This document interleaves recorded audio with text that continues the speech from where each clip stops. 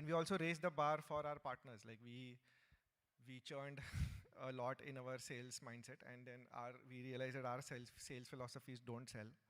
And the way we want the ecosystem to grow is through quality of partners, and that has also been our initiative.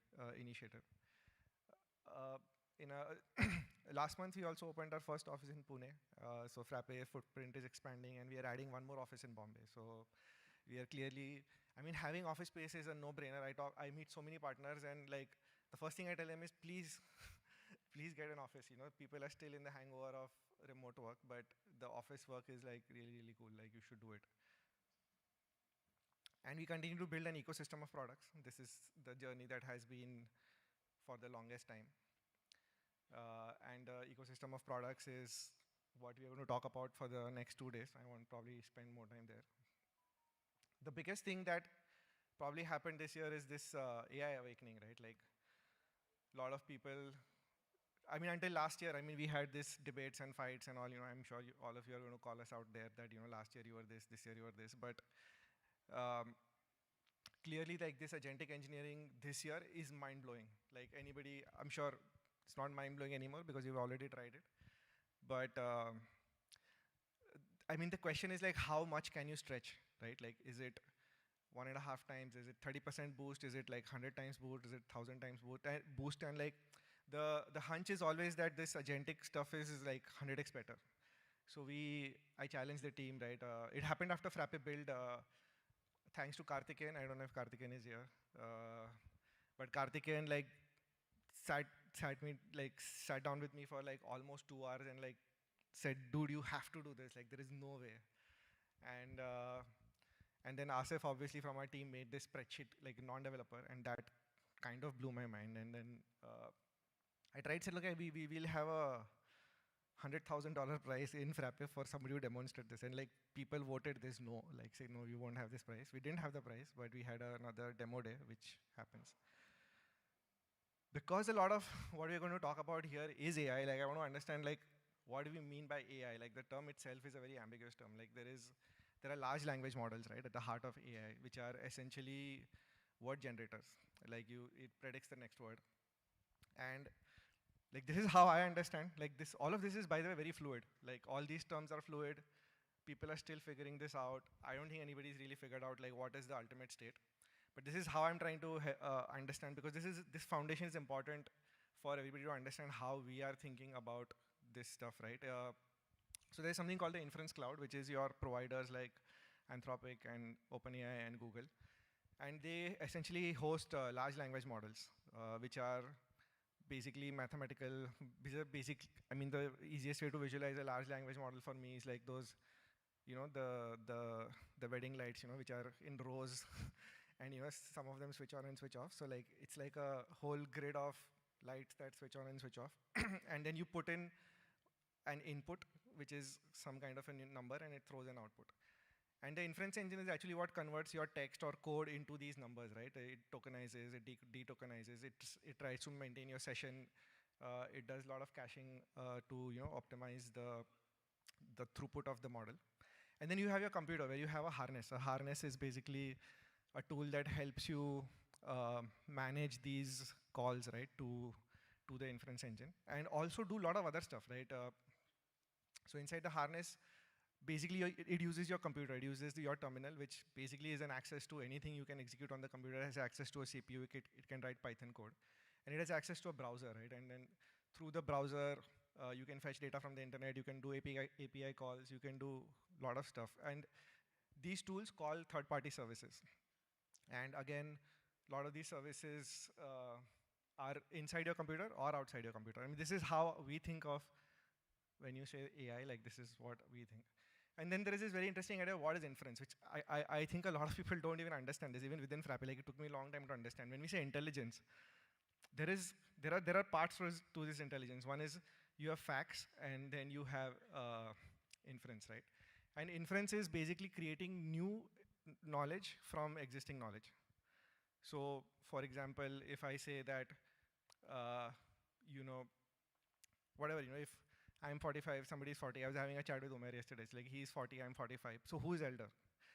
So that's inferencing. Like when you have facts of somebody's age, then you can infer who is elder. Like inferencing is a lot of what we do day in and day out as work. When we get a ticket from a customer asking, why does this work doesn't work this way, we try to break that thing down into smaller facts, and then even break them down to a smaller fact, right?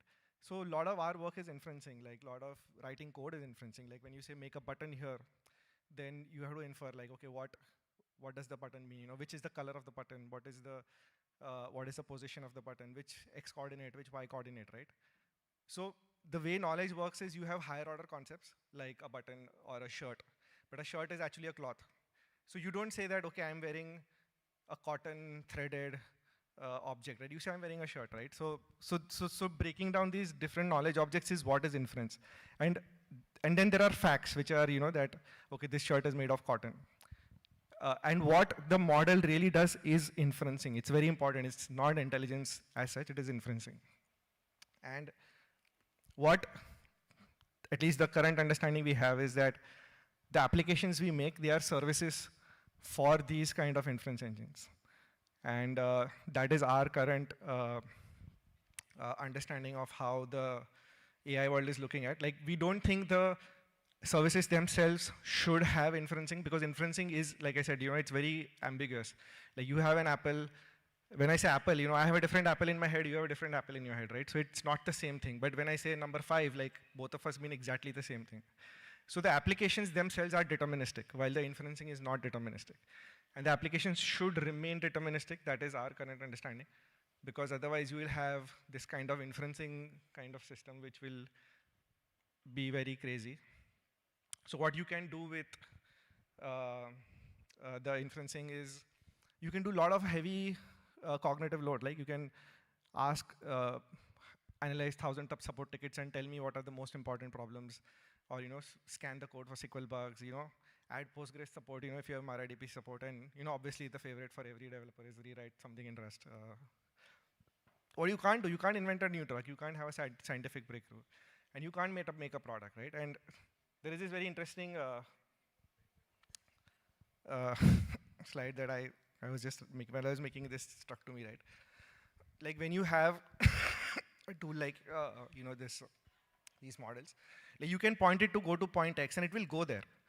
But that is not the best path. The best path is actually going somewhere else and trying to go to this meandering path so that you can, like the path, the path to the best solution is not the direct answer. It is the roundabout way, and that is why models can't actually have a breakthrough. Like that is why they can't do.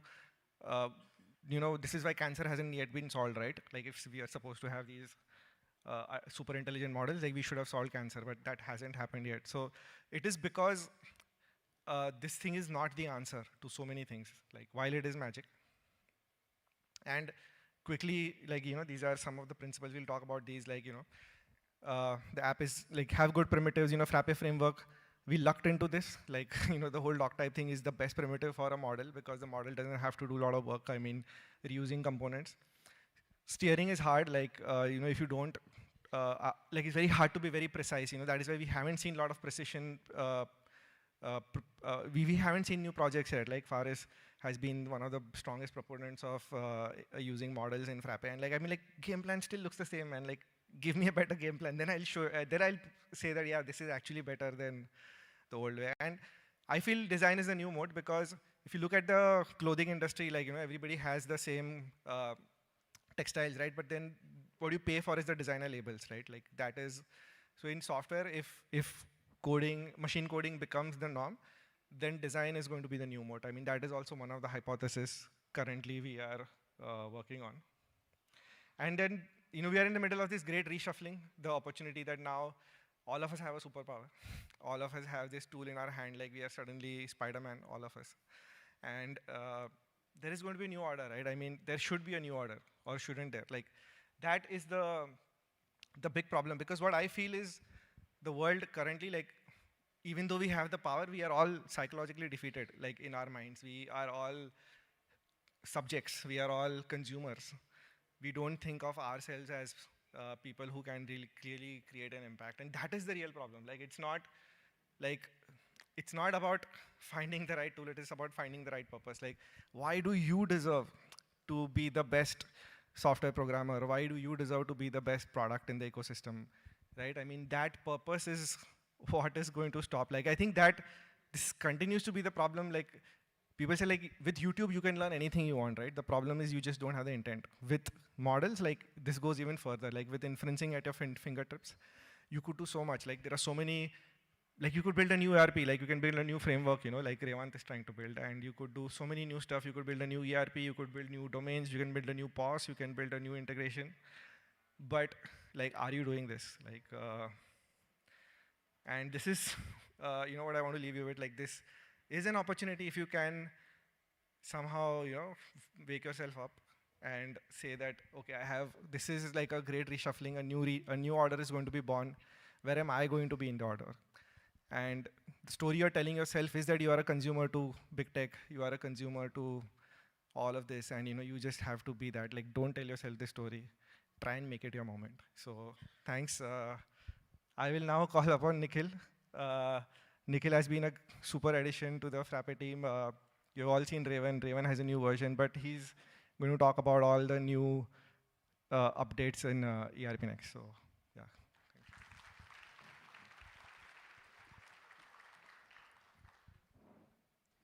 Okay. Thanks, Rishabh. Did he just say make a new ERP?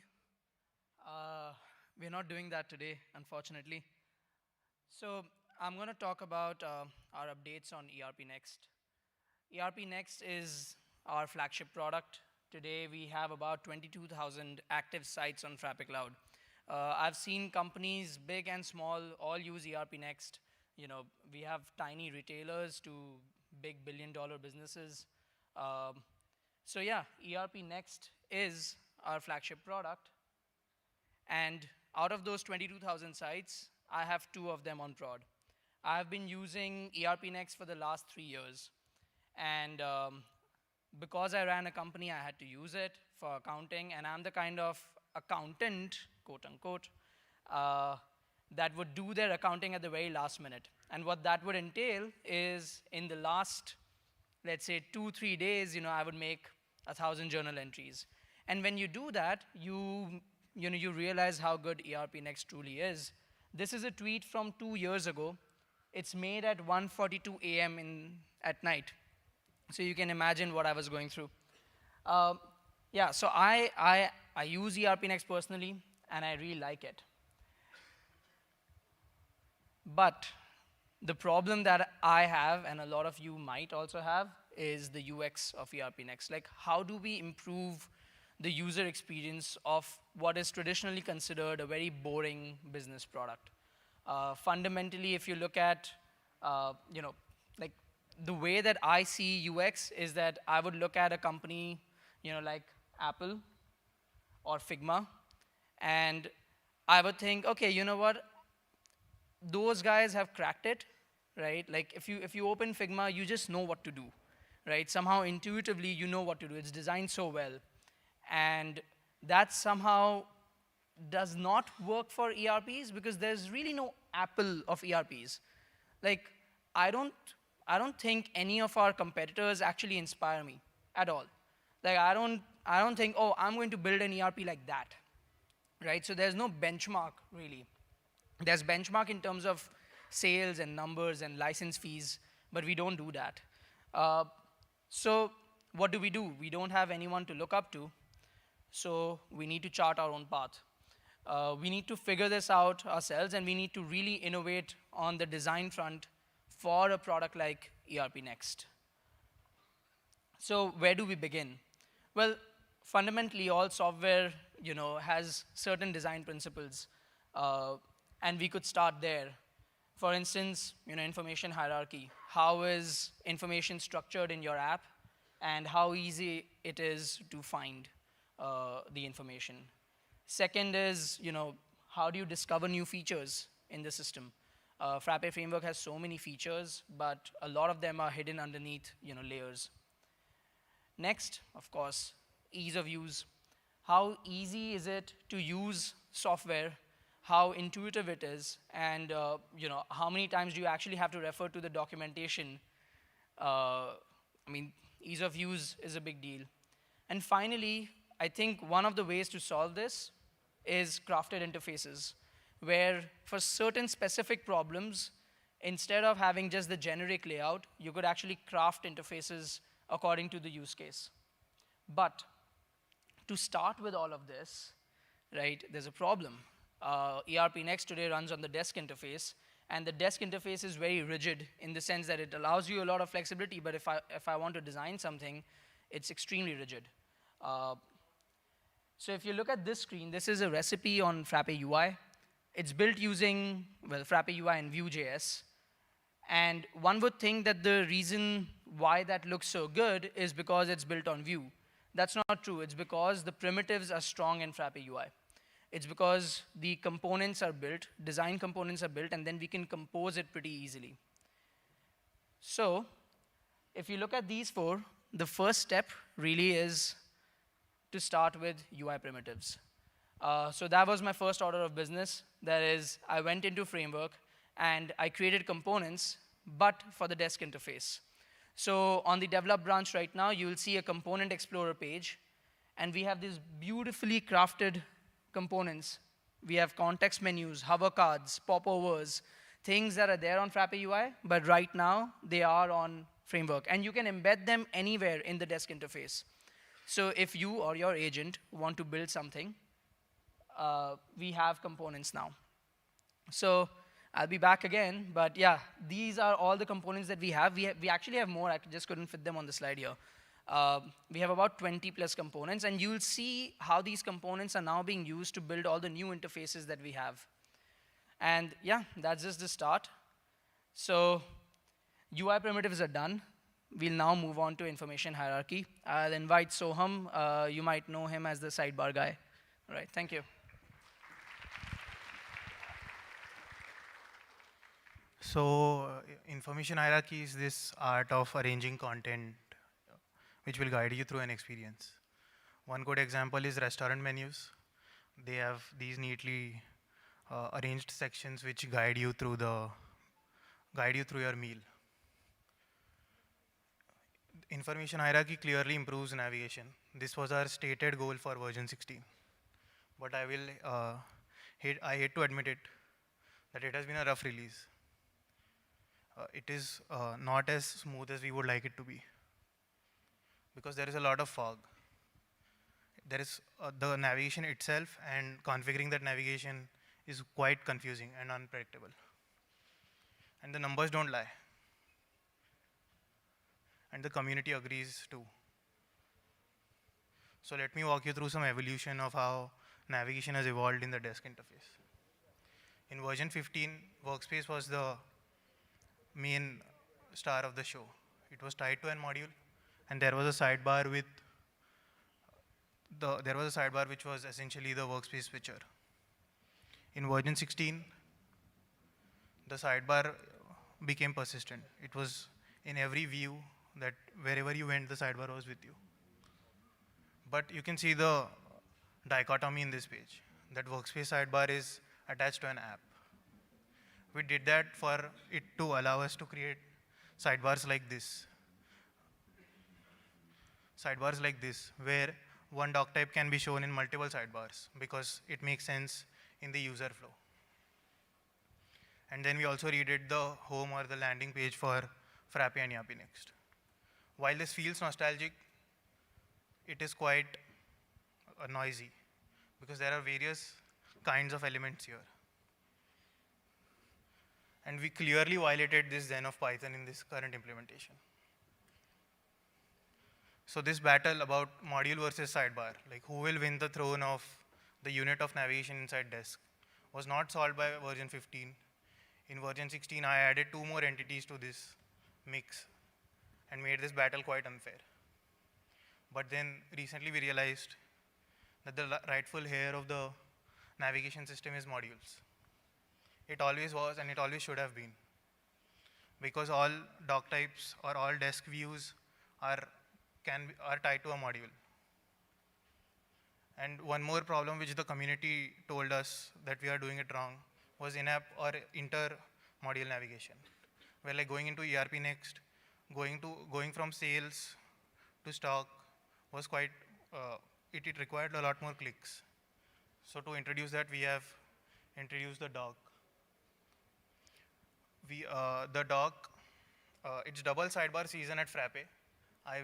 You will get why I have said this tomorrow and in the coming 2 days. Now it's quite easy to configure and it's quite predictable as well. So this is the new information hierarchy that we have cleaned up. That the desktop becomes the apps page, and the doc now contains modules, and the sidebar and workspace is just a link in that sidebar. Frappe framework and ERP Next both are all about customizing, and they are all about customization. So this is a standard ERP doc that we have. The weaving company, the textile company is turning off all the modules it does not need.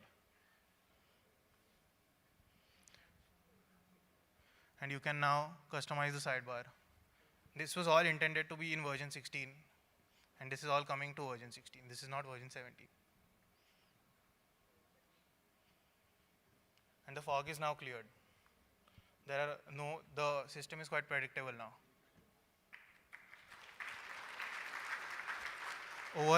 Over all these years, Frappe framework has a lot of features, but they are quite hidden. Nishka will now talk about how she has solved this problem.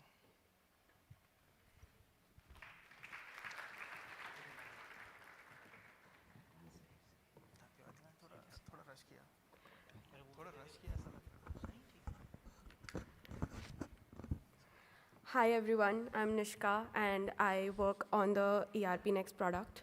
And before we start, I would like to thank Soham. For solving the navigation and making it way more cleaner for us. So, but I feel that is just half the battle that we've won, because the next step is when we click on something, it moves you to the next screen, right? And that's where the next bottleneck comes into the picture, because we are switching our context. So we've tried solving that. So let's consider that we are configuring a sales invoice, right? Now, in order to configure a sales invoice, you might first want to configure your naming series to ensure that the transactions are getting named in the correct manner. So you'll go to the document naming settings and get it configured. Then you might want to ensure that you have a workflow set according to your need. So then you'll jump over to the workflow list and create your workflow. The next thing I think I would want to check is that I want to check that all the roles are in the right place. The access has been given correctly. So I'll go to the role permission manager and get it done. I also want that the notifications are created for the same. So I'll then go to the notification tab and similarly get my email templates also done right after that. So there are a lot of features that the framework gives us, and they give us a lot of flexibility as well. But in order to just configure one document, we have to hop through multiple tabs, right? So to solve this issue, we are getting everything in one place, in one setting, which is the doc type setting. So you can very easily access it from the list view or from the document directly, and you'll have all the configurations in one place. So I'll walk you all through a few tabs which are very important. So the first one, let's consider a scenario where we have a sales audit which is coming up, and I want to make sure that all my configurations are made correctly across all the modules. So now for sales invoice, we have settings across selling settings, stock settings, account settings, right? And each of these have multiple other configurations. So I have to navigate through all of them and find out the ones which were meant for sales invoice. Now you don't have to do anything like that. You have everything in one place, categorized according to the module settings from where they've been fetched, and you can preview, enable, disable according to your needs. Coming to the next scenario. So a lot of times we face issues where, when we are submitting a document or creating one, there are sequence conflicts issue. So in that time, you want to make sure that, you check your naming series or the counter if it's been configured right. So now we have everything right here. So you can check all the naming series created for the invoice. You can configure it modify it, and solve your issue right there without moving away from your invoice. Next, coming to print formats. So I've heard of a lot of scenarios where a customer who's going to print an invoice wants to know that which layout was actually used, right? So you always have to go filter through print formats and figure it out. Now we don't have to do anything like that. All layouts that were created for the invoice are here. We can preview each one of them, check the logo, column width, etc., whatever is required, and also set the default right here based on your requirement. The next is global search. So I find this really interesting because we can search through the entire system based on the field that we want to, right? So we can directly configure whichever field we choose to search based on, and we can search through the system globally. So along with this, we've also modified our design for global search. So by pressing Command G, you will get the global search panel and you can search for it. So considering a scenario where you have a customer and you've given an alias name for it, and based on the alias name, I want to search through the system. So I'll first check if the alias has been, if the field has been configured for the customer, and then I can search through the system very efficiently. Also, global search gives you categories based on which you can search through. So that's all about doc type settings. But we moved ahead to even solve this for user preferences. So I'm pretty sure there are a lot of user settings that we have that some of us might not even know because they're all spread across the system, right? So now we've also got that unified and consolidated in one place, which you can access from anywhere in the site through the sidebar. And you can check all the configurations that are present for the email, list view, form view, appearance, and theme as well. So everything is right here, and you don't have to move away from whatever you were doing last.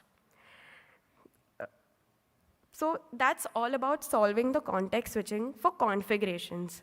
But we didn't stop there. We moved ahead to even solve context switching for people who use our system on a regular, everyday basis for the smallest of works, where you might want to preview your document which has been attached to your invoice, or navigate through the report. So we are introducing inline previews now.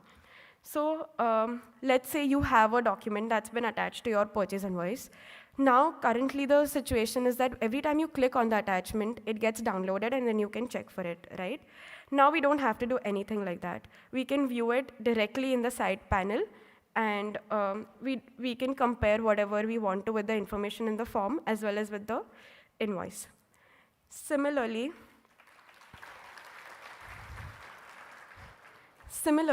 we've done this for the reports as well.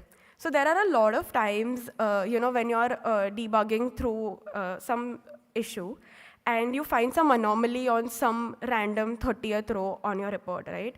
What happens if I want to check the voucher? I click on the voucher, and it takes me to the voucher directly. So I lose out on the context on the report. So we are bringing the inline preview here as well.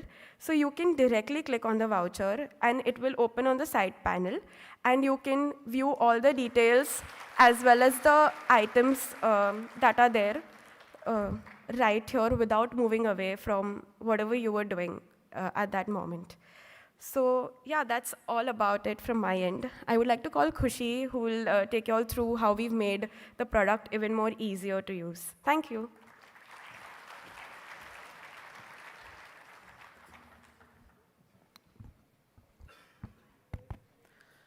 Thank you so much, Nishka.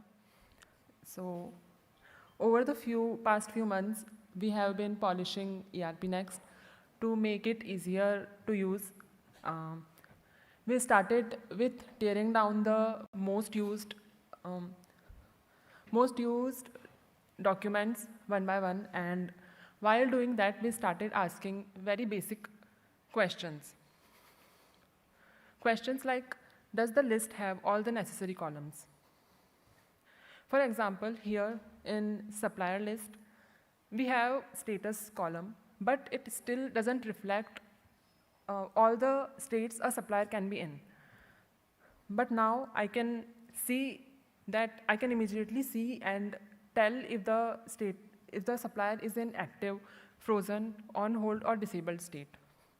Similarly, in the item list, previously we used to show maintain stock as a checkbox, but this is not the information user actually want to see.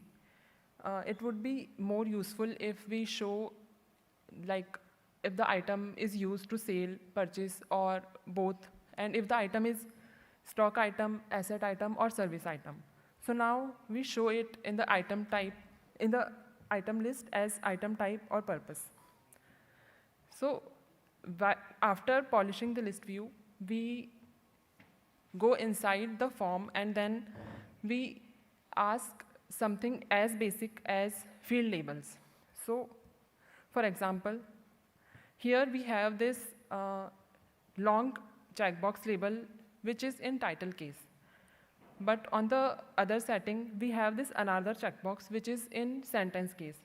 So individually, if we look at it, it may look very tiny, but if this same thing is happening over the 100 of the fields, then the product may start feeling inconsistent. So now we make sure that all the fields in the system follow same casing and the naming standards. Next question we ask is, are the fields actually self-explanatory? So here, for example, we have maintained same rate throughout sales cycle, but if a user is looking at this checkbox for the first time, he would not understand what is the actual use of this setting. So the rule is simple. If every field should actually explain what is the use case of that label. And now we are making sure that all the fields have descriptions and tooltips if the labels are not enough to explain it. Next question we ask is, are all related fields grouped together? So settings pages like this can have a lot of settings and checkboxes, but if in those cases, if I actually want to see at a particular setting, the findability problem is there. And to look at a particular setting, it gets really difficult. So now what we do, we try to group all the fields into smaller tabs and sections based on what they are actually related to, so that findability problem can be removed. Next question we ask is, why is related information in another place? So here, let's say I am on this item and I quickly want to see what all prices it has. So earlier I would click on this edit item prices button and it would take me to the item price list. But now I am on a different screen. I am not on the item page, item form anymore. And that introduced the context switching problem. But now what we do, we show all the prices related to the item on the pricing tab itself, and I can see all the important information here itself, and I can even add prices from here as only. So that solves the context switching problem, and all the related information is on the form only. But there were places where the related data was already on the form, but to work with that data was quite difficult. For example, we had this address and contact cards on the customer, but these cards were not really easy to work with. These were just showing the information. But now what we did was we redesigned these cards to make them more actionable, and now I can just quickly add, edit, set as primary, unset as primary, unlink from the cards itself. I don't need to go to address and contact doc type just to do these basic actions. So while we were polishing the product, we also find some areas where deeper rethinking was needed. So role permission was one of them. So let's see how the role form previously looked like. This was the role form earlier, and it had very basic settings, but the information user would actually want to see here were at the different part of the system. So, but now we have changed that. We have brought everything on the role form itself. Now you can, if you want to see who all users have this role, you can simply go to the users tab and see all the list here. You can even add and edit users from here. And if you want to see what all document permissions are there for this role, you can see it here. You can even read, write, edit. You can do all the actions from here. You can add new document permission. And there are more functionalities, like if you want to search for a particular document permission, you can search it. And these all functionalities are there for the reports pages and workspaces. So all you needed to understand any particular role, it is now on the role form itself. So these were the very few examples of what we were doing to make the ERP Next easier to use, because the product and the people using it every day deserve that attention. Thank you so much. Now I would like to call Sumit Jain over the stage. Thank you. Hi everyone, I'm Sumit Jain. I'm an engineer at Frappe. Today I will take you to two more things we built. Let's start with the data import. Everyone uses it, right, while onboarding a site or importing data. Let's just import some customers. Here's a normal day. You get a list of customers along with their address and contact details, and you want them in your system. So here's our sheet. Look, there is a customer data, their address, and their contact. But this sheet has some problem. If you notice, there is a customer type firm and customer group retailer. They don't exist in our system. So importer will mark it as invalid. Not just this, there is no direct field of contact or address in a customer type, as you already know. So this won't be get imported. And the last one is, look at the row 7. It have more data than column. So importer will mark it as invalid row. Because of all these issues, and there is no direct way to fix them while importing, you need to fix the sheet and import it again. But we wanted to solve this problem, so we rebuilt the data import. Here's a look. You can import directly from the list view, so you won't lose your context. If you notice, the importer have now 4 steps: upload, preview, fix issues, and import. We are using the same sheet, and there we are. Now we'll do the preview. The good thing about the importer is you can download a ready template. And if you notice, the customer have contact and address fill in it. So you exactly know what data should fill in. Then we go to the mapping. We'll map the columns. Most of the columns are already mapped. And those which are not mapped, we'll map it. And we'll now fix some issues if there are any. The cool thing about this importer is scan your entire sheet and bring out all the invalid values and put them in the table. So you can map those invalid values with the valid one. Here we are mapping customer type firm with the company, customer group with the commercial. Not just this, you can skip the invalid rows as well. So while you do import, those rows will get skipped and your import will go uninterrupted. Let's just import it now.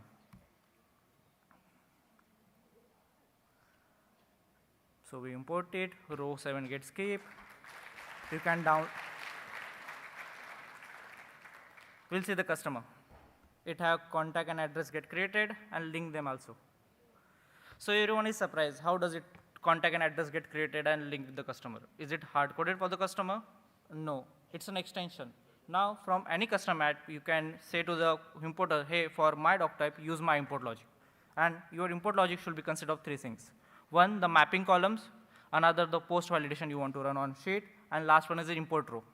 For the customer, the import row logic was to create the customer first, then address and contact, and then link them all. We just not did for this customer, but the supplier as well. So this importer becomes a party import tool as well. So this is about data import. I'll take you to the next thing, which is Kanban. Everyone uses it, right? Like everyone loves Kanban to see their data on board, and you can drag and drop. But our old board used to look like this.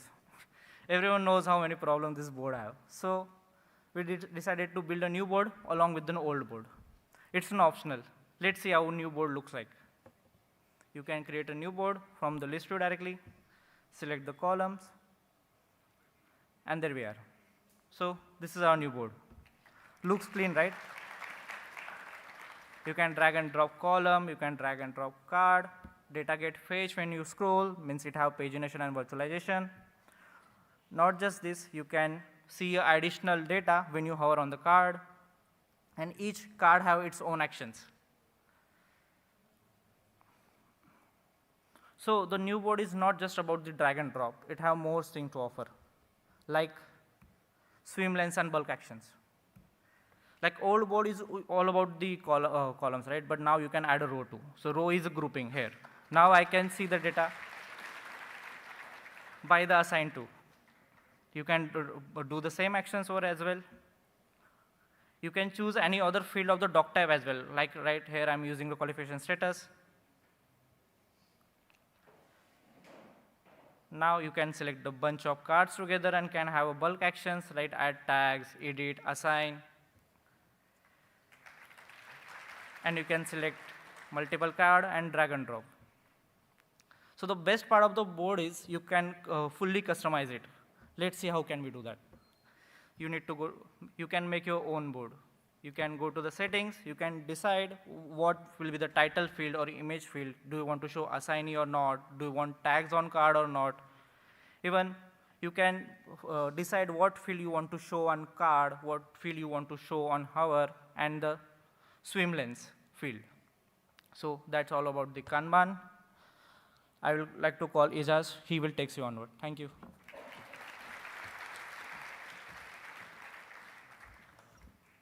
Hello everyone, I am Ijaz and I work on Frappe framework. Thank you Sumit for introducing me. So yeah, like till now we have seen so many improvement in Frappe framework and ERP Next. So the software should be easy to use. Let's take an example. This is a child table example. Suppose I want to customize its width. So the current way is like I will go to the settings. I will put some random. I don't know like what is this 2, 4, 6, 8 numbers. And like for a normal user, it's really hard to understand what does this means. So like it's not a easy to use software. So what we did, let's see. Yeah, now you can just drag to resize the column widths. Like this is a easy to use software. And the widths are also changed from some random 2, 3, 4, 8 numbers to pixels. Yeah, bulk edit. Suppose I want to edit quantity of these 5 rows. Then the one way is to do one by one. I will update one, like I want to update 2. So I will like one by one edit all the rows. So instead of doing this, like as I said initially, the software should be easy to use. So we have added a new option as allow bulk edit in the doc type. When you enable this, let's see how it works. I will select my rows which I want to update. This is the quantity I want to update. I will click on edit. I will just update the rows. Yeah, as you can see, it updated in the bulk. So, yeah, and this is the Frappeverse 2025 scenario where we have implemented most of the requested features of child table and list view, but we haven't implemented like the features were scrollable list view and pinning column in child table and scrollable child table. But there was one more feature in the report view which was highly requested, is pinning column in the report view. So that was not implemented, but this year we have this in framework. Right now you can just click on freeze and it will be stick to the left while you scroll. So like as we are doing so many like improvements, so if you remember my first slide, we we implemented a feature drag to resize. So why not to add the same functionality in the list view? First, let's see how we used to do previously in the list view. Like if you see, this is how hard is to customize the width of the list view column. First you go to the doc type, then you select the field, then you search for the width field, then you can customize that field. And now it's just you drag to resize the fields, the width of the columns.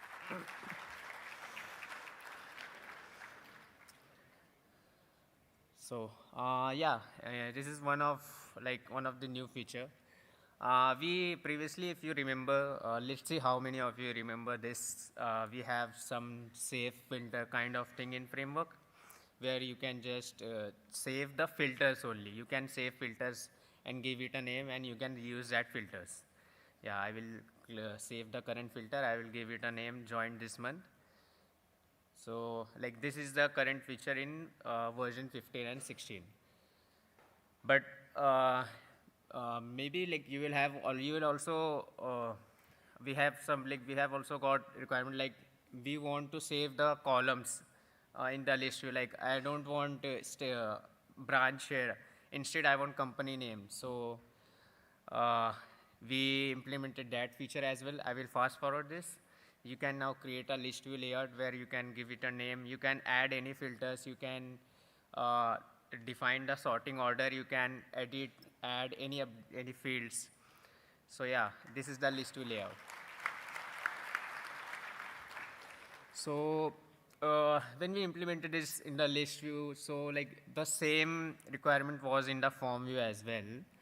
So it is a form layout. Suppose I want to onboard an employee. This is my current employee form. And when I'm onboarding an employee, I just need like basics 5 to 6 fields, and current employee form has 60 plus fields. So like, is it possible in the current framework to do this? Yeah, there is a one way. I will go to each field and I will add a condition in eval doc.isNew, something kind of thing. But what if we can just create a new layout for the form for onboarding an employee? So I will play a video. You can just, I will go, there is a doc type called as doc type layout. You can create any kind of layout for any forms. I will create a simple layout for the employee form. I will hide all the fields. Like I know you can't see what are all the changes. I'm just hiding all the fields which I don't want. I can hide sections, tabs, or any fields I want. So I will add my condition, and once I go to the employee form, I will click on the new. Yeah. So this is the this is a new feature of doc type layout, or you can say form layout, where I can create multiple layouts of a form. So like till now we have seen many improvement in framework, ERP Next, but there is a one thing which everyone wants. Like if I open GitHub, I say print related things, support print related things, discuss forum. Everywhere, like everyone struggles. We have, like, I don't know if you all know, we have 2 print format builders in framework and 1 app as print designer. So we have 3 app or builders for just building the print formats, and none of them are perfect or work properly. So like this is the first one. It was built some 8 to 9 years ago, and this is the second one. You can see like how bad it looks, and this is the print designer app which we have. I can say like the print designer was built for the kind of designers, but we want to make a software easy to use, and we want to make a software which end users can use. So like, yeah, I'm running out of time, so I will just call my Jarvis to print a sales invoice print format for me.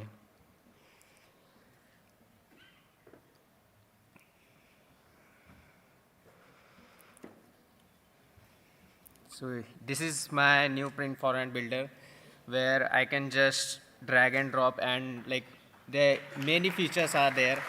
I can't explain each and every features, so I just recorded a video while building up this print format. As you can see, I can combine my images and other text as well. So there are many settings. Just go and explore this print format builder.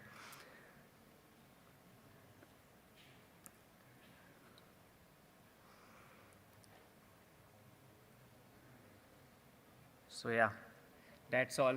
Thank you. Next, I will call Sakib on the stage to talk about the dashboards.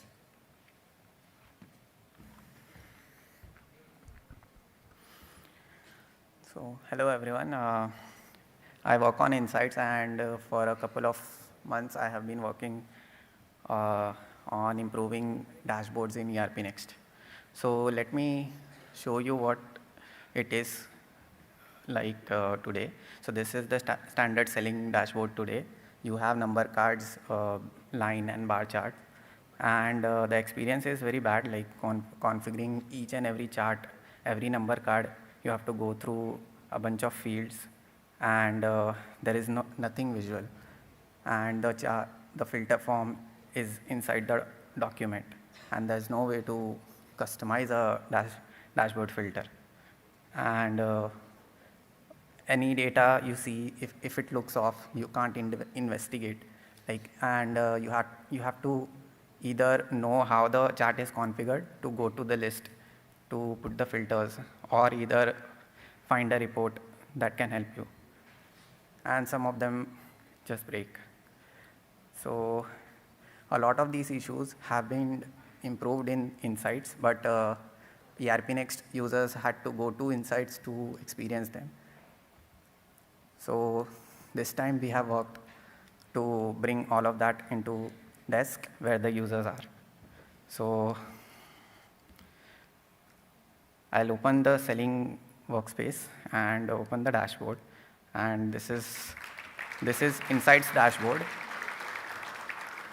configured in Insights and embedded in Desk. This is not an iframe. All of them are actual Insights component mounted inside the Desk. You get all the features that Insights support. The number card has targets and comparison with last year. Then there are multiple different charts, each for its own use case. This is the weekly distribution of booked sales orders with a weekly target. There is a state breakdown of booked sales orders. You can click on a legend and interact with the chart. There's donut chart and funnel chart for conversions. And the most that we use internally is the data table with color codings. And there are global filters now. And applying a filter applies to all chart, and also the customers are also narrowed down by that region. And the biggest one is you can interact with any data point on the screen. You get option to view the records or break it down by another dimension. So here I will break it down by customer and see that only one customer is driving a region. I can continue breaking it down by another dimension, and I get a different chart with a different distribution. I'll break it down one more, and this is not helpful, so I can backtrack. And finally, you can view records and jump to the sales order you are looking for. So yeah, that was from chart to the actual record from just 2 clicks. There's also an agentic feature which we are working on. You can simply ask questions to a dashboard, and it will answer it from the dashboard context and user permissions. It will run queries and answer it with text or inline widgets. So this was the selling dashboard. There are other 5. This one is for overall business health. You see the margin, net profit, cash in hand. There is one for receivables. You see the total outstanding value and overdue customers. This one is for purchase and payables. You see open orders and the suppliers you owe. This one is for stock and inventory. It shows the stock value, dead stock, and days until you run out of inventory. And finally, one for HR managers to see the headcount and attrition, joins and exits. So these are the ones we have started with. And if your team is looking at a dashboard that isn't present here, feel free to reach out to us and we will add it to one of the module dashboards. So yeah, that was my talk, ERP Next dashboards. Long pending, but it's finally here. So,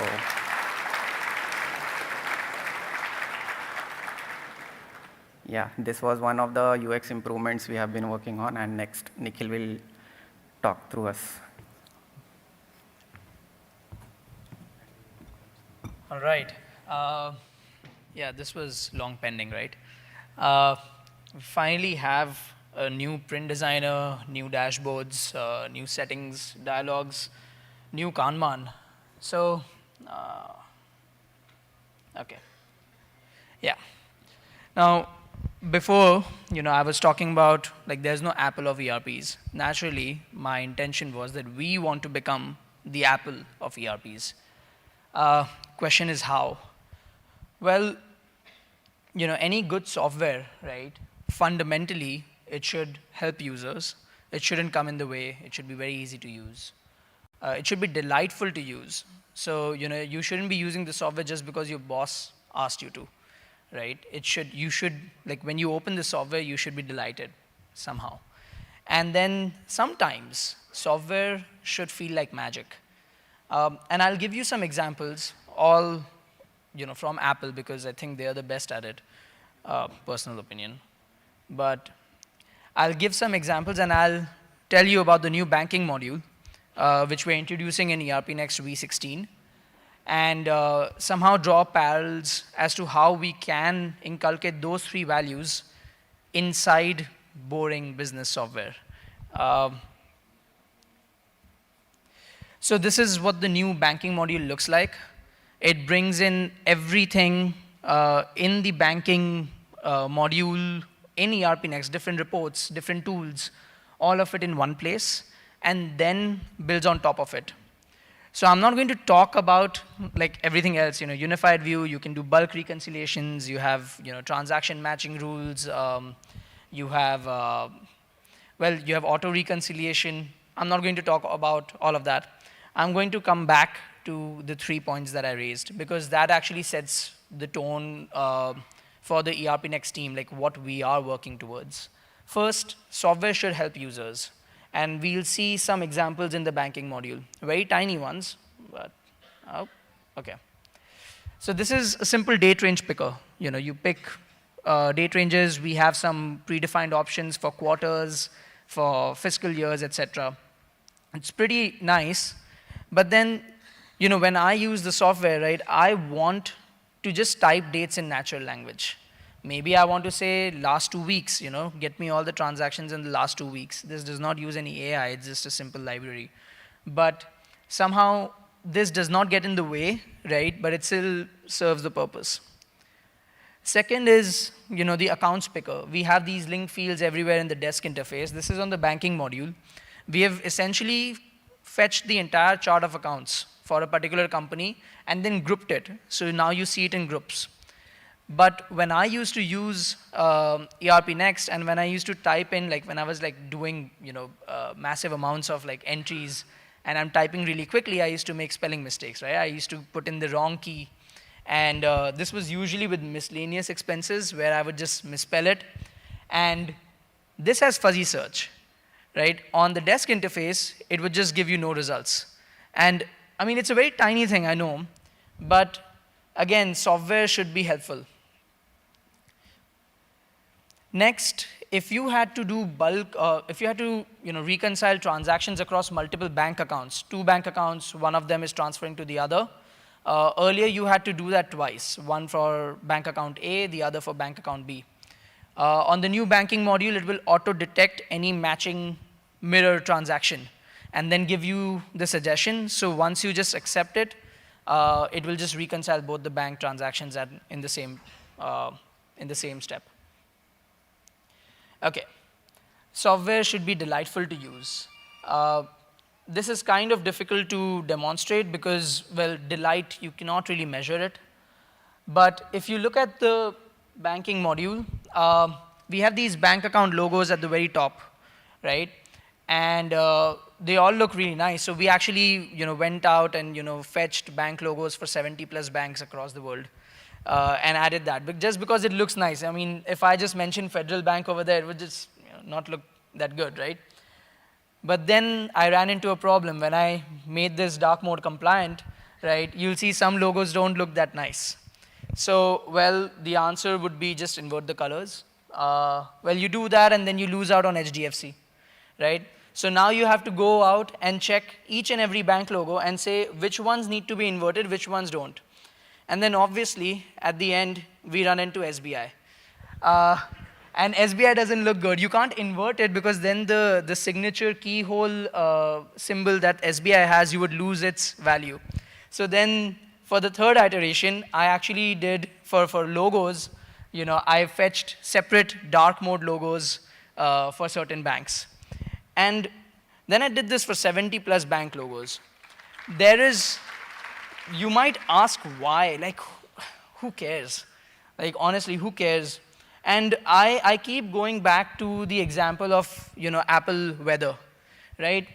Look at those raindrops. When they drop, like, there's an entire engineering team at Apple who, like, their job is to just make that animation where on the card, the raindrops actually sputter.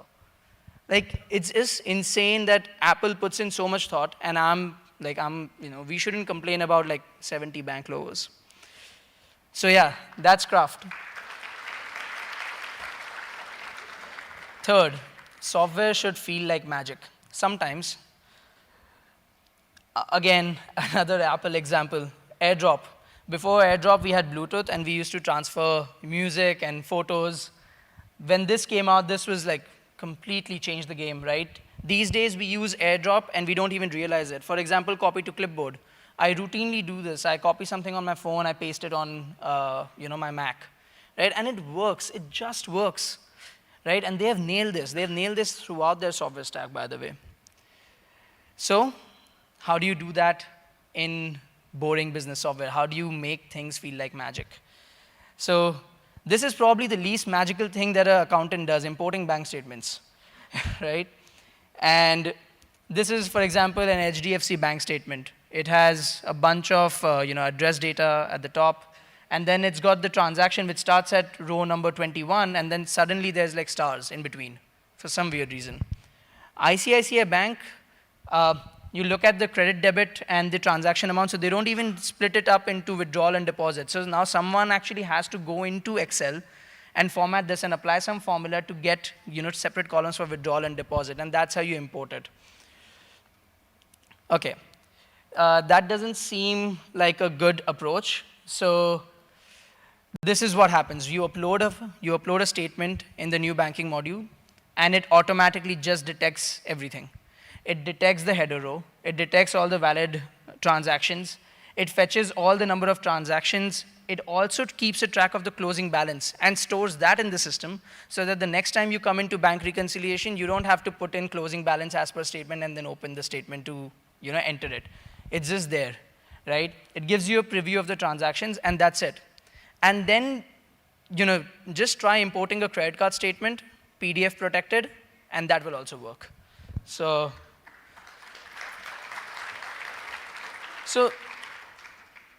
okay, there's another example.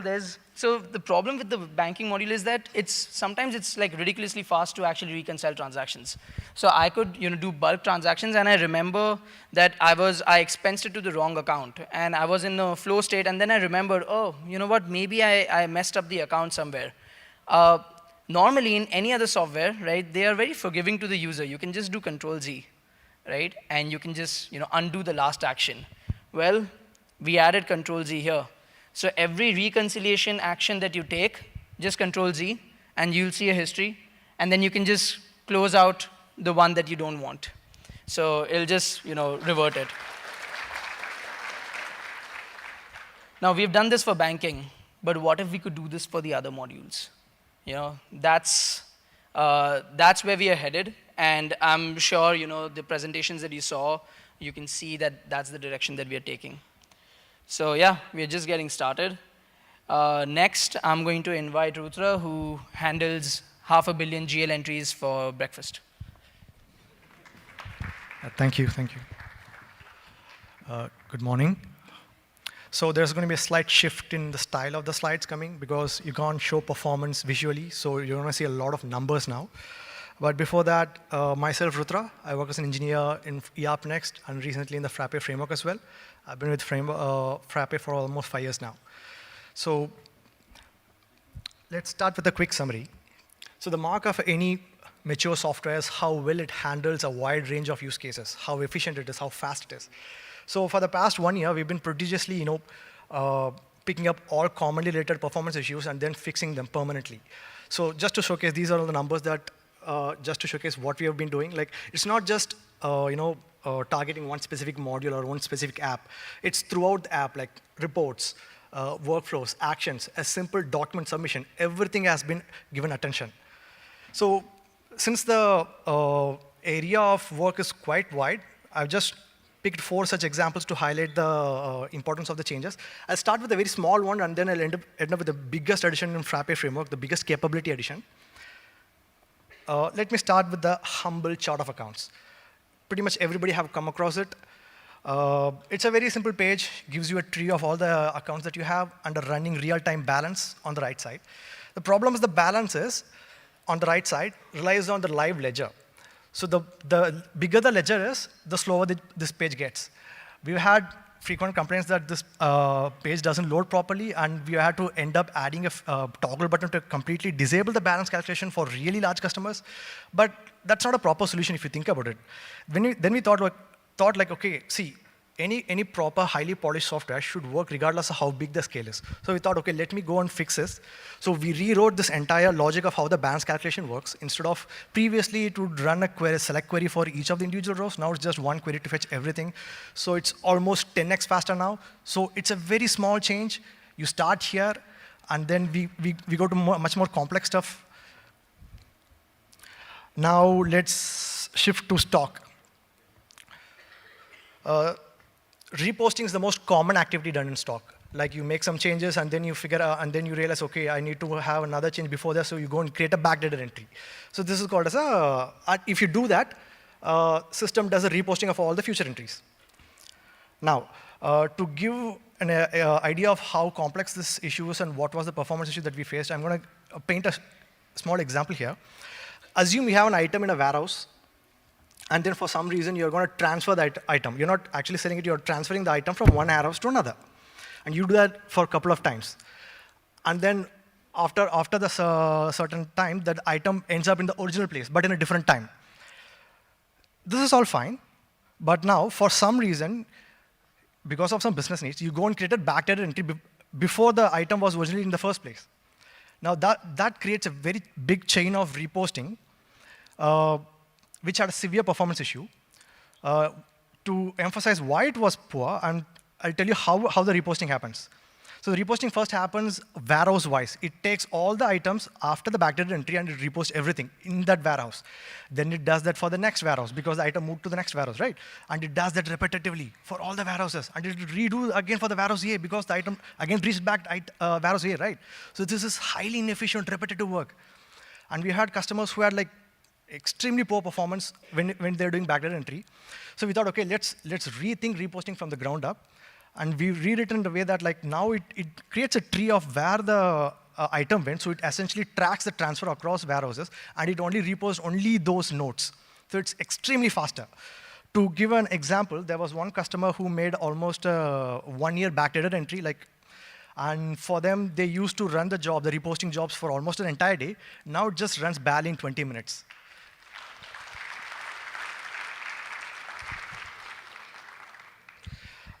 Sticking to stock, there's another common feature that's frequently used, which is serial number.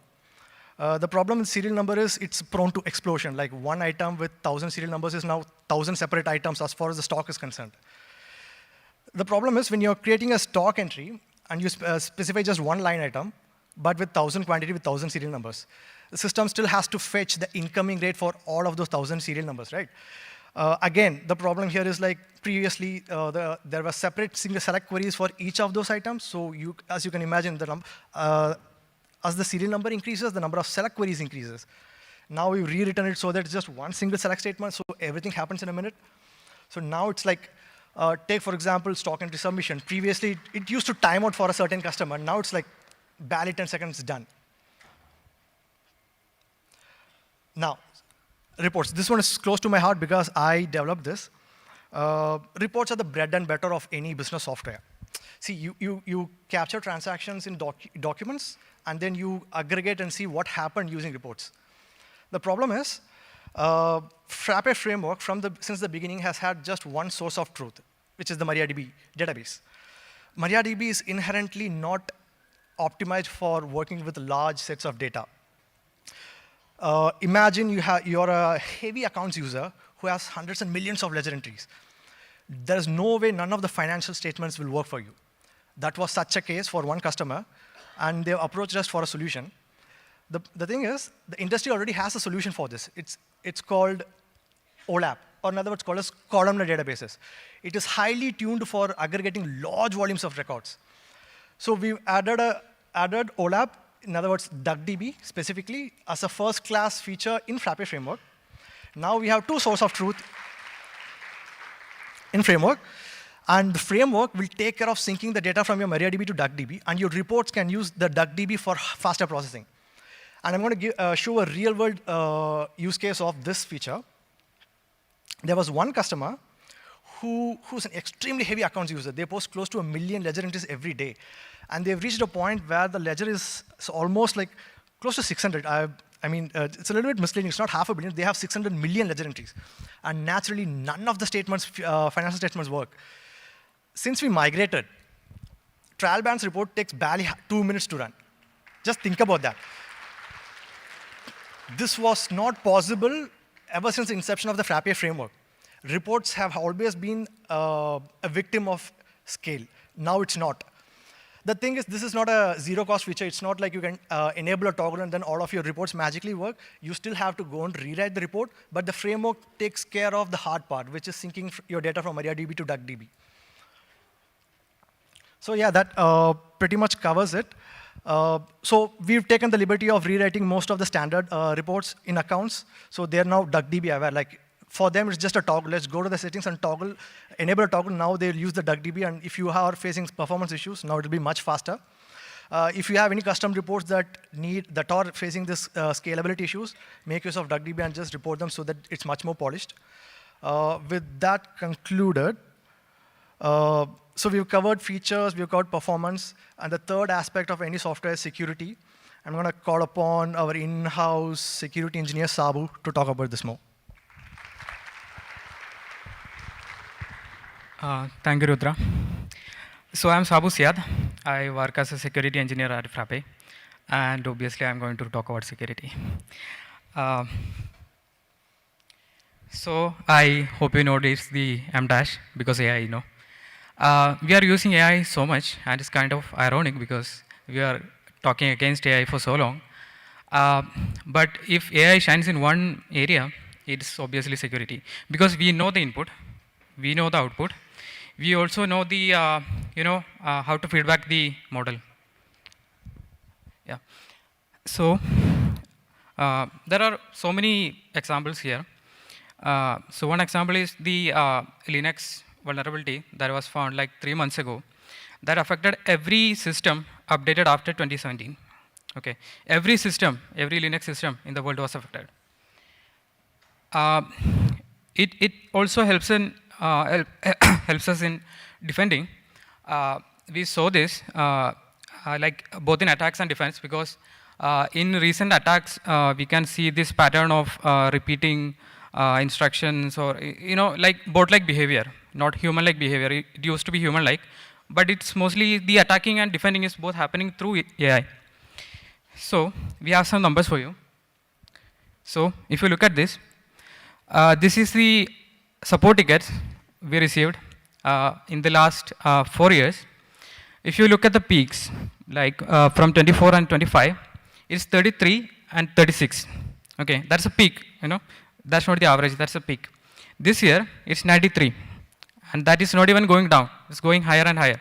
So people are, you know, using AI, reporting more issues. We are trying to fix more issues. But like, you know, there are so many issues. Like, we have to do something about this, you know. So what have we done so far? So it's not just AI, and that's, you know. So basically, from all these reports, from the last 2 years, 9.8% is SQL injection. If you don't know SQL injection, it's the most basic type of attack. Okay. That is 9.8%, almost 10% of all reports that happened in last 2 years. So we had to make some fundamental changes. Like before V15, we had this, you know, row SQL, you know, constructor. You pass a parameter, you append it to some string, we execute that string in DB, and you get some output. That is very SQLi prone, so we had to replace that thing entirely. So we removed the entire interface, and we replaced it with Query Builder. You know? So Query Builder is much more type safe. It's much more, you know, secure, for example, because you have to parameterize your inputs. I don't want to go to details, but you get the idea. No? So we had to do some, you know, fundamental changes. 22.4% is XSS, you know, from web pages. We had to fix each of them one by one.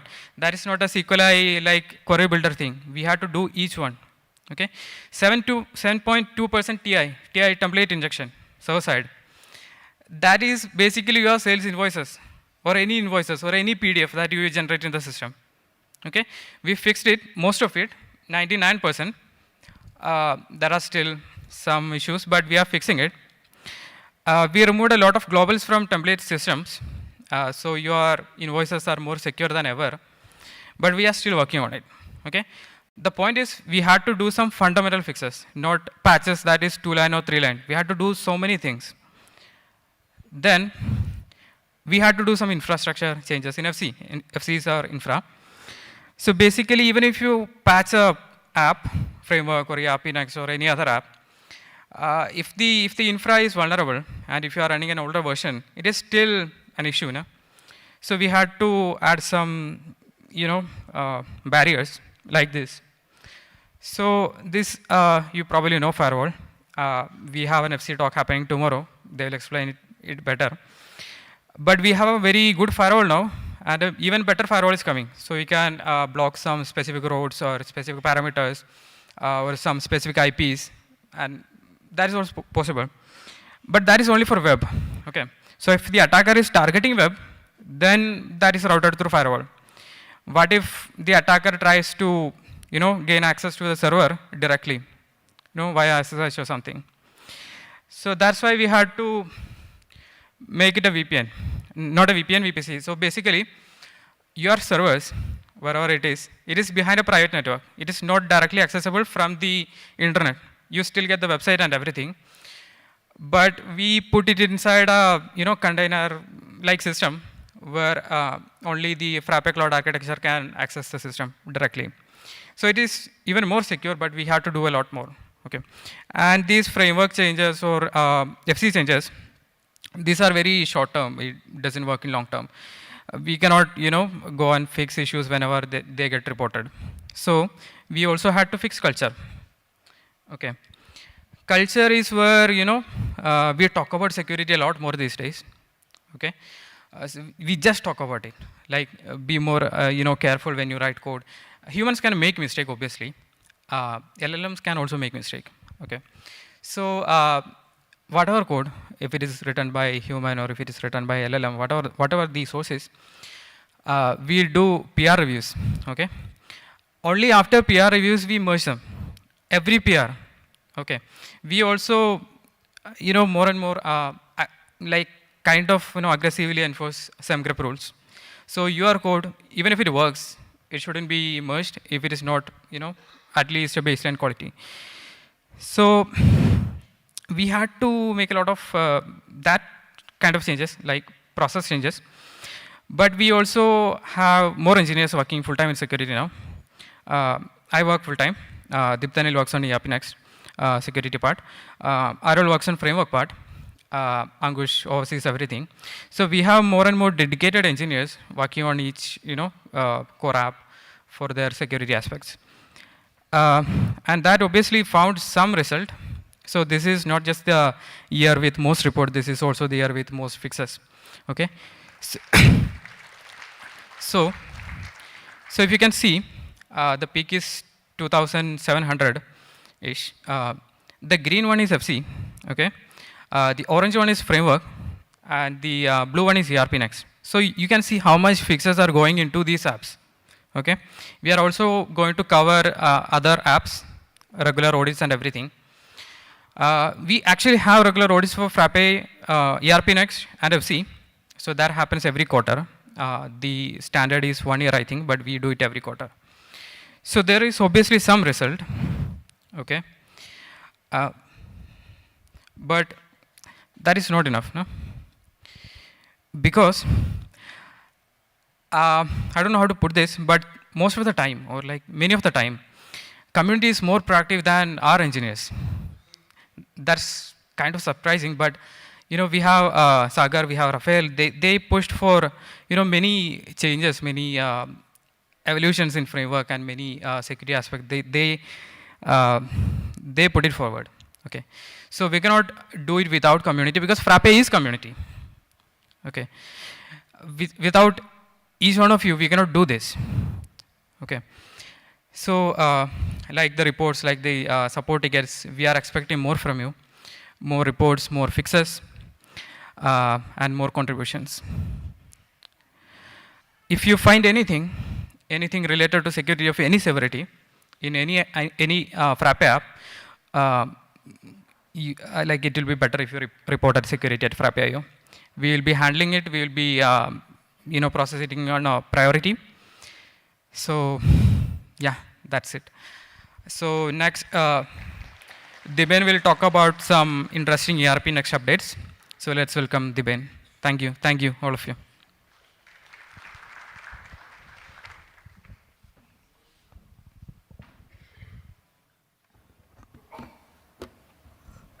Thanks, Abu, for keeping us secure. Hi, everyone. I am Dipen. I am a product manager of ERP Next. I'm mainly maintaining the product roadmap and new feature development planning. Over the last few months, we have been largely focused on the UI UX performance and stability, but despite that, we were able to work on many new features. And I would like to give you the quick walkthrough of some of them. First, let's start with the accounting features. We have revamped the budget module completely to handle the more use cases and also improve the user experience. Now we can create budget for multiple financial years, useful for the budgets created for the projects, where projects often runs across the financial years. Then now you can revise the budget without cancelling or amending the original one. Now we can create budget against individual account so that the revision of budget no longer impacts the other accounts' budgets. Budget distribution can be done now quarterly, half-yearly, and yearly. Also, you can directly edit the distribution amount, which was not possible earlier. Moving to the next feature, now you can generate the columnar profit and loss and balance sheet report. For example, if you have branch as an accounting dimension, you can compare income and expenses statement side by side for all the branches or selected branches. Next is proforma invoice. Now you can generate proforma invoice for partial quantities and values from the sales order. This is useful when a business creates sales order for the larger quantity or for the turnkey projects, and you want to share the proforma invoice to collect the advance from the customer for the portion going to be delivered next. Next one is you can now block the transaction if customer has any overdue invoices. Also, you can set the overdue overdue limit so that the invoicing isn't blocked for negligible amount. Moving to the next section, stock and manufacturing related features. Many businesses calculate COGS by COGS formula like opening plus purchases minus closing, right? But purchases here is a sum of your plain actual purchase plus expenses added or capitalized in the stock, right? And currently there is no way to get both these values easily. With the implementation of this feature, now system books the purchases and expenses added to stock in a separate account with the corresponding contra entry. This gives you both the values ready so that calculation of COGS and reporting becomes straightforward. This is very useful for all the Indian customers because they always struggle to calculate the COGS by COGS formula. Next feature is stock delivered but not billed. So this introduces the provisional accounting in the sales flow, same like what we have already in purchase flow, right? Intermediary accounting. Many businesses have time gap between the delivery note and actual invoice. When a delivery notes are created near the month end and invoiced in the next month, the COGS gets booked in the current month where the income gets booked in the next month. This feature solves that, so your financial reporting becomes accurate. When you create a delivery note, now instead of expense, system books the stock delivered but not billed account. And when you create a sales invoice, at that time, both COGS and income will get booked. So the recognition of income and expenses becomes at the same period, during the same period. Next is, with this feature, now we have introduced the fourth inventory valuation method in the ERP Next. This is useful for the manufacturing companies having a mass manufacturing operation and make-to-stock operations. As name suggests, system calculates the inventory valuation on the predefined standard rates instead of having a valuation fluctuate on every purchase price change. This simplifies the inventory valuation and also fasters your financial reporting, and that reporting is also accurate. Now you can generate the multiple finished goods, like you can configure the manufacturing process to generate the multiple finished goods. Okay. For example, if you have multiple finished goods, co-product, byproduct, scrap, everything you can now generate in a one flow. Also, you can do a cost allocation as a percentage of input cost, so your valuation also gets managed. Moving to the next section, company-wise master data. Now you can restrict the master data company-wise to a specific company. For example, if you have a company and if you have multiple companies and you have multiple users, you can restrict the which masters are usable under which company with the user permission and all. Now you can customize the print formats, report print formats, okay, from the UI. So this is more flexible, like now user can design their own custom print formats. We have revamped the quality module. We are currently revamping the quality module entirely to cater the more use cases, more wider range of use cases. Now we are introducing the new quarantine flow. Basically, when you purchase a goods will be moved to the quarantine or pre-quality warehouse. And then after the quality inspection, the goods will be moved to the storage location. This simplifies, this handles the two main issues. First is goods are not moved directly to the storage warehouse before the quality inspection. And second one, this allows businesses to book purchases for compliance purposes right away, and then afterwards they can do a quality inspection. Then now we are introducing a new doc type, goods inward note. This will also be useful for quality, like the businesses who want to do quality before the booking the purchases. So when you create a goods inward note, there won't be any accounting or stock impact, but you will be able to see the goods in the specific location, and you will be also be able to do the quality inspection on that. So we are catering both kind of users who wants to book purchases or who don't want to book purchases for quality inspection. Then with the new flow, you will be able to do the quality of each unit, each and every unit. Like when you purchase say 100 items, you want to do quality of each unit, you will be able to do that. Then you will be able to schedule the quality inspection for the goods lying in the warehouses. Certain items are there for which you need to do every month quality inspection. That you will be able to do. Also, we are extending the functionality for the other doc types like stock transfer and other doc types where quality inspection earlier was not possible. So we are bringing quality inspection all the relevant doc types. With that, I will hand it over to Nabin, who will share his plans for your future plans on ERP Next. Thank you. Thanks, Dipen. Hello, everyone. Good morning. Hope you have enjoyed all the product updates from the team. Now, let me close with a few numbers and the direction we are heading.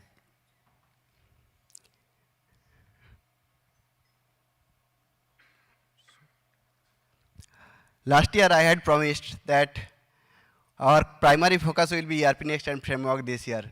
I think we have delivered on that promise.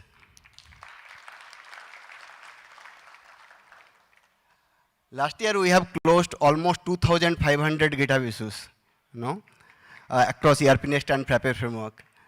Even we did a dedicated month-long sprint just to reduce the GitHub bugs and fixing all the low-hanging product bugs. In this 1 month, we did not ship any new features.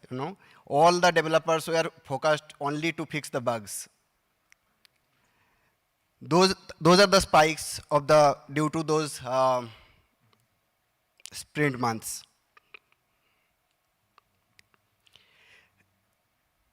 In terms of volume, we have shipped almost more than 10,000 GitHub pull requests, and there are almost 14,000 commits this year. I think it's all-time high for 1 year period. There were almost 425 contributors who have contributed to ERP Next and framework. Thanks to every one of them for making the product better. I think we have did a decent job, this year. We have made a good progress, and I am overall happy, with the progress. But what is the future plan? Where we are heading towards? So before planning for the future, let's understand what is the end goal. So what is our end goal? It's pretty simple. We want to make ERP Next the best ERP in the world. And this is not just a marketing statement. We really believe that we can achieve this. But question is how? The answer is also pretty simple: quality. We have to achieve quality in terms of in every aspects of the product, whether it is UI, UX, onboarding, stability, performance, or security. We have to be best in class. And that means, but most importantly, we need a stronger foundation, because we believe that foundation is the key. If you have a weaker foundation, we can't go towards our end goal. And because ERP Next has been evolved over 15 years, we have shipped a lot of features incrementally. The foundation is not that strong as it should be. That means we need to do a lot of refactoring and redesign from scratch this year. And that journey has already started. What we started with is improving the code hygiene. What we realized that there are multiple problems in the current code base. There are a lot of large files, which are more than 3,000 lines. All the functionality is dumped into those files. There are a lot of functions which are more than 100 lines. Sometimes it is 400 lines, There are multi-level inheritance. It's very difficult to read for a new beginner. So to fix that, what we did is basically we have introduced a service directory architecture. So now the individual functionality will have its own file, like POS, intercompany, loyalty program will have its own file. Earlier it used to be part of the sales invoice directory, sales invoice file, but it's now object oriented. It has its own class. We also splitted a lot of large functions into smaller functions, and we did it across all the modules. But most importantly, all these changes, all this refactoring was purely structural. There is no functional changes at all. And to ensure that, we created the safety net first. That means basically test coverage for specific to that problem. No? So all these changes are very structural. Next, we tried to refactor was pricing rule. From many years, almost last 2-3 years, we are getting lot of issues related to pricing rule. No? And the biggest problem is predictability. No? Until you make a transaction, you don't know that which pricing rule will be applied there, or which pricing rules are conflicting to each other. You just while making transaction, you will know that, oh, these are the conflicting pricing rules. Even there are a lot of bugs which could not be fixed without a major refactoring, or I would say without fixing the underlying data structure. So that's why we are introducing, sorry, these are the problems. We are introducing pricing scheme now. So with this new document, while creating the pricing scheme itself, you will discover all the conflicts. You can dry run the entire rules that is it apply correctly, or even when you are making transaction, it will explain that which pricing rules has been applied and why. Even it nudges you to apply coupons in some cases, if there is coupon-based rules. UX has been improved a lot, but still it is a WIP. For the existing user, we will not be able to patch the data directly from the backend, but because we need user intervention for some data. That's why we have even introduced a migration tool which will help the users to migrate their data into the new design. And moreover, it's a opt-in feature. So the existing existing pricing rules will also be there until you opt in for the new pricing scheme. Now let's talk about the, oh, I forgot, there was a demo, okay. Now let's talk about the heart transplantation itself. And in our case, for ERP Next, the heart is stock ledger and accounting ledger. From many years, we get most number of issues in the stock module, and mostly it is related to stock valuation, backdated entries, and reposting. And we have applied lot of patches over the years, but still we get those issues. So we realized that maybe we can't fix this way. We need a complete redesign from scratch. So that's what we are starting, we are trying now. So in this new design, the stock engine itself will be written in Python, and it will be decomposable from the database, and there will be very less interaction with the database. The engine itself will ensure its stability and creation of the stock ledger entry and calculation of all the values. It will be purely immutable, so there will be no changes after making any stock ledger entry or GL entry. There will be no reposting. We will not store any running balances inside the stock ledger entry. Currently, that is the biggest problem. We store quantity, stock value, FIFO inside stock ledger entry. So when you are making a backdated entry, we need to repost all of them. Even we repost the GL entries in the future entries. That is also not as per the accounting standard. You can't do that. So in the new design, instead of reposting the GL entries, we will basically make the additional difference entries. Yeah, obviously there will be no reposting. So I made a prototype just before this Frappeverse, and obviously I did it with AI, and I did a lot of dry runs. I have tested concurrency testing, load testing, all those things. I have enough conviction that this is the right direction, no? But still, we are just at the beginning. It will take time, maybe a month or two. But that's the direction.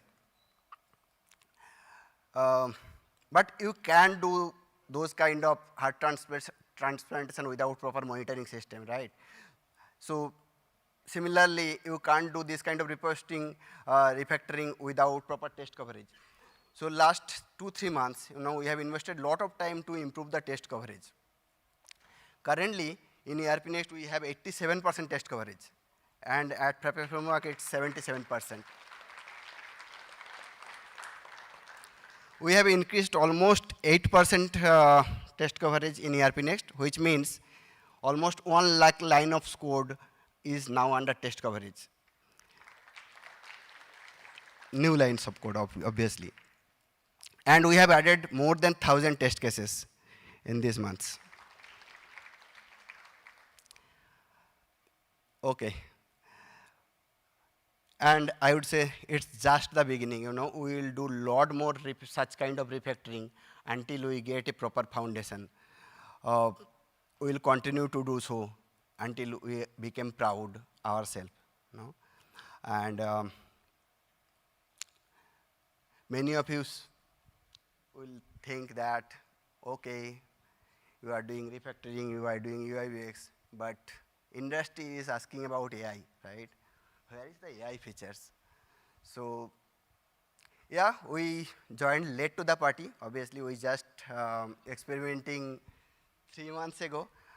We joined the party, and but in these 3 months, we adapted very fast. Internally, every engineer is using AI in their day-to-day activity. But we just don't want to create another AI assistant, So our thinking is we will go into deep, we will understand the thing, and we will fix this in Frappe style, like what we do basically, we build everything in generic way. So that's our thinking. We will not go into rush. Lot of things are cooking inside at Frappe. There is a specific talk tomorrow, the specific session on AI. You will learn about all those things. But a lot of things are cooking, I would say. Everything will come at its own time. So don't worry about that. And before ending, I will just share this statement. You have heard it before maybe. This is very popular inside Frappe. There are only 2 types of companies in the world. Those who use ERP Next and those who will use ERP Next.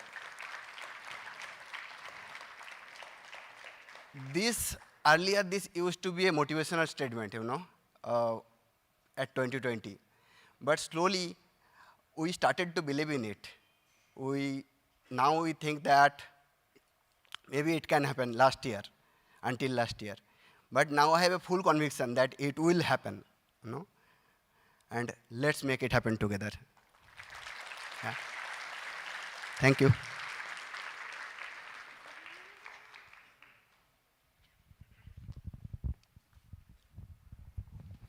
Thank you, Nabeen. Now we'll break for tea. We are running a little bit behind schedule, so we need your help to bring it back. We'll have a quick 15-minute tea break. To make it quick, we have arranged tea just outside the auditorium.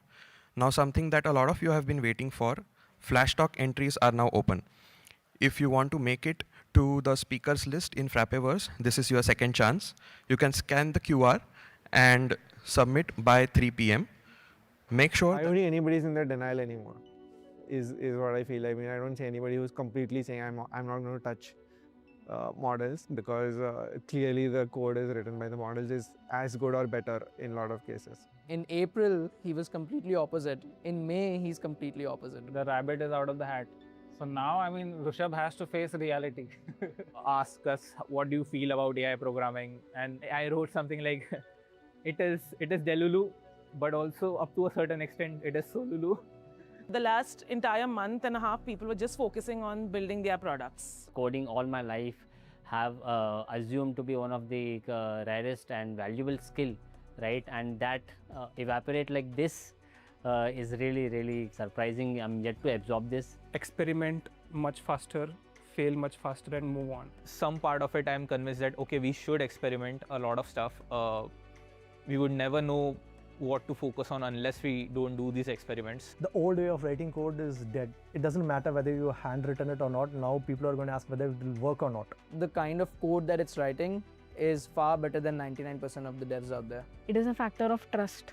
And when you have been working in an industry for so long, the trust builds with time. I feel like it's an opportunity for us, like this phase, and I feel this helps us get to our next milestone faster. So the fact that we are stepping late into it means we are already working with better models, we are working with so many things people have already fixed in the whole development workflow. A lot of stuff at Frappe is always about change, and but this is just a bigger version of it. There is a superpower in our hand to build things. There are lots of unknown to which we are trying to find answers. If you are building using agentic AI, it's very important for you to be a rigorous tester for your product. We are not promoting token maxing in Frappe. Like we are not saying that okay, just go and burn tokens and like push AI to do work. Somehow it also feels like we are training the overlords of these AI models, right? In a way, we are writing our own deaths.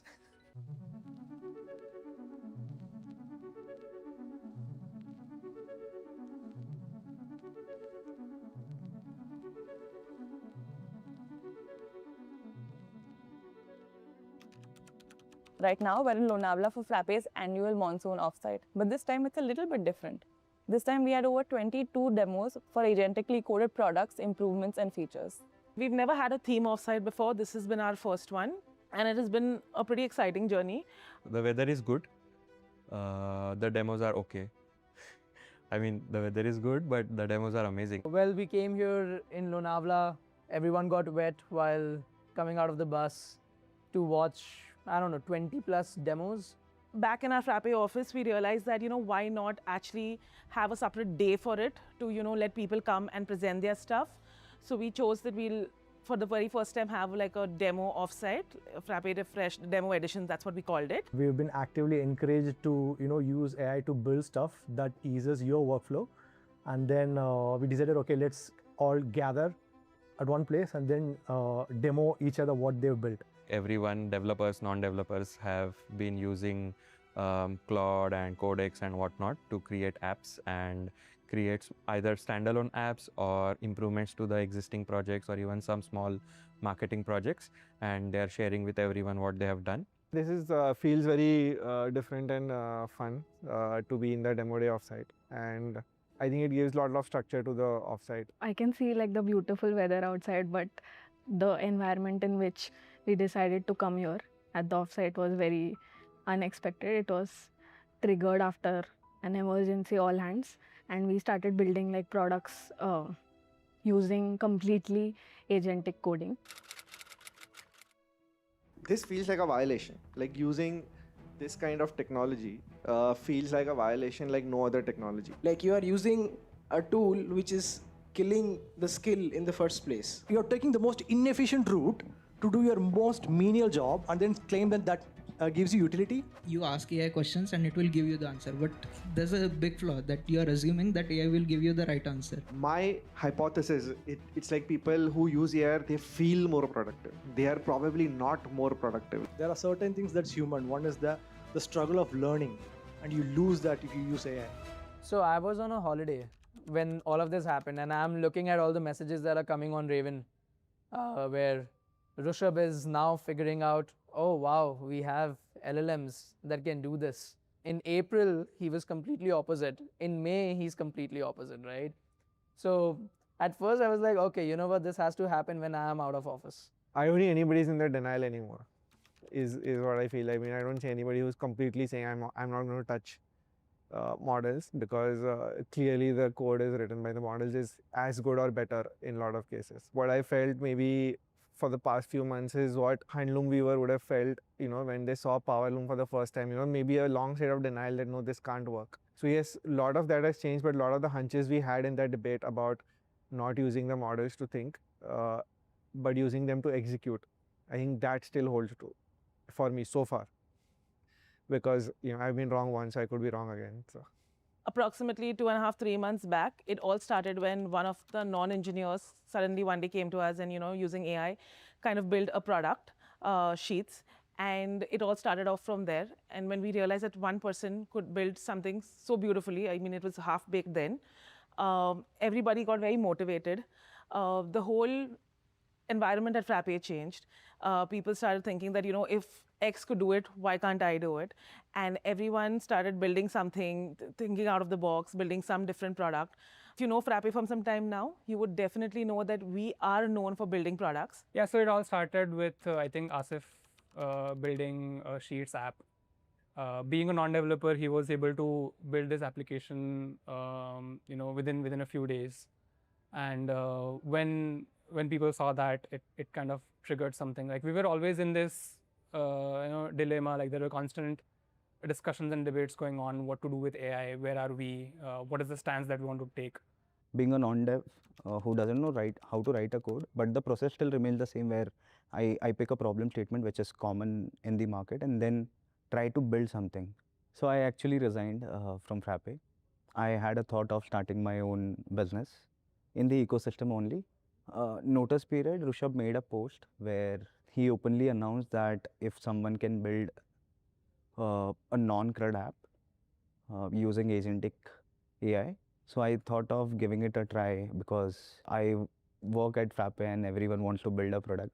The closest product which I was at that moment was Google Sheets, and Frappe didn't have Google Sheets. So my version 1 was a decent desk-based Google Sheets alternative, but then I decided to take it to a front-end view app. First of all, I showed it to Rishabh, and he shook my hand 3 times. That was his reaction. In a week's time, I actually got a lot of appreciation inside, and that gave me a boost to actually build it up. Asif really shows that, he's a lot of hunger for making products, and like he can push the polish as close to as, any developer would. So what Asif did also inspired many non-engineers. So he not only opened the eyes of Rishabh, but also everyone else. After the announcement of demo day, I started seeing people trying Claude. He had a few AI learning, teach and learn sessions. We tried it for a while, like for a month or two, and then we decided that we should demo everything that we built using like agentic coding mainly. And we decided to come here and do one full-fledged day of demos. So yeah, it's interesting. It's exciting to see what people are working on. It started with Faris giving all the non-developers in Frappe a training. So he helped us set up the bench and make a very basic pilot app, movie ticket booking app. So by that point, I thought, the demo day has accomplished what it set out to do without even reaching the day. I haven't been this excited in Frappe in the last 10 years. And my last 3 months have been crazy. I love sleeping, but I have sacrificed sleep for this. So the demo day has gone really great. We had around roughly about 22 plus people coming in and demoing their stuff, demoing features, their apps, their products. More than the engineers showcasing their demos, were the non-engineers showcasing their demos, because what we realized, or what I realized at least, and most people in the room, was that the non-engineers were actually people who were front-ending problems, who were actually people who were talking to customers, and they actually had a sense of the actual problem. So when they kind of build products or build apps and features, they were actually trying to solve some problem that they faced in a very long time, which nobody was able to help them with. Everyone was actually shocked and amused that a non-developer can actually build an application. Like never in my wildest dreams I think that I would ever make an app and even show it to people or even have the capability. I don't have like a tech background, tech mindset, none of it. And it's just interesting. The max I've used AI for is like, oh, plan this task for me, or give me a workflow of how I should go about this project or whatever. Or maybe, in sometimes, oh, what's wrong with this copy or whatever. That's the max I've used AI for writing or for planning or whatever. But this is some very new thing. So I had a lot to learn. People are solving the problems they are facing. Like the demos that I've seen since the morning, they all point to, okay, actual pain points that they face, and they're just using agents to fix it, and which is a really good thing. That's a good starting point for any good product. People who were not aware of coding at all to deliver anything is such a big, powerful piece in technology. It makes you think like a product thinker. I saw Parth build Tally Migrator, and then Palkan build all the non-engineers building full-fledged products. I always had this curiosity, can we make better tools for the marketing team using AI? The most frustrating part to me was sending newsletters or emails, because if I need a beautiful designed email, I would have to wait for a developer. And that would take weeks, sometimes 2 weeks, God knows. And I would have to constantly follow up if they are available. So I thought, let's cut the short and let's see if it is possible. I can get help. And if it doesn't happen, no loss, right? Seeing the first frame was so ecstatic that I was on it full time, like even during weekends and all. Kept building features, more features, security checks, everything. And today we have something that is actually useful. I just sent my first monthly newsletter from Frappe.io, Letters app. I was not like, okay, I want to build app. I was not that guy. I wanted to focus on partner excellence. Then I was randomly scrolling through LinkedIn, and one day I saw a logo of Tally.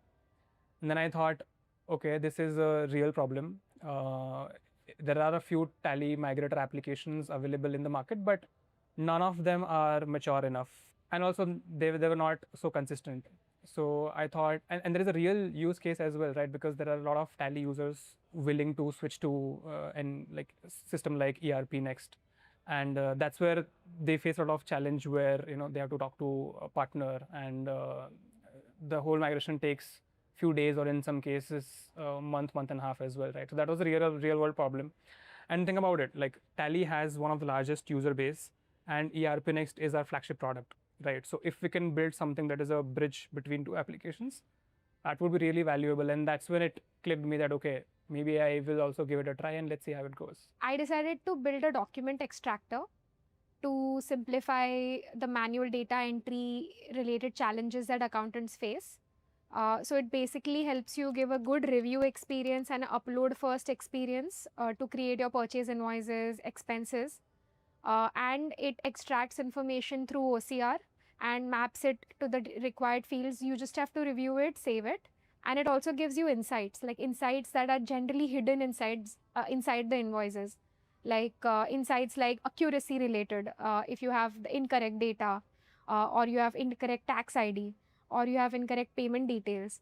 It also detects sudden increase in the spend, and that something should be investigated in this invoice compared to the past records. I have built Frappe Draw, which is basically a idea sharing platform where you can make mind maps, you can create flowcharts, you can use a whiteboard. There is a feature called whiteboard where you can discuss things, and you can put sticky notes, you can draw stuff, and then you can upvote, downvote and stuff like that. So you can brainstorm basically, or you can build basic diagrams if you want to, if you are not using other products like slides for that. So yeah.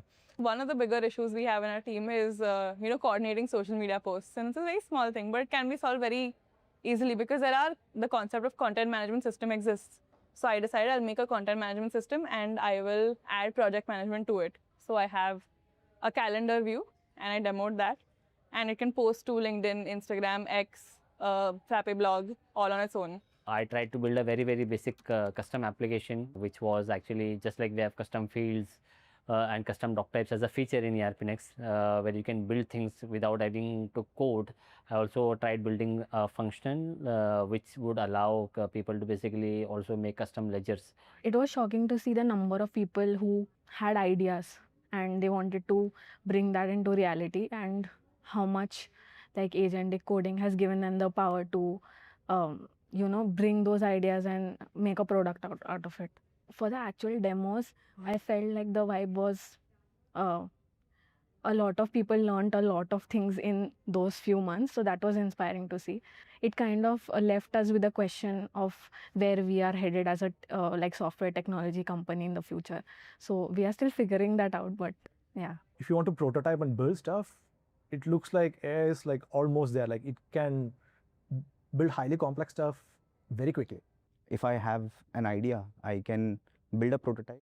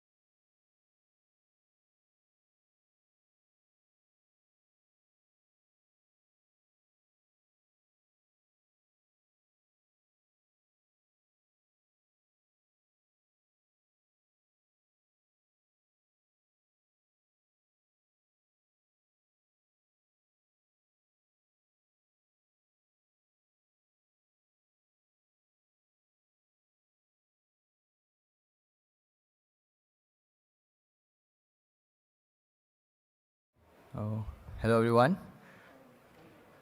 So myself Raghav. Originally this talk was going to be given by Umair, but for some reason he's not available with us today. So let's start. So when it comes to regional compliances, the first thing that comes is why is that even important, right? And for an ERP software, regional compliances are the core and the integral part of how the software functions, from accounting, taxes, filing returns, right? So essentially it's not actually an optional thing, but rather a mandatory thing.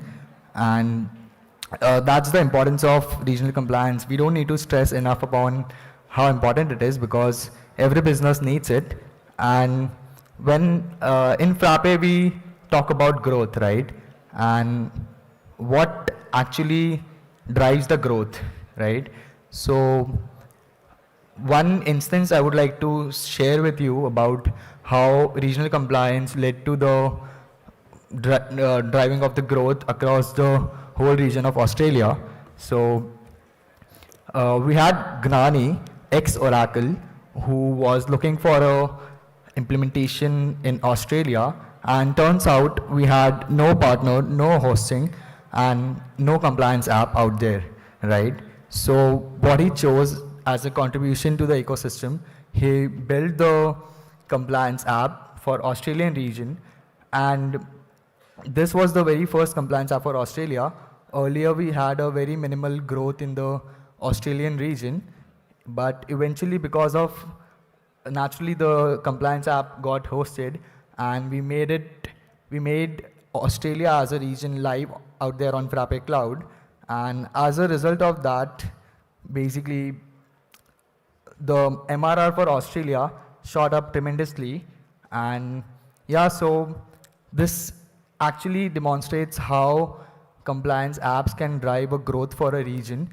So I would like to ask our partners, the community, to come together, make contributions for compliance app, because it definitely helps a lot in the growth of the whole community, as well as yeah. So one thing I also wanted to mention about, as a part of their compliance app introduction, since the app was incubated by Frappe, Gnani used those funds to take up events in the specific region, and turns out he had some customers based out of those events come out, reach out to them, and eventually have a full-fledged Next implementation.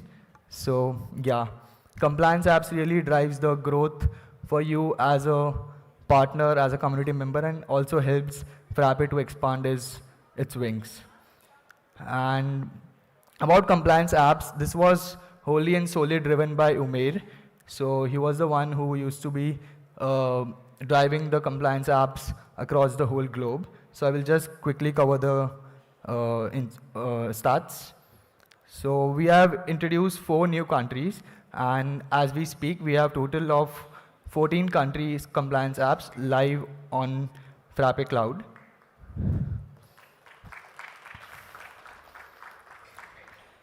So yeah, 12 new apps introduced across multiple regions. 13 apps are made version 16 compatible. So total in the whole ecosystem, we have 25 apps,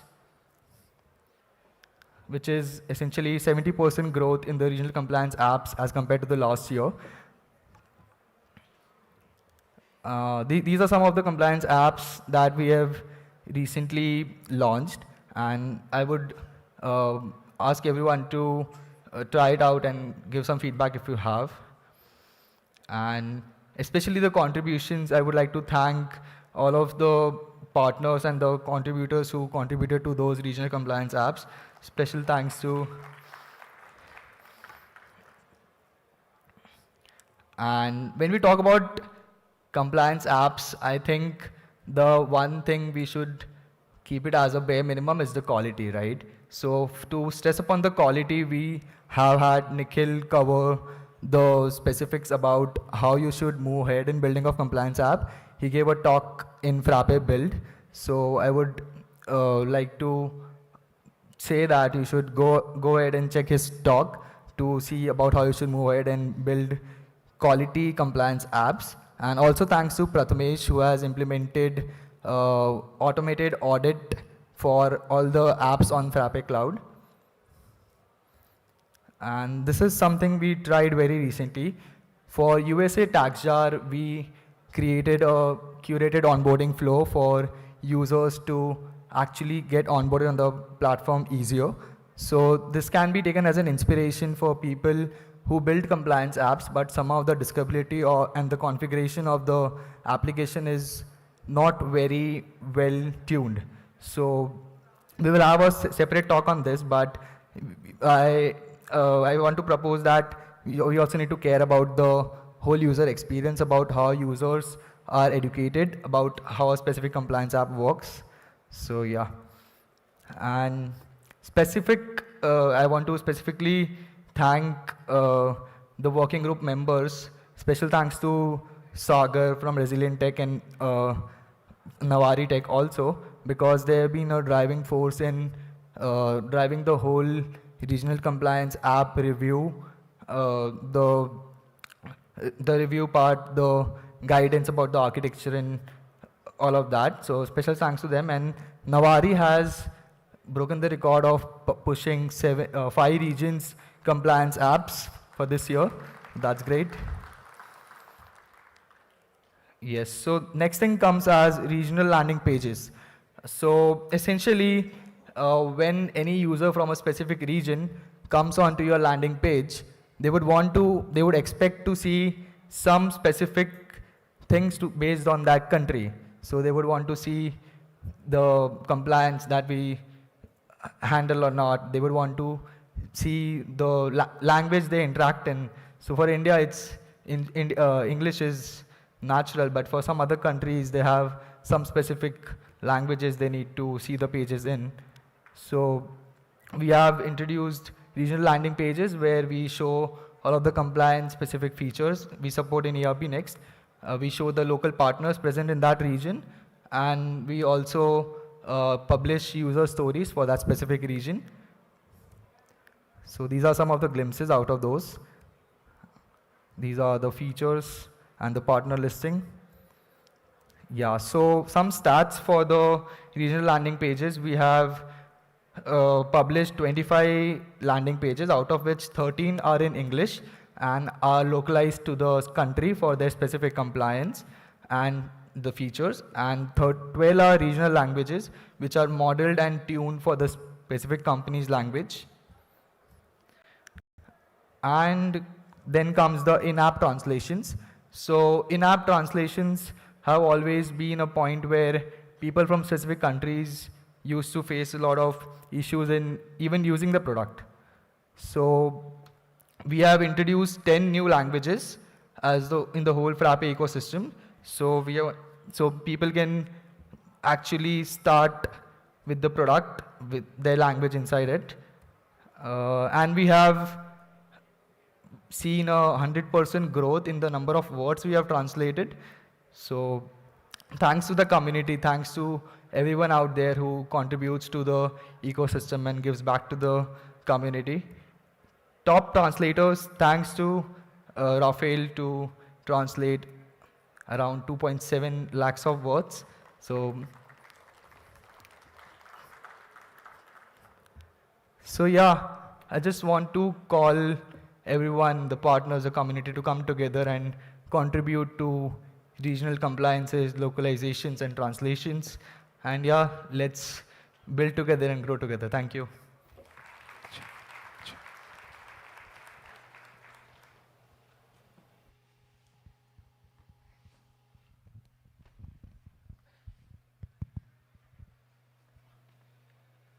Thanks, Raghav, for letting us know the importance of regional compliance. You had some very big shoes to fill in today, and you did quite well. Hello, everyone. I'm Dipesh. I'm a product owner and engineer at Frappe. And today, I'm here to present Frappe's part in making our apps India compliant. So I'll start with India payroll first. I know we are a bit late in introducing this, and this was heavily impacting the growth of our payroll software, but better late than never. So without dealing any further, I'll quickly take you through some of the features that we have added through India Payroll. So earlier, before India Payroll did not existed, if any user had to be compliant with HR, like there are certain configurations that the user had to go through. For example, let's say if you want to deduct PF for a specific employee, you had to create 2 separate salary structures, one with PF and one without PF, and then respectively assign those salary structures one by one to each and every employee. Similarly, if any employee had opted for voluntary PF, you had to create an additional salary structure for each one of them. And let's not even talk about professional tax. It has a different amount based on state, and the amount also differs based on the gender of the employee. So this is how a typical formula looks, which you had to configure just to deduct professional tax. And again, Maharashtra has more laws, which is also valid for other states. For Maharashtra Labour Welfare Fund, again, you had to create an additional salary. And any good payroll software should not ask you to do this, because of which we introduced India Payroll, which has all these rules built in so that the user doesn't have to do the work and the app does it for them. I'll show you a quick demo of how this works in India Payroll. So the first thing that you do is assign an employment state to the employee in the salary structure assignment. Once you assign this, like most of the rules by default kick in, whatever deductions are applicable for the employee are by default applicable. What you have to do is just enable them from the payroll settings. And then once you process your salary structure, all of these deductions by default appear.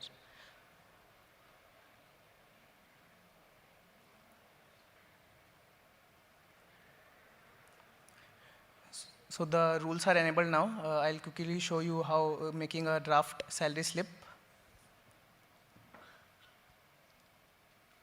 So I didn't have to configure any additional salary or other components, and the deductions by default happen. So now moving on to the next feature. If you are a salaried employee in India, all of you are aware that at the start of every fiscal year, you have to do one thing called as selecting a tax regime, so that based on that your TDS can be deducted. And just like me, most of the employees just go for the default option or take help from some external consultant so that they can take this. So to make this easier for the employees, we have also added a tax regime selector within the India Payroll application. By the way, shout out to Asmita from the HR team who had worked on this feature.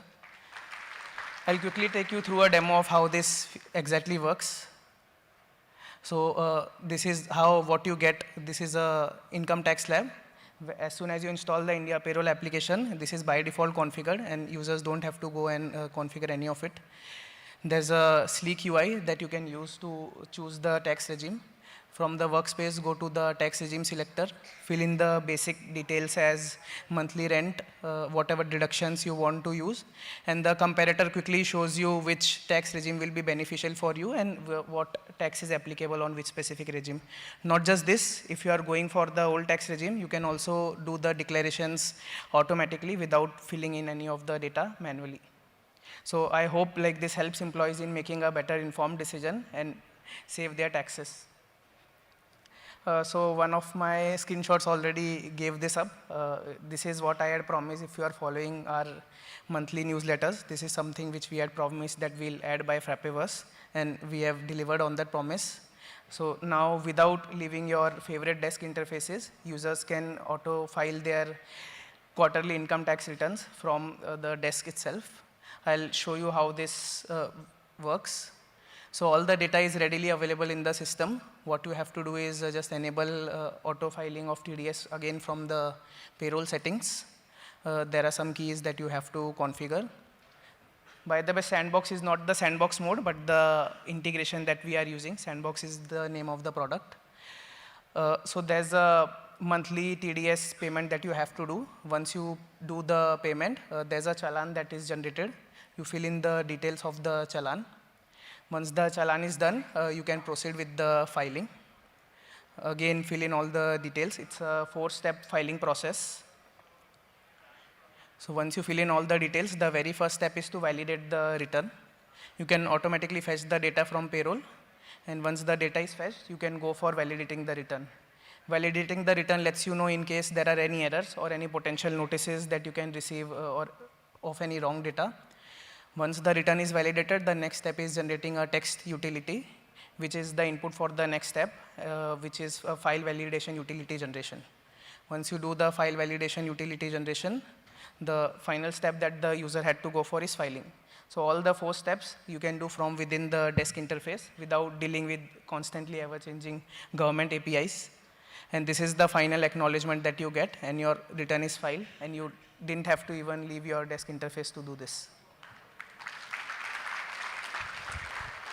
So there's also one more announcement.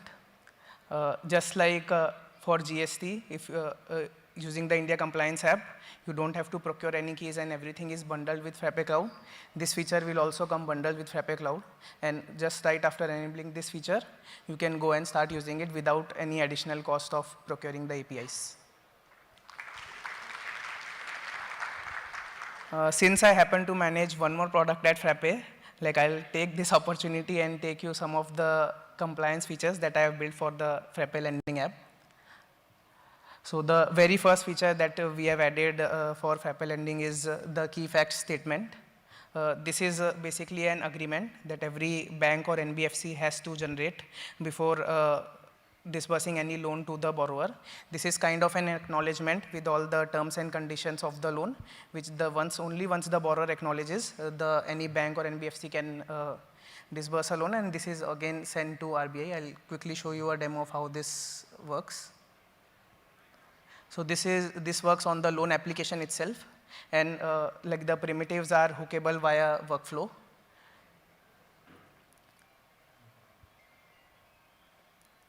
So once the data is filled in, okay, this is the wrong demo.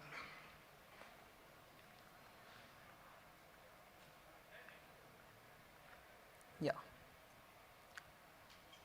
So once the data is filled in,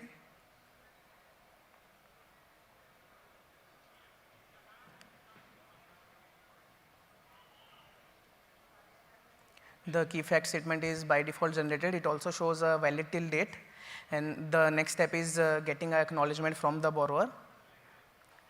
A print format will quickly appear of how this key fact statement looks like. This is the standard format in which the RBI expects for the user.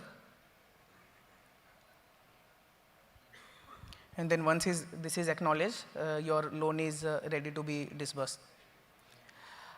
You all are aware of digital signatures, but again, digital signatures are not built for taking bulk acknowledgement or bulk signing. So like in fintechs in India, there's a very popular method known as Aadhaar-based signing, which most of the fintechs use. So we have also added support for e-signing and e-KYC via Digio, and I'll show you a quick demo of how that works as well. Again, all of this works from within your desk interface. The user never has to leave go to any other screen to do any of this.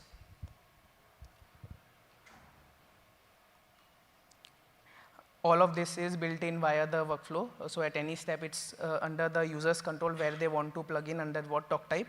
And all of this is available as a generic feature within Frappe. So based on Aadhaar, the user gets a OTP on their email. Based on the OTP, they can authenticate and e-sign the documents. There's a similar procedure for eKYC, so I have skipped the demo for that. And that's how basically the status also updates on the document. And now your application is approved, and again, your loan is ready to be disbursed. So that's all from my side. I would like to invite Pratham from the business app teams to show you some exciting features.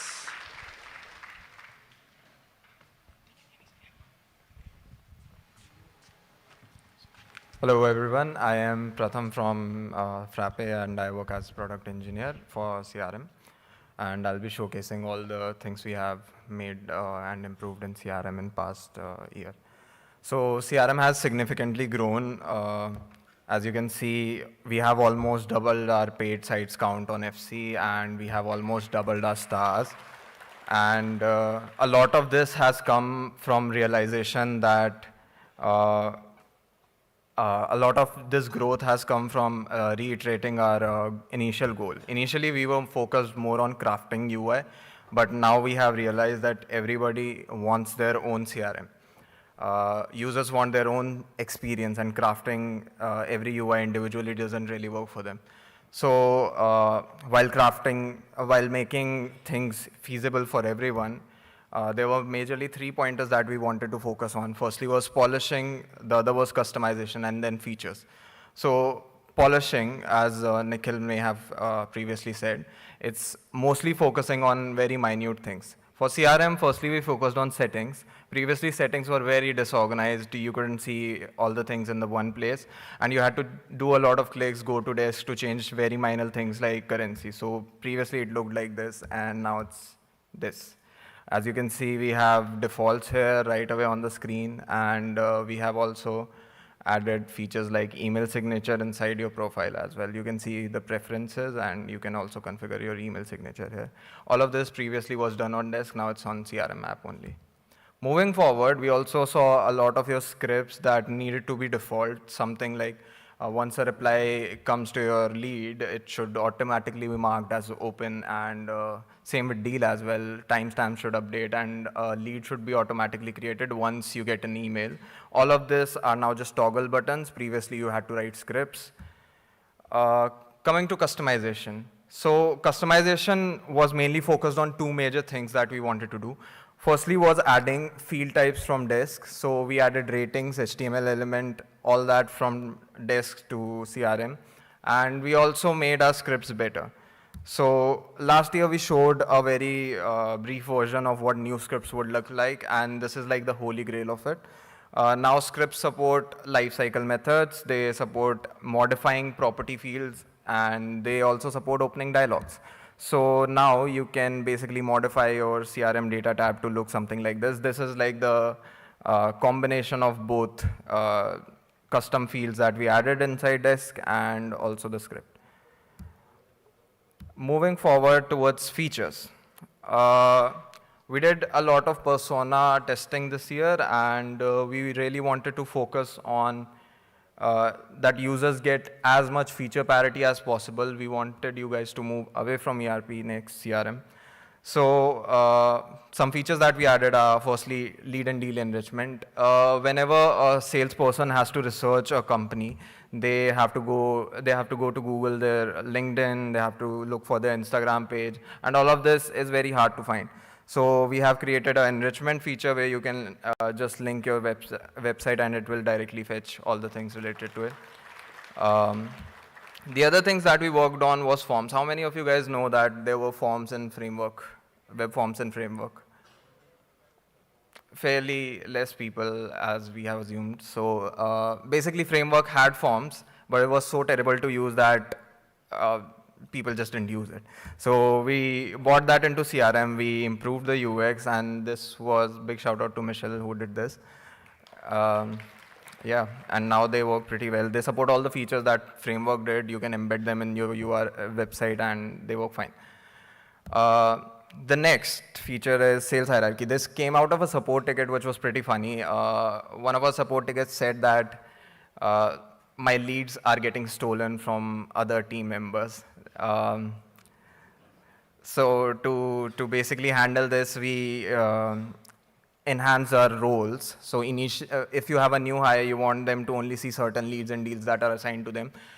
So now what you can do is assign them certain leads and a role of sales user, and they'll only see those leads. And also you can like organize a hierarchy of them, so only certain sales manager can decide which sales lead go to whom. I'll be handing next to Shazil. He'll be talking you through automations and integrations.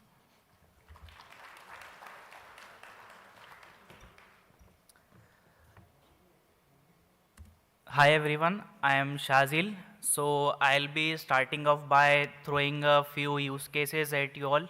So let's say you are a sales user and you want to create some sort of a lead scoring stuff and like score a lead while it's being worked on, or get alerts for high value opportunities, or set up automated responses to a stalled lead which is inactive for a long period of time. So what a sales team would do right now is get hold of a developer and ask them to write a server script for them to handle these use cases, or they would need to ask the CRM core maintainers to implement these features for them. So all of these use cases are individual features themselves.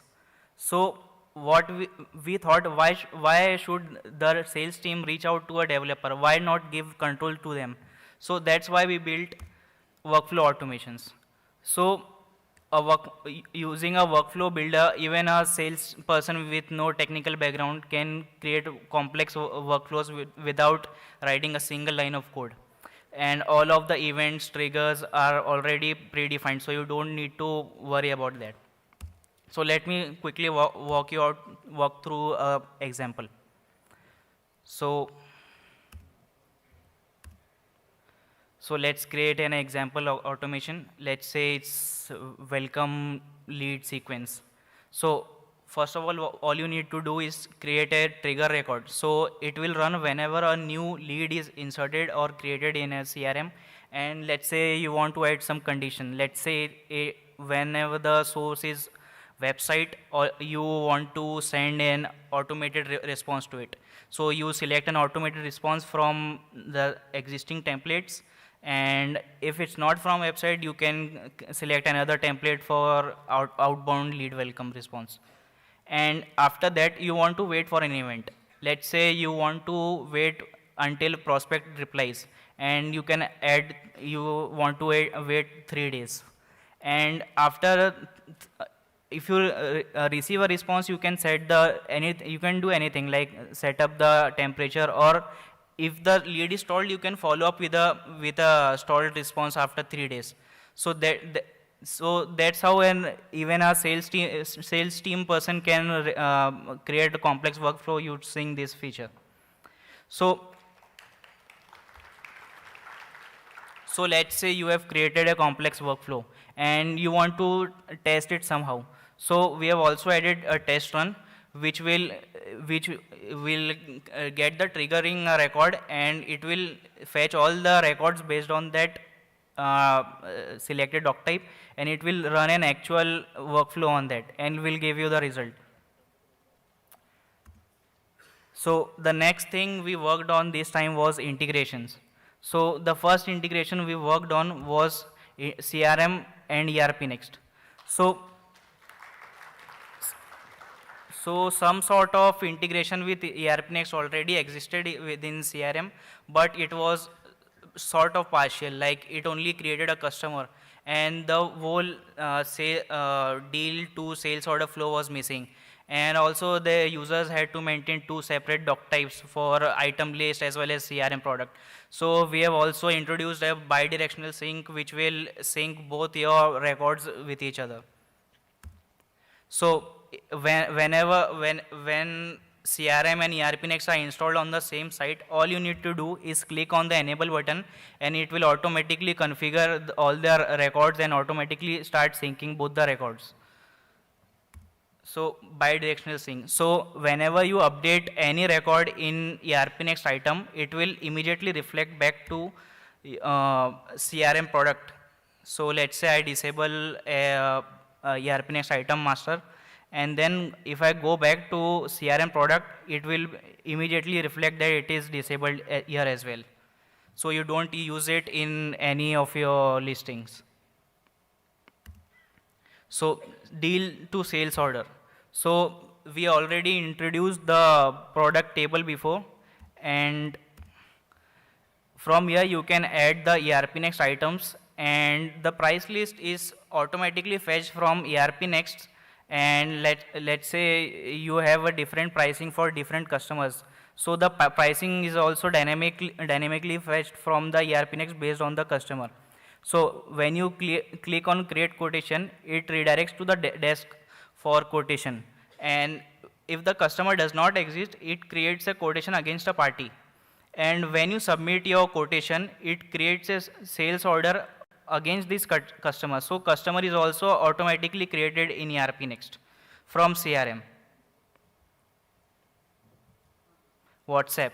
So this was, we saw internally that many of our members of sales team were using WhatsApp on their devices to follow up on their deals. So we thought of implementing it ourselves. Then while implementing, we found that there was an existing app, WhatsApp for Frappe built by Sridhar Patil. So we tried to implement it ourselves. So while implementing it for our site, we found out that there was few missing features. Like there were no multi-account support, there was no auth, and it wasn't linked to the notification of CRM.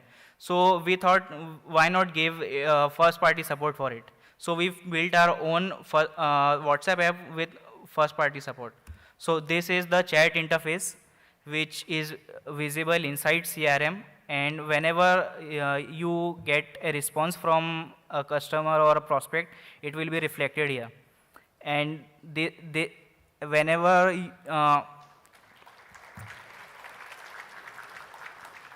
so whenever you enable it, the WhatsApp tab will be automatically reflected in the activities.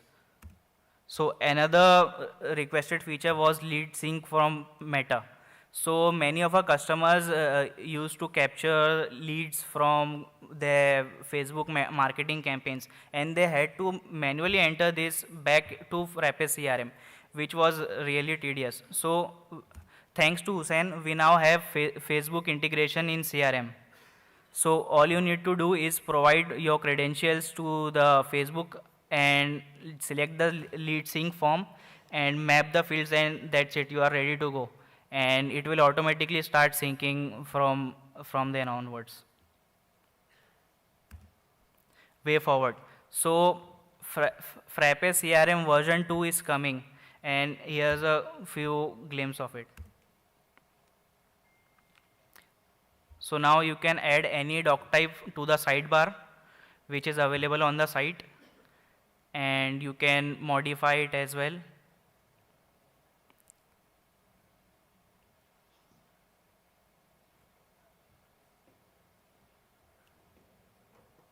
And we have also made some changes inside the activities view, like scheduled site visits, and all of these are customizable via the server script.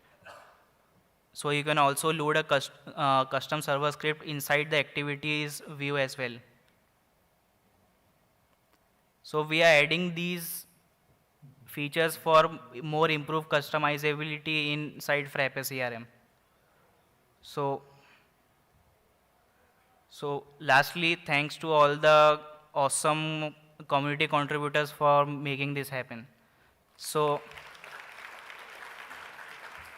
next up is Ritvik from the help desk team.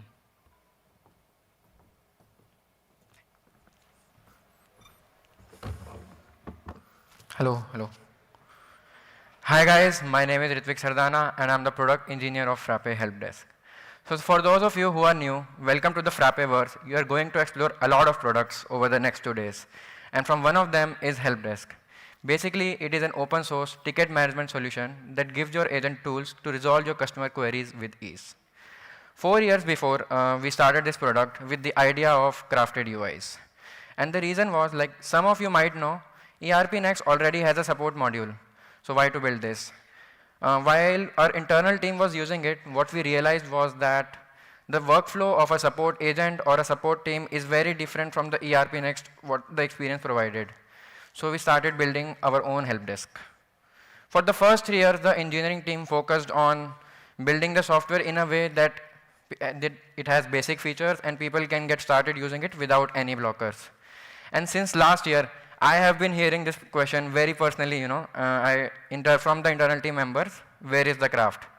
We started this product with idea of craft, but there was no craft at all. So that is what we focus on this year. So starting with homepage. So agents have a home now. So let's imagine this case where you are a support agent, right? So you must deal with hundreds of tickets every day. So in a standard list view, it becomes very difficult for you to see which tickets are burning and which ticket you should prioritize on.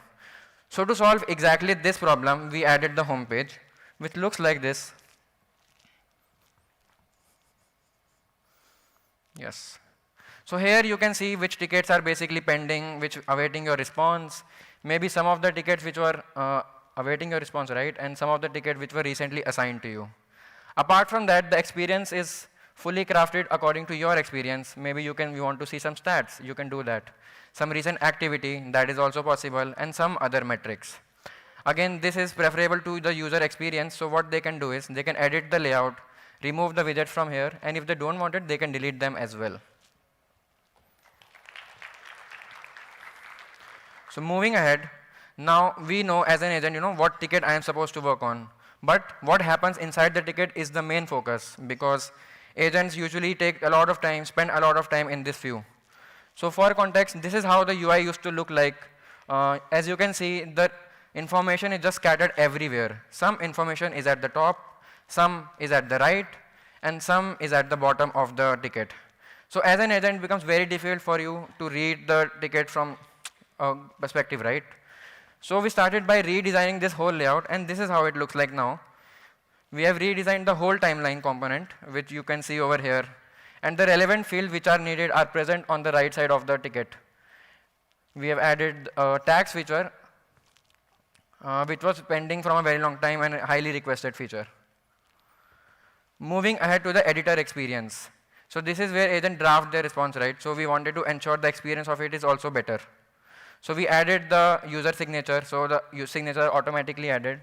Saved reply comes with actions now. So basically, if you are taking some actions again and again after sending a saved reply, this is now possible. So from here, these actions are applied, and as you can see, the team, if you want to update the team, that is also possible, enhancing the faster speed for agents. So this is how you can create a saved reply, basically. You can add a name, you can add the visibility to it. So basically, if it is for you, if it is for a team, or it is for the whole organization. In the response, you can add, we can now support dynamic variable naming, which you can see over here. And once that is done, you can add some content over here. Apart from that, you can add some actions, like I just mentioned before, adding some tags. And once it is saved, it is ready for you to use. Now let's talk about another problem. A lot of time what happens is an agent is not available for taking the ticket for certain duration, right? Maybe he's on leave or she's on leave, right? So previously, our support team, what they used to do was, they used to go to the assignment rules which they are part of, and they used to remove their name. And as an engineer, we felt that this should never happen, right? Like this is the last kind of experience which we want to deliver. So we ensured adding an agent status feature over here, which is again fully customizable according to the organization. You can set the status from there, and once an agent sets the status to unavailable, they won't be receiving any tickets. Now let's talk about faster navigation. So basically, every agent is dealing with hundreds of tickets every day. And as an engineer, what I wanted was that the system, the help desk system, should facilitate them to resolve the ticket faster, to move between the ticket faster, right? So I thought of adding shortcuts. So I thought, the problem is solved. But later, after 2-3 months, I talked to my support team, and they were like, we don't even use it. And after receiving the feedback, it felt kind of shocking, but I kind of understood their point also. Their feedback was, there's a learning curve to it. And once you're dealing with 50 to 100 tickets, you don't want to add overhead to it, right? So how do you deal with this problem? So we introduced command palette, which basically Control K. It reinforces the shortcut for each action which you can see. Apart from that, you can add status, you can do some action like changing priority. And if you want, you can search for saved replies directly from this view itself. And as you can see, the saved reply was added. And if you're using this layout again and again, you will notice that the frequent replies are automatically stored. And basically, you can do other actions like setting the availability, which I just mentioned. There are many other features, like if you want to navigate between a ticket based on the content, you can do a full text search within this palette itself. Now let's talk about agent managers, right? This is the part where, let's see, a ticket is there, it is closed. That's where the agent work is done. But what about agent managers? Because that is where the time for them begins, the work for them begins, right? They want to see, why did I receive 2 stars on this ticket? They want to connect the dots between what happened. Did my agent not work rightly? Was the customer not replying for a very long time? What is it? So for them, we introduced an analytics tab. So basically, this is our way of giving the overview to an agent manager in a glance. What happened? When was the first response? When was the first response there? How much time the agent took to reply? When was the ticket resolved? And a lot more other stats which you can see over here. Another very big aspect of helpdesk is the customers, right? And from a very long time, the community requested we want ERP Next integration. We don't want to maintain two separate masters, which is in helpdesk and ERP Next also. And we listen to you. And now presenting ERP Next integration. So now, whenever you create a customer in helpdesk, it is automatically synced to ERP Next as well, and vice versa. Now, talking about customers, right? One of the most important aspect of your business are customers, because that is where you get your money from, right? So in the name of customer management, in helpdesk, what we had was this kind of view. And that's pretty much it. A simple modal with a field called domain and a list view at the back. So we thought that this should be a first-class feature in itself, so we revamped the whole module, and this is how it looks like now. So in a glance, you can see what kind of feedback, what kind of support this customer has received from your agent team, from your support team. You can see the tickets which they have raised, and this is how you can manage the contacts from here. Basically, the people who are raising ticket on behalf of this company. You can promote them to roles, and once it is set to customer manager, the customer manager will be able to see the tickets of the whole organization. You can invite the members from here as well. Now, I have been working on helpdesk since 2 years, and one of the major feedback which I have received, from many tickets was the fact that I am the manager of my team. I want to see what my team is working on, but I don't want them to see, what each other employees are working. And this is now possible with this feature. Now, similar view for contacts also. These are the person which are raising the ticket. So now I would like to call upon Sydney Gomes to talk about customer portal, which you guys must be using on day-to-day basis.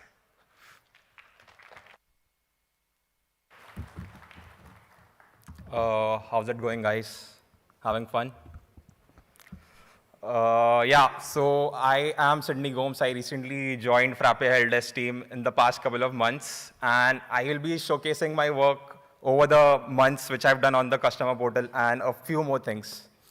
So talking about customers are the lifeline of your business. They are the ones who basically earn you revenue. Your customers are the lifeline, and everything revolves around your customer. So Ritvik has been an advocate for all those features which the agents have been creating. But what about customers? Why should agents have all the fun? Why not customers?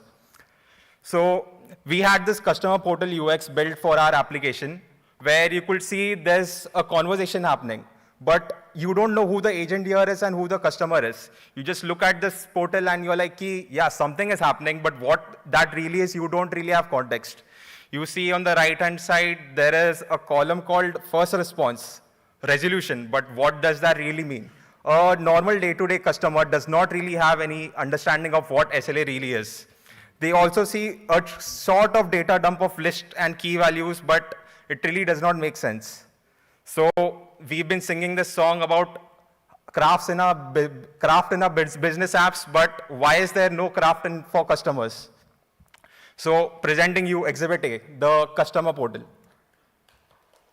So as I said, support portal is a conversation you have between an agent and a customer. As you can see, the UI is similar to a chat-based app where you put your response and it appears on the timeline. You can also see there is a separate timeline to know what is happening with your ticket. Now you can just hover around and find out what exact stage your ticket is currently at, and the information is also presented in a concise manner. So every average customer, obviously, when you have raised a ticket and you're not getting a response, feels like, what is really happening with my ticket? So now we've introduced one more feature called as outside working hours banner. So in this feature, basically, you will get more context why your agents are not replying. It might be they might be busy with a certain event in their company, just like Frappeverse. We are using this feature right now. And yeah, this basically gives the agent more context about what is happening in the background and obviously leaves the customer not unhappy. Now, talking about personalization, we received a number of tickets that the customers could not personalize their experience. So I'm a native Hindi speaker or I'm a native Philippines speaker. I don't know how to read English. So I want to customize my experience and I want to see the portal in a way which is comfortable to me. So we added ease of life changes in the customer portal where you could basically change your language and see the organizations you are part of. You could also change your time zone according to your need and also change the long-awaited theme mode which was contributed by the community. You can also resort to the older timeline setting which is now available and has been supported for a long time. Now, talking about this problem which hits home is basically partners face this issue where customer management was a hassle. Now, expanding on what Ritvik said is that customer management should be able to allocate the tickets and allocate permissions to the tickets which the users see. So this portal also allows users to basically see all the organizations they are part of and also give access to the tickets. In a single grid view, you can see the organization and see who all are the members. You could basically want a customer to now be a customer manager. You could just promote them and they will have access to all your tickets. Now, similarly, we've also added a ticket view inside this where in a single glance, you can see what all recent activity this customer is doing. And this will give you more context and quicker context switching from one customer to the ticket. Now, talking about knowledge base, as I said in the start that support is always a conversation, but wouldn't you say like having hundreds of tickets about same issues again and again is a pointless task? I mean, you are solving the same problem again and again. So some of the conversations are the ones which never happened. So consider a scenario that on a 8 p.m. Friday, you are a new fresher, you just joined Frappe Help Desk and you are providing support on your application.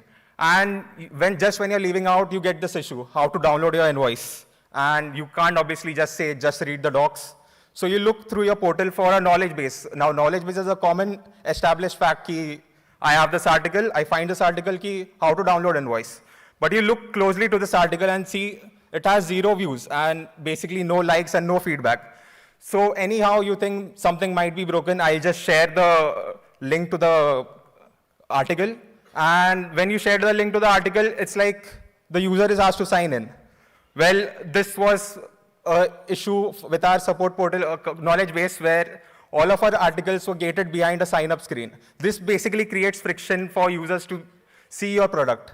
All those precious articles which you might have posted are now hidden behind a sign-up screen which cannot be seen.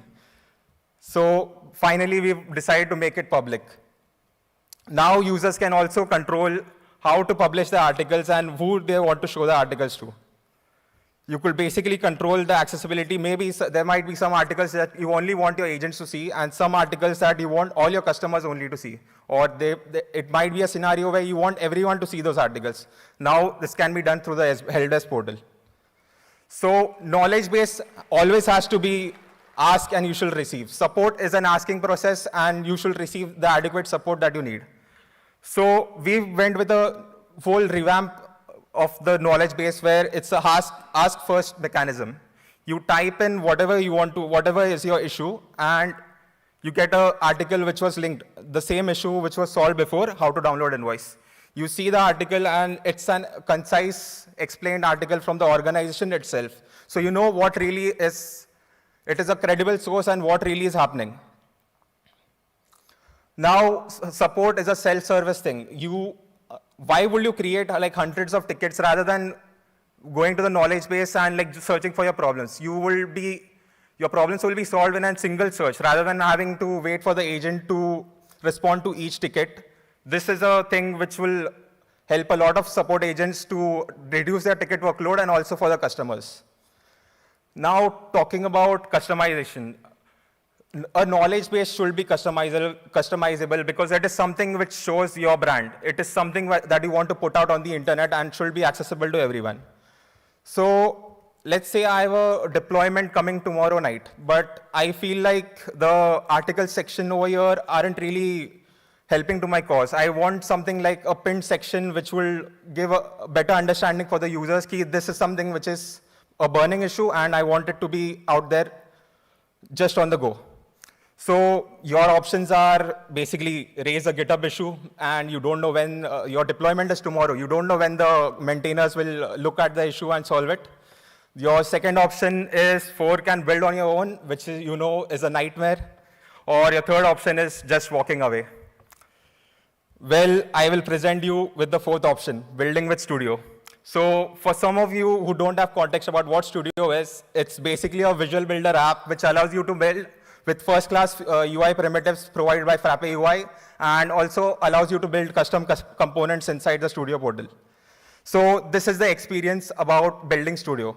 Now suppose you want just a pinned section to be added in the latest articles. You just select the section and go to the AI section and just say, add a third tab for showing pinned articles. The AI is smart and has caught up to all of us engineers, but it does a wonderful job at adding this. So what's next?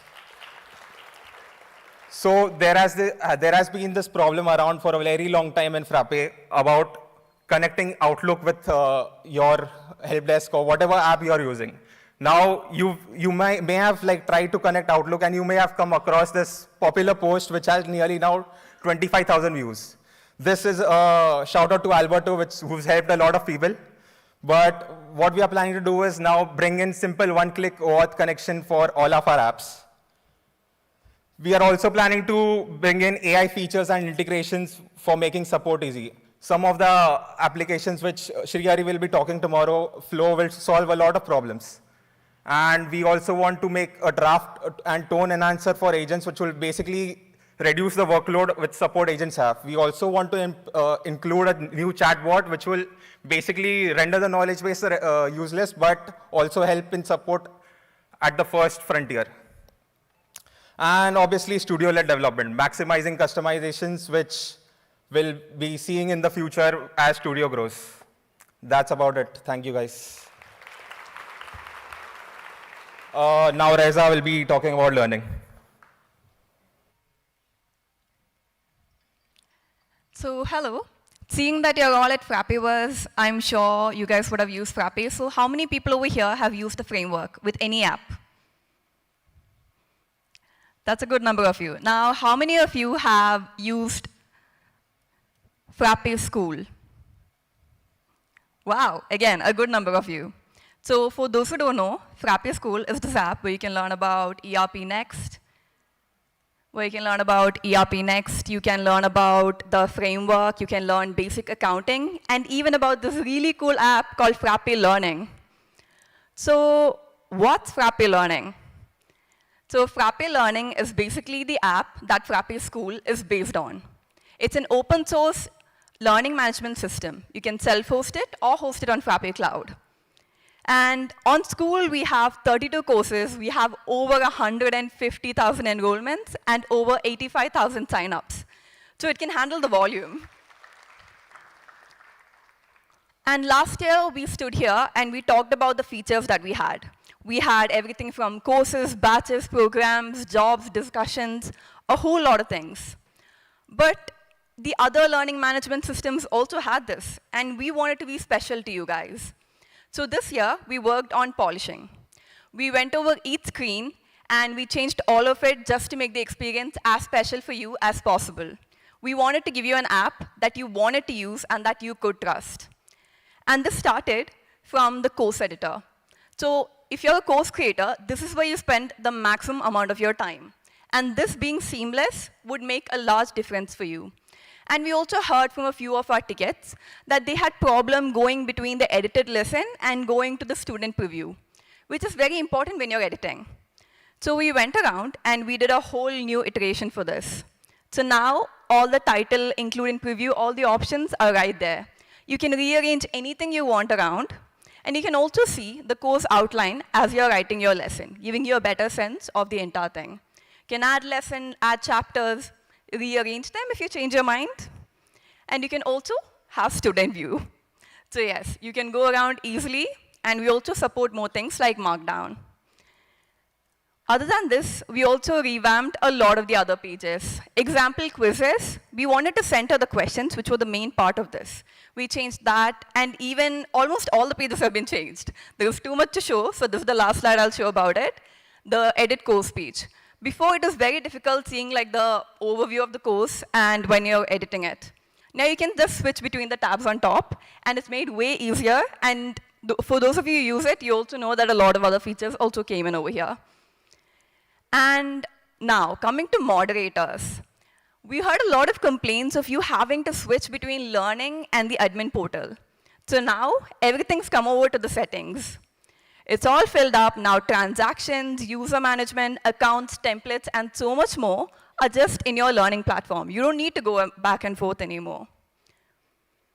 And this makes things faster for you, right? Another thing that makes it faster for you is not having to switch between various things like keyboard, mouse. So now we added Control K. You might be used to this if you use the admin interface, but now you also have it in learning. So go around to any page that you want. For example, so I want to see certifications. Or wait, I want to continue that course. It's easy to navigate there. So we made all of this easier, simpler, and quicker for you. And for moderators, you can even go to settings. Now, we had this customer.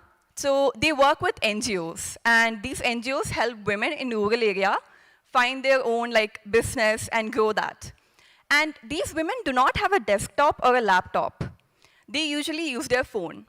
And before this, even though we did have a mobile app, it was very, it felt like a huge desktop kind of squeezed into a mobile. Now it's been specialized. The entire mobile platform is actually made for a mobile screen. You can go around, you can edit your lessons also easily, or simply go through them and learn around.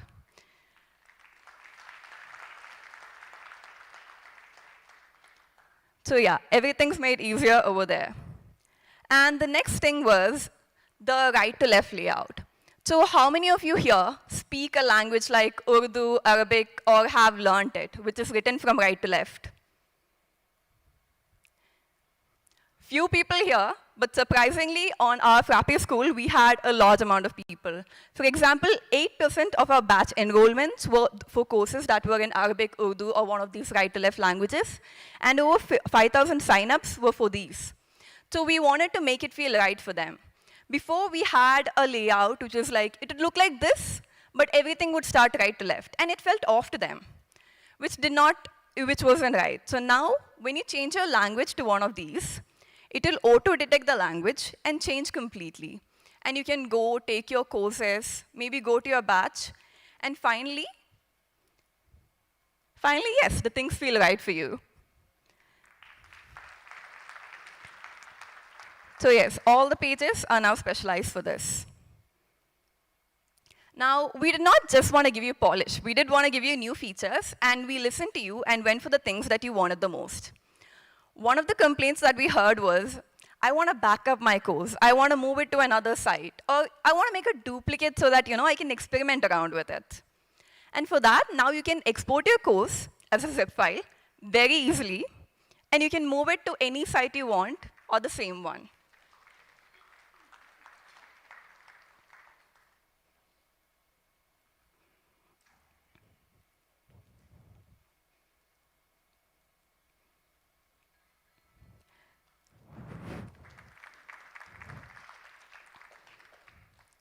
So yes, and another thing which we got a request about was that people were before we had such that people had to wait on a lesson for 30 seconds for that lesson to be completed, especially if it was a text lesson. And some people were very happy with it because it meant that readers and learners are really seeing the content. Others were why am I telling the people to stay on my lesson for 30 seconds? I manage 1,000 employees. I can't tell all of them about it. So now, we decided we'll just give it to you. Whether you want a person to dwell on a lesson for 30 seconds, 0 seconds, or anything in between, you can do that. Whether you want them to complete their lessons, quizzes, all of that is configurable. And another really exciting feature this time was proctoring. So proctoring is basically monitoring how your students finish their lessons. how your students finish their lessons. And we really wanted to give this because some of our partners, they were trying to find some alternatives. They went app to app, and they even tried like Exam Pro by Zerodha. They tried integrating it with learning, and none of that worked for them. So now we've implemented it. So you can start your quiz, and let's say I am a student who hasn't learned anything. I know maybe like 2 answers. If I go off the screen, I get a notification saying, hey, you violated like this. So you get a warning saying your face is not visible, stay in. And then you can turn the video off if that's distracting. And then if I'm like, okay, you know what, maybe I'll just go around and search. You can see that there's a violation happening. Now, the number of times you go, the violation increases over and over and over again. By the way, this is all configurable. You can choose if a person gets out after 1 violation or 2 or 3. Now, I had set it for 3. So now that I've cheated thrice, I'm out of the quiz.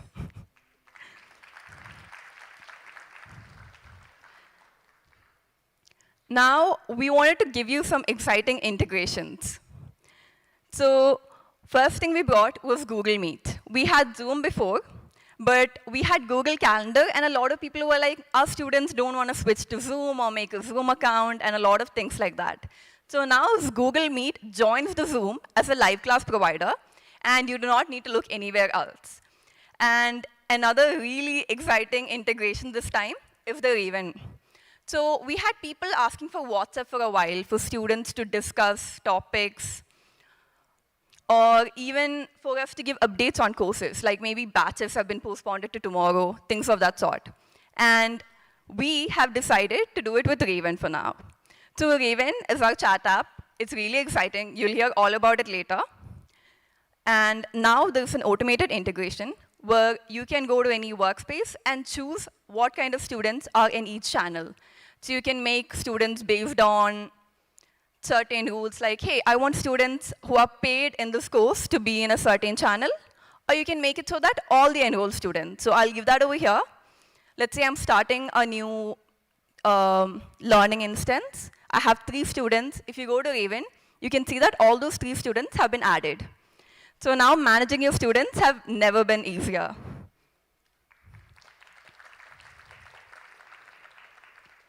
And we've seen a growth from last year. We had 2,200 something stars in the last Frappeverse in November, and now we've increased exponentially to 3,100. And none of this would be possible without the community of contributors who helped us so much. So thank you to everyone. And what's coming next? What exciting more things are we going to see this year? So one is more polish. We don't want to stop striving to bring you the best, so we're going to be looking for that. And more integrations, WhatsApp, and also something that the community has been asking for, education. You can look forward to things. And of course, the elephant in the room, we are getting AI features into learning. So yeah, thank you. And now Nikhil's going to come back yet again to explain all about this amazing app called Raven.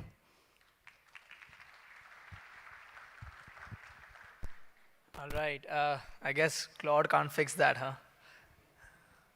huh? OK.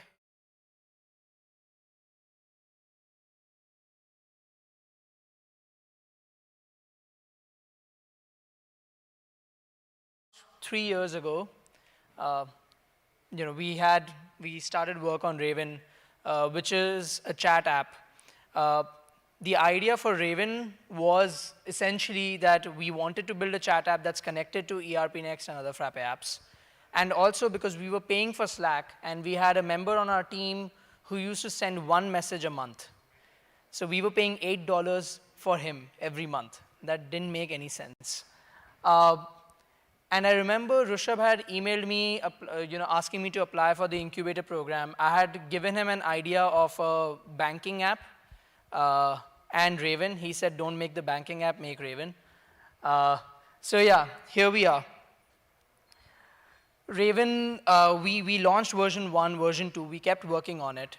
And now we have a lot of customers who use the app. In fact, every Frappeverse that I come in, people are telling me about how they're using Raven in different ways. we have 1,000 active sites on Frappe Cloud as of today. And I think it's going to increase much more after what we'll announce today. So I'm going to go over a few examples of how people are using Raven. Complete Auto Sales is a car dealership and a loan provider based out of Kansas City in America. And they use Raven to send documents. So they would send repair orders and stock items to each other. Earlier, they were communicating all of it via iMessage. And so they switched over to Raven because it has an audit trail. And in ERP Next, they get a timeline log of it. Next, KBP Civil. They're based in India. They have automated their to-do reminders using Raven because they have a lot of field service people who go out in the field, and so they wanted a mobile app where they could see their to-dos for today. In fact, they use a lot of our AI integrations as well. So clearly, the path that we chose, was worth building. So even at Frappe, so you'll see a spike in April, way back in April, and then there was like a lull. And then in 2025, things started to pick up. And then since we joined, now we're sending close to about 28,000 messages. Within Frappe, 28,000 messages are being sent every single month. So I think at this point, we can probably say that we have replaced Telegram inside Frappe, but a lot of people still hide the fact that they use Telegram, so I don't know. Yeah, but something is still off. Like in Raven V2, a lot of performance issues were there. A chat app needs to be simple, it needs to be reliable and fast, it needs to be feature rich, and it needs to be crafted for the Frappe ecosystem. And we wanted to deliver on all of them. So today, we are announcing the launch of Raven V3, which is now an official Frappe app. It's been moved to the Frappe organization, and you will now actually receive support via the support portal on Frappe Cloud for Raven. I think you were already receiving it, but whatever.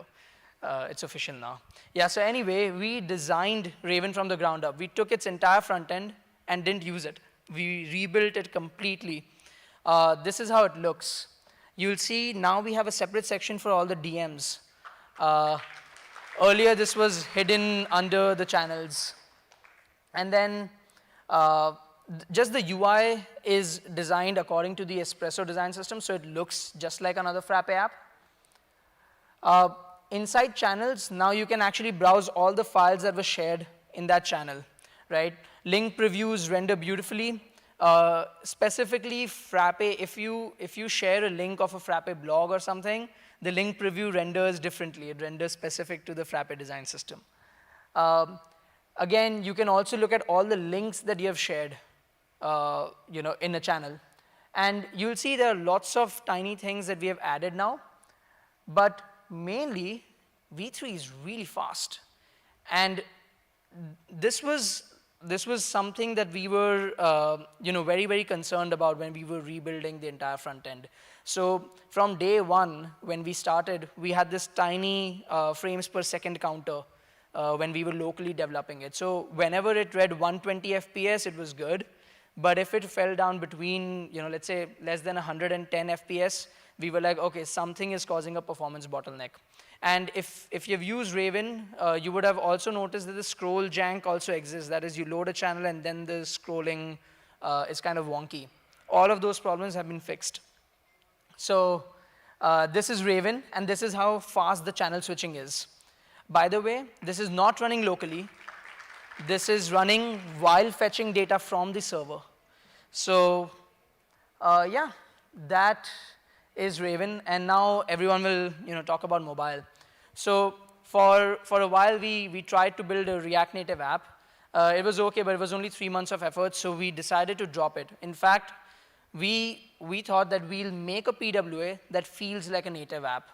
And to be honest, the only thing that's stopping us from delivering on this exact promise is Apple and Google, because they don't want to get rid of their App Store revenue.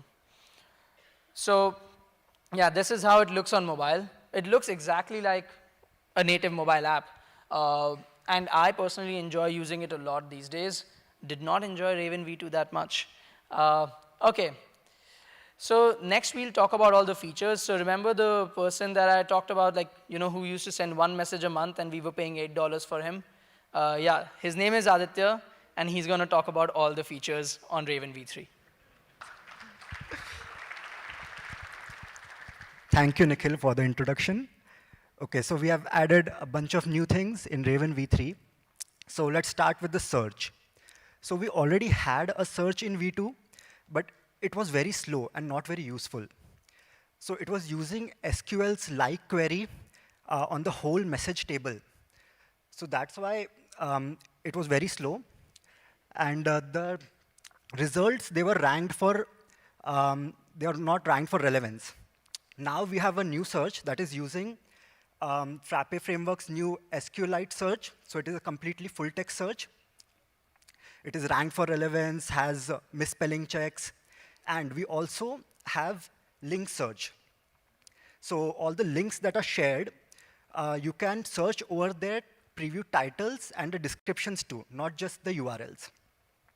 And also we have a new UI. So the search page, it is a split view, so you can browse your search results and interact with the chat at the same time. So this is the search feature. Coming to notifications. So in V2, we had this popper in the sidebar that showed you your mentions. And once you opened the popper, all the unread count was cleared, even if you hadn't read anything. So you didn't know which mentions you actually checked. Now in V3, we have a dedicated notifications page. So here, you can not only see your mentions, but who has reacted to your messages also. And each notification is tagged independently. So once you read one notification, only that notification is marked red. And even if you encounter the message itself while scrolling through the chat, the notification for it will be cleared, as you'd expect. You can now also customize your sidebar. So you can create channel groups. You can sort them however you like, rearrange them. You can also sort the channels inside these groups as per alphabetical order or activity on the channel. You can hide channels that you are not part of, or those channels that haven't seen any activity in a while. All this is user-level customization, and obviously it's all free. Slack actually charges you for this, by the way. So this is the customization. You can create groups. You can arrange them, it's all live. So yeah. Then we also have reminders now. So you can right-click on any message and set a reminder for it, like in 20 minutes, 1 hour, or set a custom date and time, and add a custom note also. So these reminders, they then show up in the new later page in the upcoming reminders section. So the new later page is where everything that is for later goes. So like your saved messages and reminders. Once a reminder lands, you'll get a push notification for it. And once you open the notification, it will be marked as completed. And also, again, all these pages have a split view. So you can view all the list and interact with the chat at the same time. We also have schedule send now. So you can write something now and schedule it to be sent sometime later.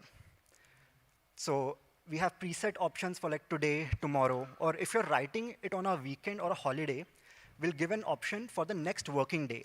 So for example, if you're writing on a Friday evening, we'll show the option for Monday morning. All these messages, scheduled message, they are queued, and you can view that queue and make any changes you want, maybe abort a message you don't want to send before it's sent. So all this, it is included now. And one more thing, we have read receipts now. You're welcome. Even Slack doesn't offer read receipts. You can disable these, of course, in your preferences if you don't want them. And of course, if you disable it, you won't be able to see for others also. So there's that.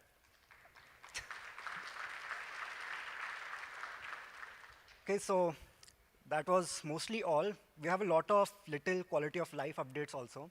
Like you can mark any channel as unread. You can move channels across workspaces. And we are continuing to work on more features that are coming soon, like voice note, location sharing, contact sharing.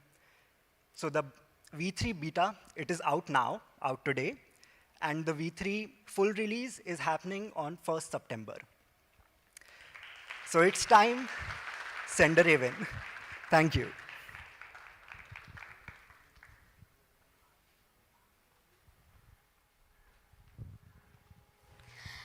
All right, everyone, that's all we have in keynotes today. Now we will head for lunch. It is organized in the next building on the ground floor opposite the expo. Now, time for some announcements. If you have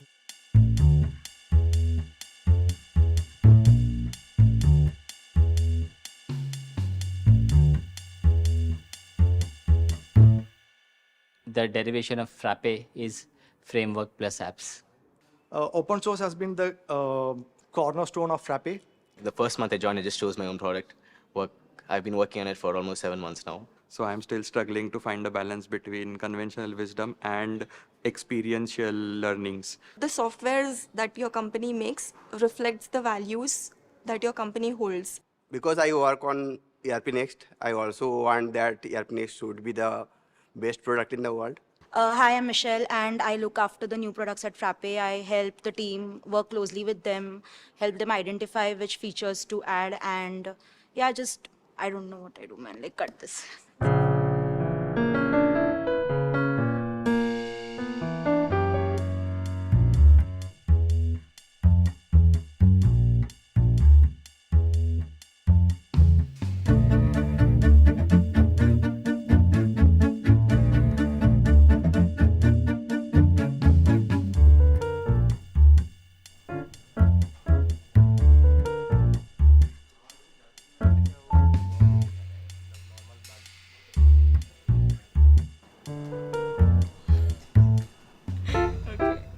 From my childhood, I like to code, and I was a hobbyist programmer. And coming from a family of entrepreneurs, I always wanted to become an entrepreneur.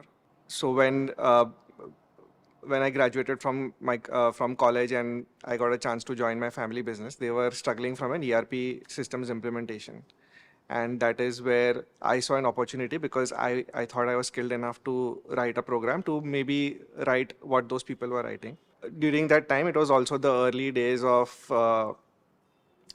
of internet and internet-based software, and there were no web frameworks. So I also built a web framework which is called Frappe framework during that time, and that became the foundation of what became Frappe. So Frappe started in 2008 as Web Notes Technologies. I joined this company in year 2008, which makes me a co-founder, and it's been a journey of 17 years now. I think working collaboratively with the team, building products, and seeing the entire ecosystem evolve from nothing. I joined the company and I was handed over a large booklet of a user manual. That was the first product which was built by the company, and there was only one customer. So I knew nothing about the company, about the product, and there was no onboarding whatsoever. So from day one, I think it was self-driven culture which I found. We build 100% open source software that helps businesses operate their business and grow their business. It's also helping a large ecosystem to build a sustainable business out of reselling and using our solutions to solve end customers' problems. The most prevalent model currently is a top-down manager-employee approach, where you're assigned tasks and are expected to complete them. Whereas here, it's the complete opposite. Initially, it was a struggle adapting to Frappe, where you're not given anything. You have to figure out, speak to people, understand how things work, and then decide what you want to work on. It was a struggle initially, but I think this is a much better model compared to the traditional model that's followed in pretty much all of the organizations here. So one thing about bureaucratic companies is how long it takes to do anything. So I'd finish this feature in a day, but my manager would take like a week to review my work. So I think that internship went on for 3 months, but I barely got anything done. Contrast that to Frappe. I was here for 4 months. I almost built 4 separate small products, but still meaningful work that I liked and that challenged me.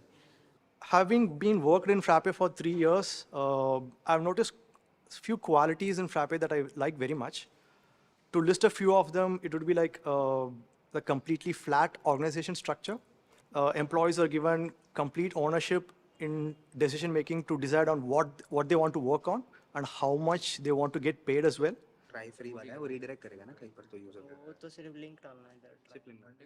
In the last 2.5 years, I have been into 6 roles at Frappe.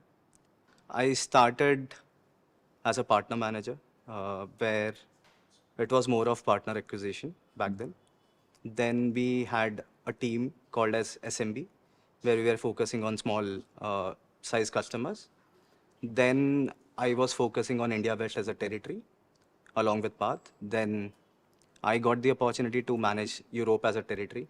After that, I worked as a partner acquisition manager, where my work was to acquire partners across the globe. Post that, I was focusing on entry-level partners, and currently I'm actually focusing on India West right now as a partner manager.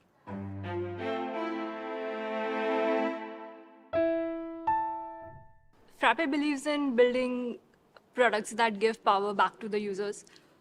It shouldn't be accumulated to one organization or a select few organizations. So when you build out in the open and give it away for free, the users can then make it their own, build on top of it if they want to, but even if not, they can just use the product as is without having to be locked in, without depending on Frappe, either for money or anything else. But I never worked with any other company before. This was like right out of college, and I've always freelanced. So it has been very different for me. And I was working, and then eventually, after the project I got hired for, I decided to like explore more, and I got into proper marketing, like the marketing team. And then I realized that it's a very interesting way to, work in a corporate, because first of all, I've never been exposed, and secondly, like this is just new. So it was really interesting to see that people have like, I could pick that I wanted to be in the marketing team now. I could pick that I didn't want to work on my previous projects. And I could pick like how much money I wanted to earn, which is so weird to think about still. But it's there, it's true.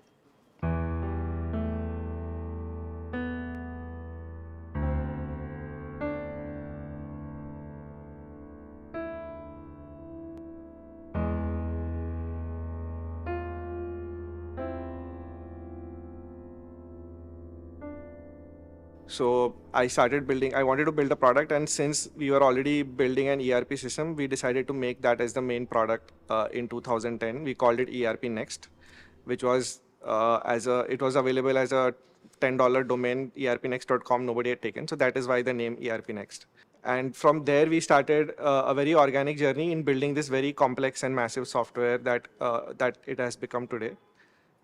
We started as a software as a service. So because it was very painful to go and talk to customers and convince them. There were so many times when I was asked to come at a particular time and then kept waiting for 2 hours outside. And then I felt it like I don't want to do sales anymore. So we started as an online system where customers could sign up and they could pay directly on the website. So I don't have to go and meet customers. And there was like a 30-day trial that they could take. If they liked the software at the end of 30 days, they would pay. If they didn't like, they wouldn't pay. So that is how we started ERP Next. We got our first customers mostly through Google AdWords. We ran a small AdWords campaign and we got signups, and that is how we started building customers. And since 2010, it's been a very long journey because an ERP is a very complicated software to build. So we took more than a decade to build. It's almost 15, 17 years for us building the same software, and we're still building it and making it better. I've seen multiple ERP products in the past. The kind of experience which we get while using ERP Next, the UI and user experience is really important. And the way we can configure the product as per our requirement, it's really important. So these are some of the very key features why people choose ERP Next. I first interned at this company where I used ERP Next for a service that they needed. I actually didn't like ERP Next at all, and I wrote a huge blog post ranting about how the quality and feature set was quite bad. And then I mailed it to the team. That was a surprising thing. Normally teams are not receptive of critical feedback, but here Ume DM back saying that he appreciated my feedback and that he has forwarded it to the team actually. And that was my first interaction with Frappe. And I found that really weird, right? Because most companies are not like that.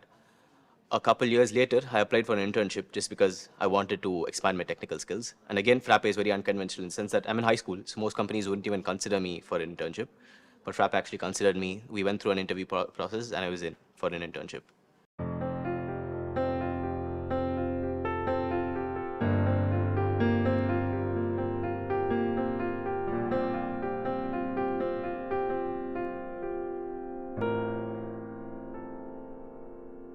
I've learned this idea of first principles thinking when I was in consulting, but I actually saw it in practice in everything we do in Frappe. Like all of our solutions are never copied or just taken or borrowed. There's thought, like everything is done first principles. It starts with the problem to solve. And most solutions we've built, be it business solutions or products, it's mostly been first principles. Like a simple example is how we dog food our own products. I've been in companies where people actually don't use their own products. So that's one example I can give you. Like first principles, using your own products, taking feedback from your own users is how we even begin building the products. We are branched into a whole business suite developing company. We have CRM, we have a support, which is called as help desk, and then we have Frappe Insights, which allows you to process large amounts of business data. And then we have Frappe Drive, and we are planning to even come up with a video editor. So our start has been a humble start, but now we are pretty much branched into a full-fledged business suite developing software company. Frappe Drive it doesn't have too many customers because it's a relatively new product. But we do have, I'd say, like 10 customers that I speak to almost every month. So they tell me about the features they want. And that's how it mostly starts. And one great thing about Frappe is that we use our own products. It's called dog fooding. So inside the company, Rushabh is a power user, Hussein is a power user. So I go to these people and ask them what features they want, how Drive is lacking compared to Google Drive. And I also am a power user of things like Dropbox. That's why I was so interested in Drive personally. So a lot of the features come from my own experiences and how I think Drive solutions could be better. Throughout my journey, I think this is my third project. So I started with ERP Next, and then I realized that I want to be more accountable for my work which I'm doing. So I started with Frappe Education. So then I worked on it for almost around 6 months, and then I realized, I want to go more deeper into the front-end development. That's why I made a switch to Frappe Help Desk.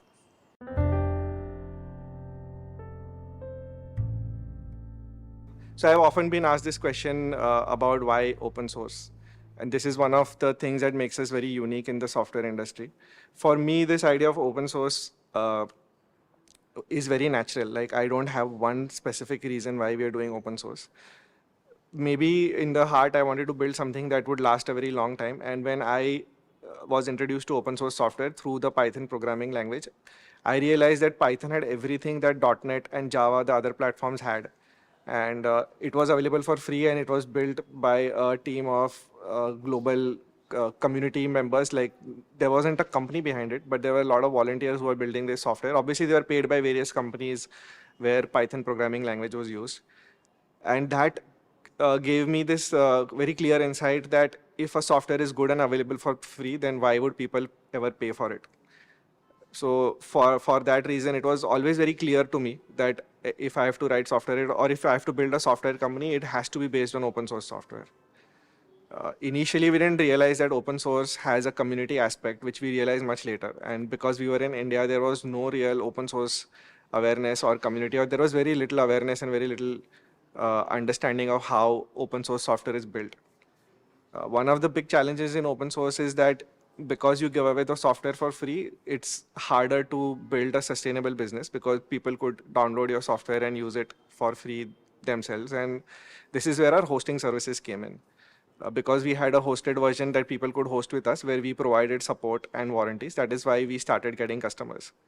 Even if you give your software for free, nobody's going to use it because it has to be very good. Like mostly people don't accept substandard software even if it is free. It took lots of patience. It took lots of time. It was, I think, in 2009 or 10, product went open source. But it wasn't like the moment it was made open source, there was lots of traction. No, it wasn't like that. we had to further simplify the installation of our products for the open source users, and we had to do lots of hand holding and offer free support through different channels and mediums to open source community, right? So it probably took 3, 4, 5 years for the core team to feed the community, and once it became a significant, once community was of significant size, the core team started to withdraw. But it was very nice to see how community came forward and started supporting the new entrant in the community. So that was again a very, very organic and time consuming process. But at the end of it, I think we have a very, very self-sustaining community. Because it's open source and because we have a certain sense of morals, people are really invested in Frappe and ERP Next and our products' success. So I find that most of the community members are very friendly, very talkative, very interested in what we have to say, and they also give a lot of feedback too. So I love that about the Frappe community. I think data is very important in today's society. The customers are more and more aware of privacy and their rights. So if you're using a closed source software in your organization, you can never be completely sure how safe your data is. But with open source software, you can have your teams have a look. You can ensure your customers that their data is truly safe. Their data is being used exactly the way it says in the code. When people build things for themselves, they really think of themselves as users, and that just makes the product also better.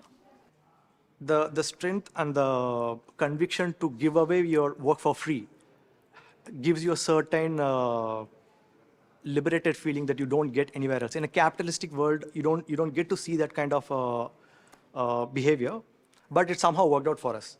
Even though we are open source, we do make money through our Frappe cloud hosting platform, which has become the bread and butter of Frappe for the past couple of years now. Since we found a stable model, and without losing our core value of transparency and being 100% open source, we are going to stick to that. Okay, so when it comes to a competition, since we are open source in nature, people definitely look at us as like we have created a product and a platform where they can enhance it as per their requirement. While the legacy product have a limitation when it comes to enhancement, right?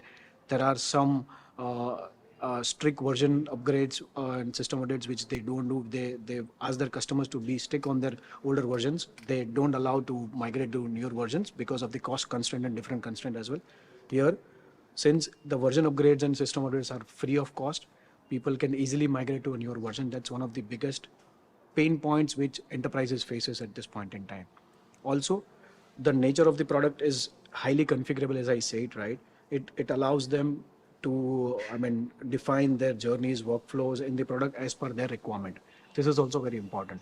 And also, we don't have a license component. That's a very, again, an important factor when it comes to comparing it with the larger enterprise products. We don't have licensing, user-based licensing. So that's why we are succeeding in the market.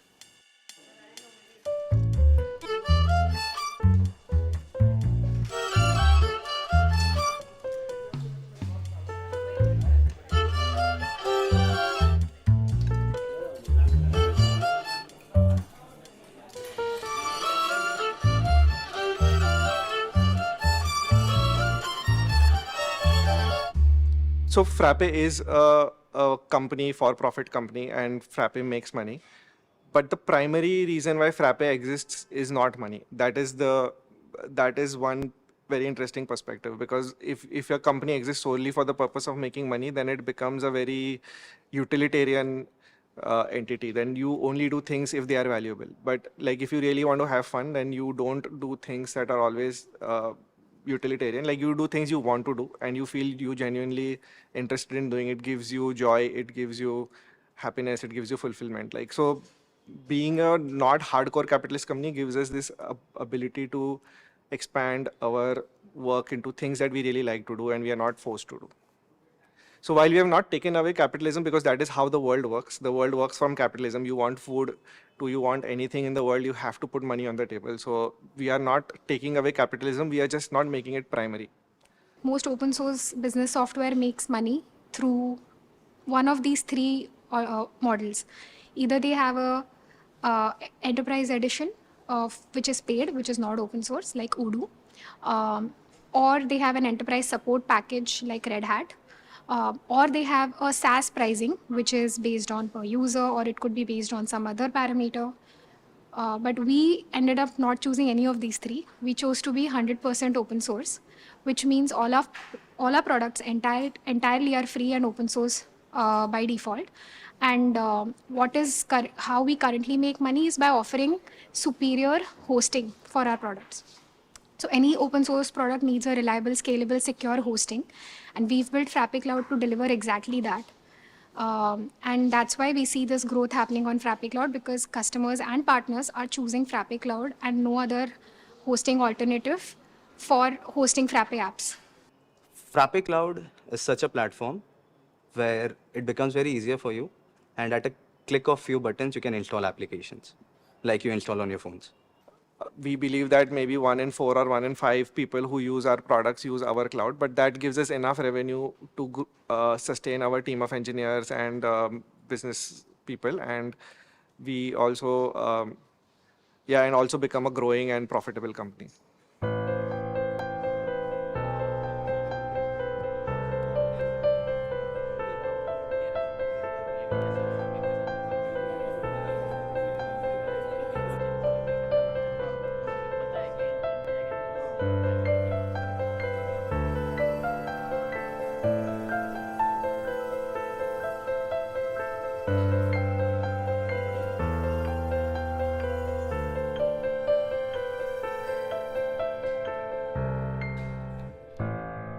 I think partnership model is at the heart of ecosystem, I would say, because the product which we build is very high touch. Just building product won't be sufficient. The end users require lots of support and assistance to be able to complete the circle. And in that sense, last mile becomes very, very significant and important. And we have Frappe partners who are bridging that gap. And that's why they play a very, very important and central role in the entire success of Frappe ecosystem. We help companies unify their operations mainly using ERP Next and Frappe. We are a certified gold partner of ERP Next, working on ERP Next for almost 15 years now, more than 15 years almost. We are a Frappe silver partner. I've been in the Frappe ecosystem for 7-8 years. We are ERP Next silver partners. Since 2014, predominantly we have been into IT services. Initially, we were SAP Business One partners. We were doing Oracle NetSuite. We have done SAP S/4HANA, Odoo. But primarily when around 2018, we came across ERP Next. So that's where we realized that this is the product that we can actually deliver value, that can deliver value to our customer. I had another friend who was starting a similar journey, and I was just talking to him, and he introduced me to ERP Next, and he was already an ERP Next partner. His name is Jignesh from Greycube. So he's the one who introduced me to ERP Next, and that's how we landed on ERP Next, and we never looked back. And now ERP Next is all we do. We build solutions on the Frappe framework, and the conviction grew because we were able to build very large scale project at a very quick pace.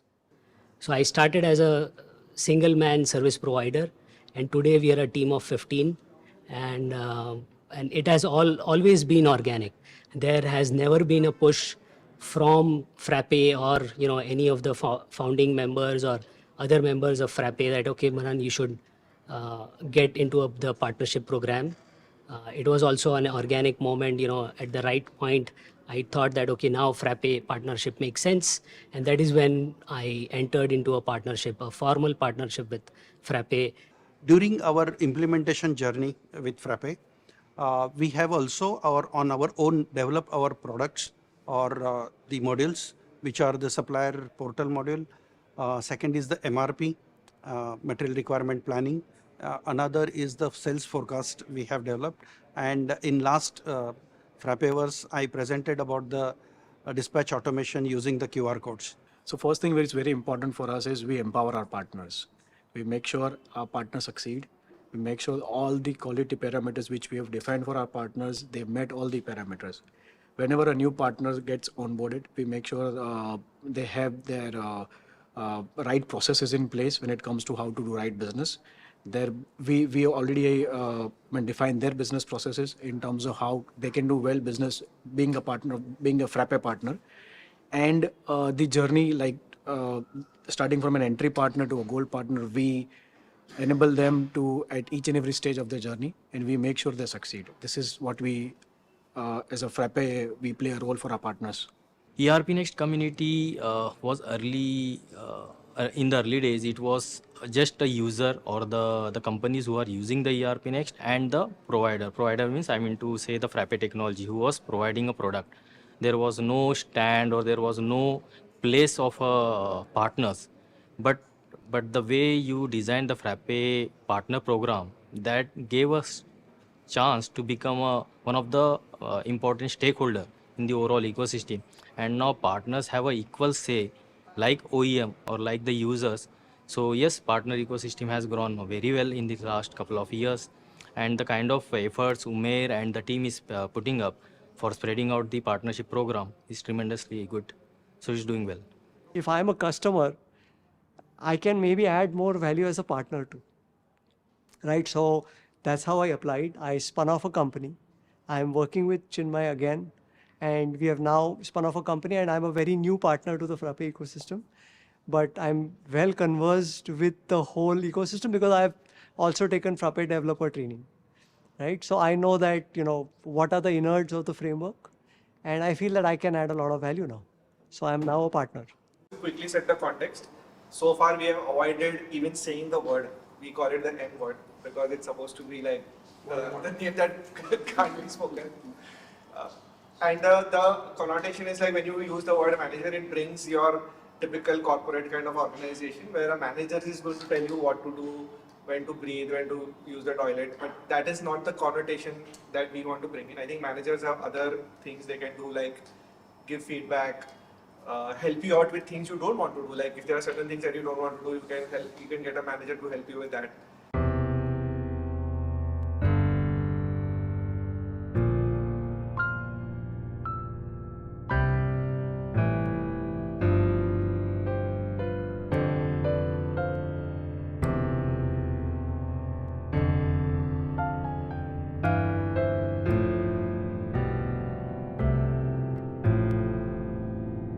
The values at Frappe are totally different from a traditional organization. We don't have a hierarchy. We don't have managers looking over our work. There's freedom to pick your own work, pick your own pay. Decisions are made by everyone. Every decision gets discussed a lot till the end, until a majority is reached or until a consensus is reached.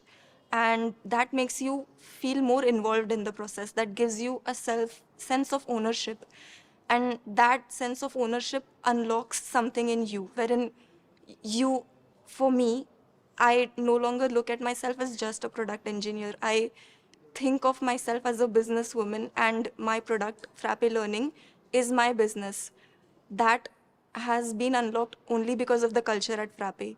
So firstly, I think it was more about freedom for me, where there was no manager sitting on top of my head controlling me that what you want to do, what you don't want to do, and where the second piece was where I was actively able to add value in discussions. I enjoyed hopping from one department to another department. I really loved it. Like sometimes it feels overwhelming because each department has something new, but I loved doing it. I loved moving from support to consultation, from consultation to renewals. I explored the revenue streams. I explored how the product works. I explored how the customer facing role is. I explored how the partner facing role is, because each role was very different. Each role required me to do multiple other things where I had to develop my skills as well. So Frappe gave me all those opportunity as well to learn those skills. Frappe has this value of freedom which is baked into everything, including the software. We choose to set our software free as well. And then that applies everywhere else. It applies the kind of work that employees do. That means me. I get to choose what I want to do. without any boundaries or any asterisks at all. There is freedom to choose my working hours. There is freedom to express myself. There is freedom to bring out my opinions and my ideas without uh, without any prejudgment. There is freedom to pick my pay also, as justified by the work that I do. So picking the pay is just the step one. Behind it is step two, where you have to also justify your pay to yourself and then to your team. So yeah, it helps me do better work that way. I don't need to do work to please someone else. I need to do work that I find fulfilling and I feel satisfied about. So. I've never seen an NGO or any adult organization that acts like this with this much level of freedom in work and pay, in speech, all of that. I think we have excellent levels of freedom. That has a few disadvantages, like I said, the chaos and all of that. But I think these can mostly be mitigated and they teach you useful skills anyway. So the freedom is something I don't regret at all. Excellence, I'd say that we have a lot to go still. I feel like a lot of us, including me to be honest, don't have that the standard of quality we'd expect from professional products. So Frappe has a decent, we have a lot of space to improve in that direction. Not all of the people are authentic, but most of the leaders are. So they're very upfront with feedback. They're very upfront about ideas. Nobody's pretentious here, I'd say that. So that gives you a good vibe because you don't have to deal with a lot of office politics. It's mostly, you're working and people are transparent and honest about what they're doing and what they want. So it does lead to conflict at times, but overall, it's better than being pretentious and politicky. And when we're talking about authenticity, I think I would like to mention I have not read those books. You've seen the background. So one of the best parts about the culture that I personally liked when I joined Frappe was the value of excellence. Having been myself in competitive environments, I've always had the pursuit of excellence, and that's something I saw in Frappe, which really inspired me to be my best version. And the best part is, I think excellence and freedom go like kind of hand in hand. The way freedom helps people to be the best version of themselves, I could see it and I experienced it in Frappe. Community demands it, we do it. Like, I do not have to go through a longer decision making cycle which other companies does. Like, that freedom I get, and that's why we can see multiple, like, from other regions as well. Each region is thriving, each region is growing. There are mechanisms like you have to write a post of what you have worked on every month, twice a month, which allows the individual to keep track of what they're doing and get active feedback, in-time feedback on their work, which allows us to better themselves and the product gets better over time. So the tools that we use for transparency are open days, which we do every month. We have people presenting their work to everyone. It not only helps create transparency, I believe open days are a great creative platform for people to improve their communication skills, their presentation skills. Then we have game plan. So we are a very writing first organization. Being remote, that's absolutely essential for us. It's like oxygen. Information is oxygen when you're in a remote first organization. But there is a lot of information now because game plan is a portal we use to share our updates, what are we working on, and get feedback. Most offsites that I've heard of, not that I've worked anywhere else yet, but I've heard of, have always been KO. There's like some award ceremony, there's like karaoke games and everything, but we do like so many discussions. Like we do heavy like company-wide decision-making discussions. And it's so interesting and it's so convenient also because everybody is there in one place and it makes sense to do it like at the offsite. It was a foundation of the culture which we see at this point in time. We were trying to like empower people, right? Making sure that they are right fit for this culture. And at this point in time, we can see that the people have adopted the culture really very well. So I see kind of a good change, yeah, but on a positive note, yes, people have accepted this culture very well. There is no long-term vision to Frappe because we feel it is imposing.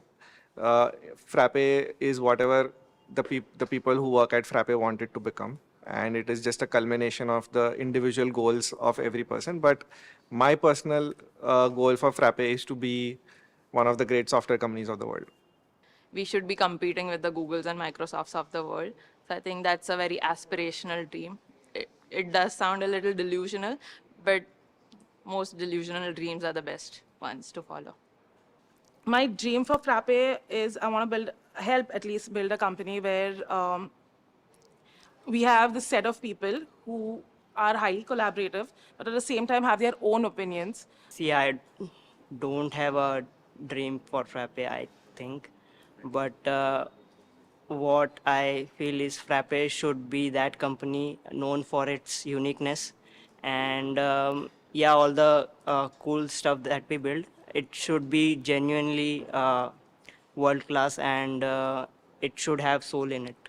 People can take their strengths into thrive and choose what they mostly enjoy. So that's really nice. मेरा प्रेपे के लिए यही dream रहेगा कि मुझे प्रेपे को IPO जाना देखना है, आईपीओ गया हुआ देखना है, और बड़ी थिंग कि हम लोग को एक वर्ल्ड बेस्ट सॉफ्टवेयर कंपनी बनना है. Since we live in a place where you go through like values a lot, but don't see it getting embodied everywhere when you're living in that place, it becomes you kind of take it for granted. But here it is very different. You see it every day. Even in discussions, even in debates, people bring up the point that okay, this doesn't suit with the idea of a particular value, whether that is authenticity, freedom, etc. So people really think and embody it here more than anywhere else. So Frappe is not just about building softwares. Frappe, I presume, it's a social experiment wherein all these values which we have, freedom, authenticity, we give these values to people so that they break the shackle of their own mind, which society imposes, learn new things, and do things which otherwise they won't be able to, because environment does matter. Rolling. Yeah, Rushabh, you can go and action. Hi, I'm Rushabh Mehta. I'm the founder and CEO of Frappe. Abhi, what is next?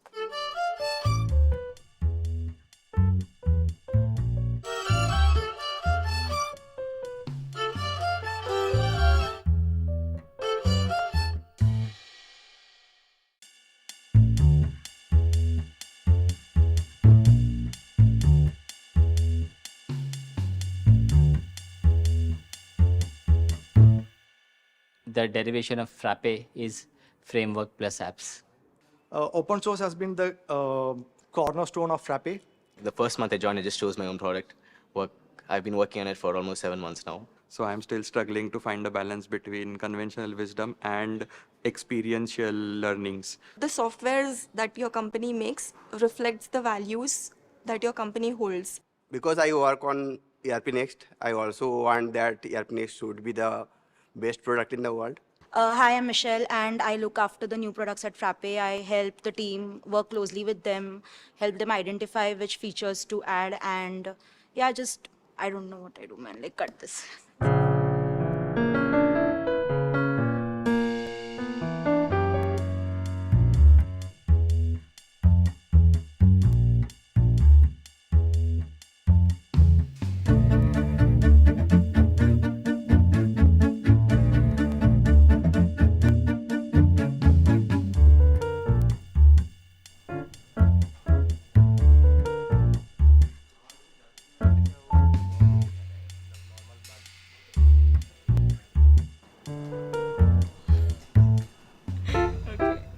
From my childhood, I like to code, and I was a hobbyist programmer. And coming from a family of entrepreneurs, I always wanted to become an entrepreneur.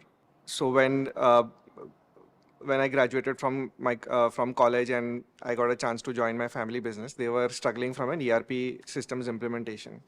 And that is where I saw an opportunity, because I thought I was skilled enough to write a program to maybe write what those people were writing. During that time, it was also the early days of internet and internet-based software, and there were no web frameworks. So I also built a web framework which is called Frappe framework during that time, and that became the foundation of what became Frappe. So Frappe started in 2008 as WebNotes Technologies. I joined this company in year 2008, which makes me a co-founder, and it's been a journey of 17 years now. I think working collaboratively with the team, building products, and seeing the entire ecosystem evolve from nothing. I joined the company and I was handed over a large booklet of a user manual. That was the first product which was built by the company, and there was only one customer. So I knew nothing about the company, about the product, and there was no onboarding whatsoever.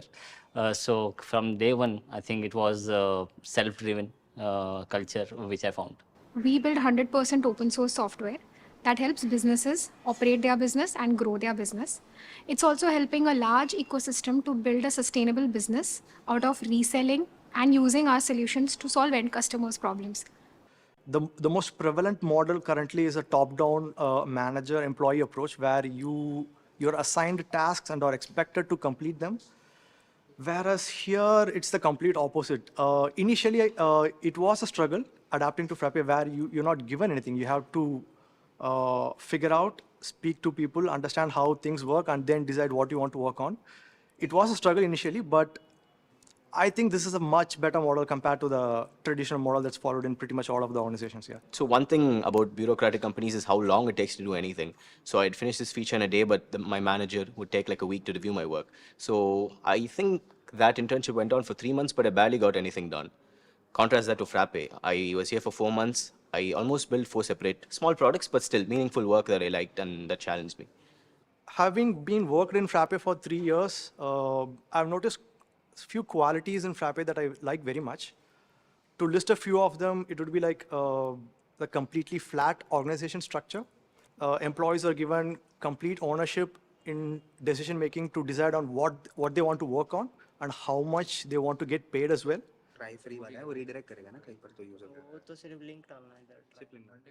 In the last 2.5 years, I have been into 6 roles at Frappe. I started as a partner manager, where it was more of partner acquisition back then. Then we had a team called as SMB, where we were focusing on small size customers. Then I was focusing on India West as a territory, along with Path. Then I got the opportunity to manage Europe as a territory. After that, I worked as a partner acquisition manager, where my work was to acquire partners across the globe.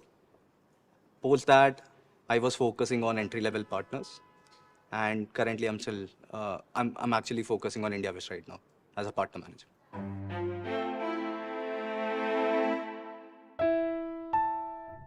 Frappe believes in building products that give power back to the users.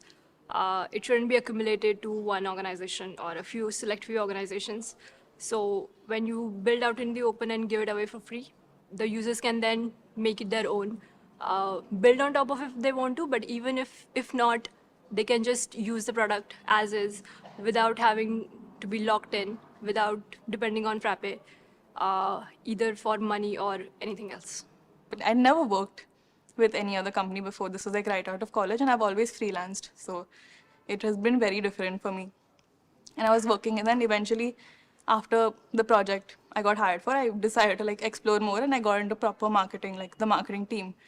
And then I realized that it's a very interesting way to, work in a corporate, because first of all, I've never been exposed, and secondly, like this is just new. So it was really interesting to see that people have like, I could pick that I wanted to be in the marketing team now. I could pick that I didn't want to work on my previous projects. And I could pick like how much money I wanted to earn, which is so weird to think about still. But it's there, it's true.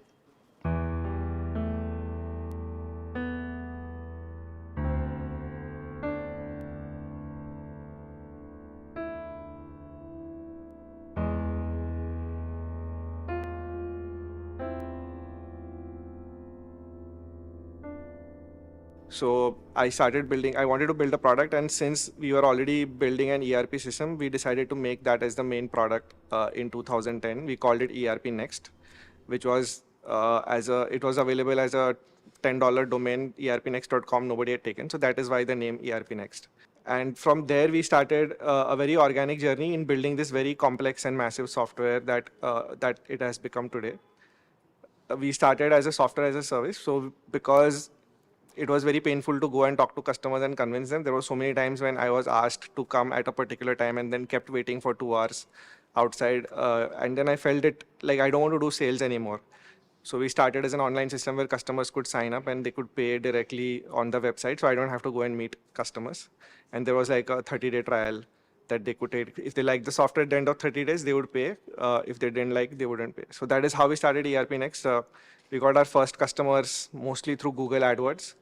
We ran a small AdWords campaign and we got signups, and that is how we started building customers. And since 2010, it's been a very long journey because an ERP is a very complicated software to build. So we took more than a decade to build. It's almost 15, 17 years for us building the same software, and we're still building it and making it better.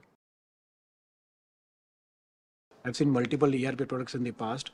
The kind of experience which we get while using ERP Next, the UI and user experience is really important. And the way we can configure the product as per our requirement, it's really important. So these are some of the very key features why people choose ERP Next. I first interned at this company where I used ERP Next for a service that they needed. I actually didn't like ERP Next at all, and I wrote a huge blog post ranting about how the quality and feature set was quite bad.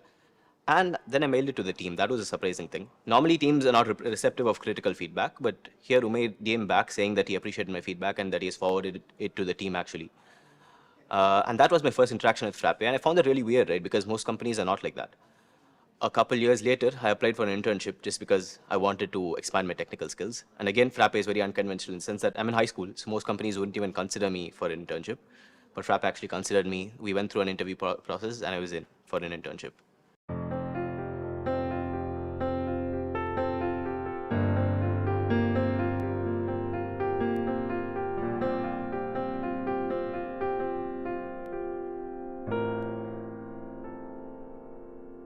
I've learned this idea of first principles thinking when I was in consulting, but I actually saw it in practice in everything we do in Frappe. Like all of our solutions are never copied or just taken or borrowed. There's thought, like everything is done first principles. It starts with the problem to solve. And most solutions we've built, be it business solutions or products, it's mostly been first principles. Like a simple example is how we dog food our own products. I've been in companies where people actually don't use their own products. So that's one example I can give you. Like first principles, using your own products, taking feedback from your own users is how we even begin building the products. We have branched into a whole business suite developing company. We have CRM, we have a support, which is called as help desk, and then we have Frappe Insights, which allows you to process large amounts of business data. And then we have Frappe Drive, and we are planning to even come up with a video editor. So our start has been a humble start, but now we are pretty much branched into a full-fledged business suite developing software company in a way. Frappe Drive it doesn't have too many customers because it's a relatively new product. But we do have, I'd say, like 10 customers that I speak to almost every month. So they tell me about the features they want. And that's how it mostly starts. And one great thing about Frappe is that we use our own products. It's called dog fooding. So inside the company, Rushabh is a power user, Hussein is a power user. So I go to these people and ask them what features they want, how Drive is lacking compared to Google Drive. And I also am a power user of things like Dropbox. That's why I was so interested in Drive personally. So a lot of the features come from my own experiences and how I think Drive solutions could be better. Throughout my journey, I think this is my third project. So I started with ERP Next, and then I realized that I want to be more accountable for my work which I'm doing. So I started with Frappe Education. So then I worked on it for almost around 6 months, and then I realized, I want to go more deeper into the front-end development. That's why I made a switch to Frappe Help Desk.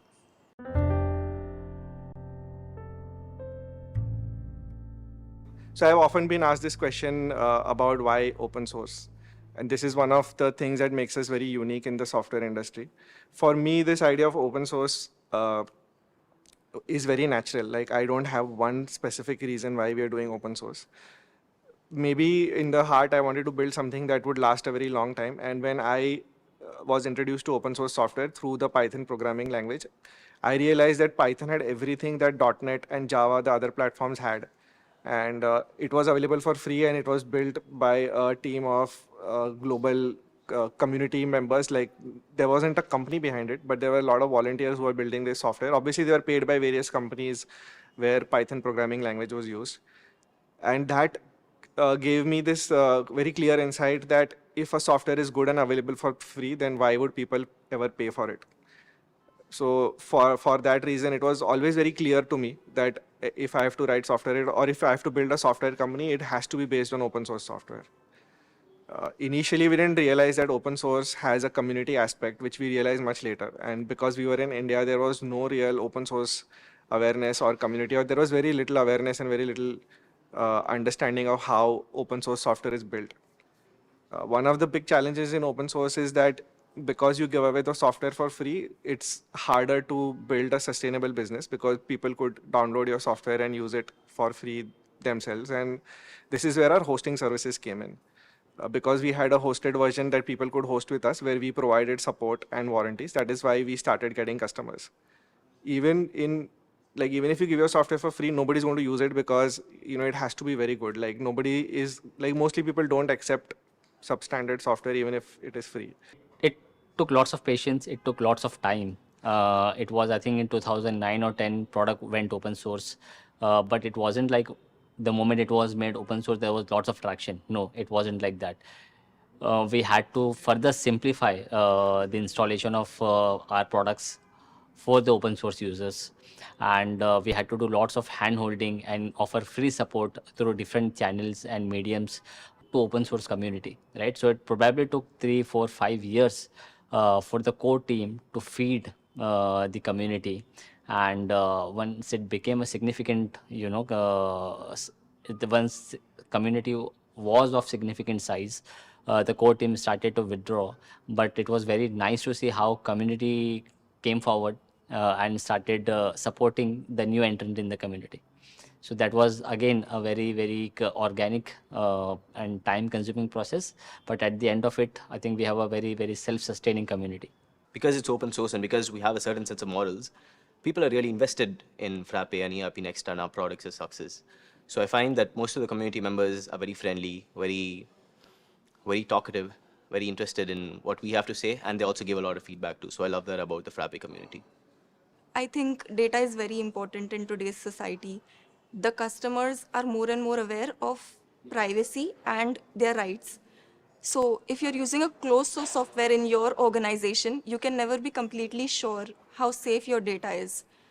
But with open source software, you can have your teams have a look. You can ensure your customers that their data is truly safe.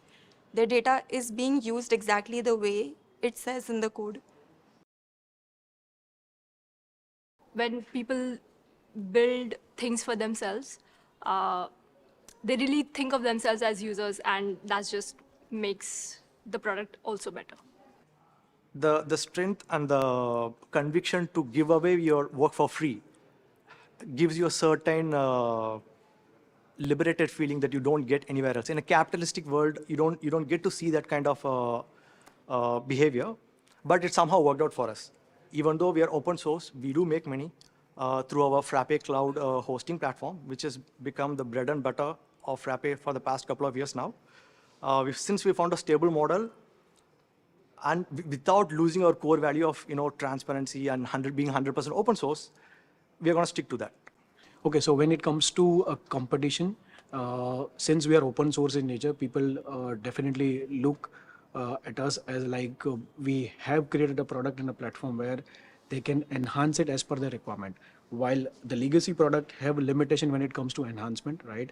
There are some strict version upgrades and system updates which they don't do. They ask their customers to be stick on their older versions. They don't allow to migrate to newer versions because of the cost constraint and different constraint as well. Here, since the version upgrades and system updates are free of cost, people can easily migrate to a newer version. That's one of the biggest pain points which enterprises faces at this point in time. Also, the nature of the product is highly configurable, as I said, right? It allows them to, define their journeys, workflows in the product as per their requirement. This is also very important. And also, we don't have a license component. That's a very, again, an important factor when it comes to comparing it with the larger enterprise products. We don't have licensing, user-based licensing. So that's why we are succeeding in the market.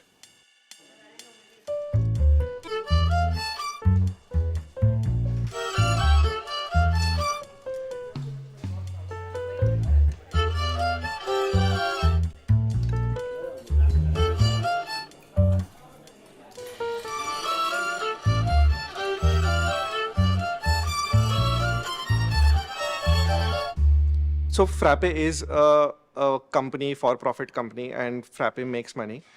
But the primary reason why Frappe exists is not money. That is one very interesting perspective, because if your company exists solely for the purpose of making money, then it becomes a very utilitarian entity. Then you only do things if they are valuable. But like if you really want to have fun, then you don't do things that are always utilitarian. Like you do things you want to do and you feel you genuinely interested in doing. It gives you joy, it gives you happiness, it gives you fulfillment. Like, so being a not hardcore capitalist company gives us this ability to expand our work into things that we really like to do and we are not forced to do. So while we have not taken away capitalism, because that is how the world works from capitalism. You want food, you want anything in the world, you have to put money on the table. So we are not taking away capitalism, we are just not making it primary. Most open source business software makes money through one of these three models.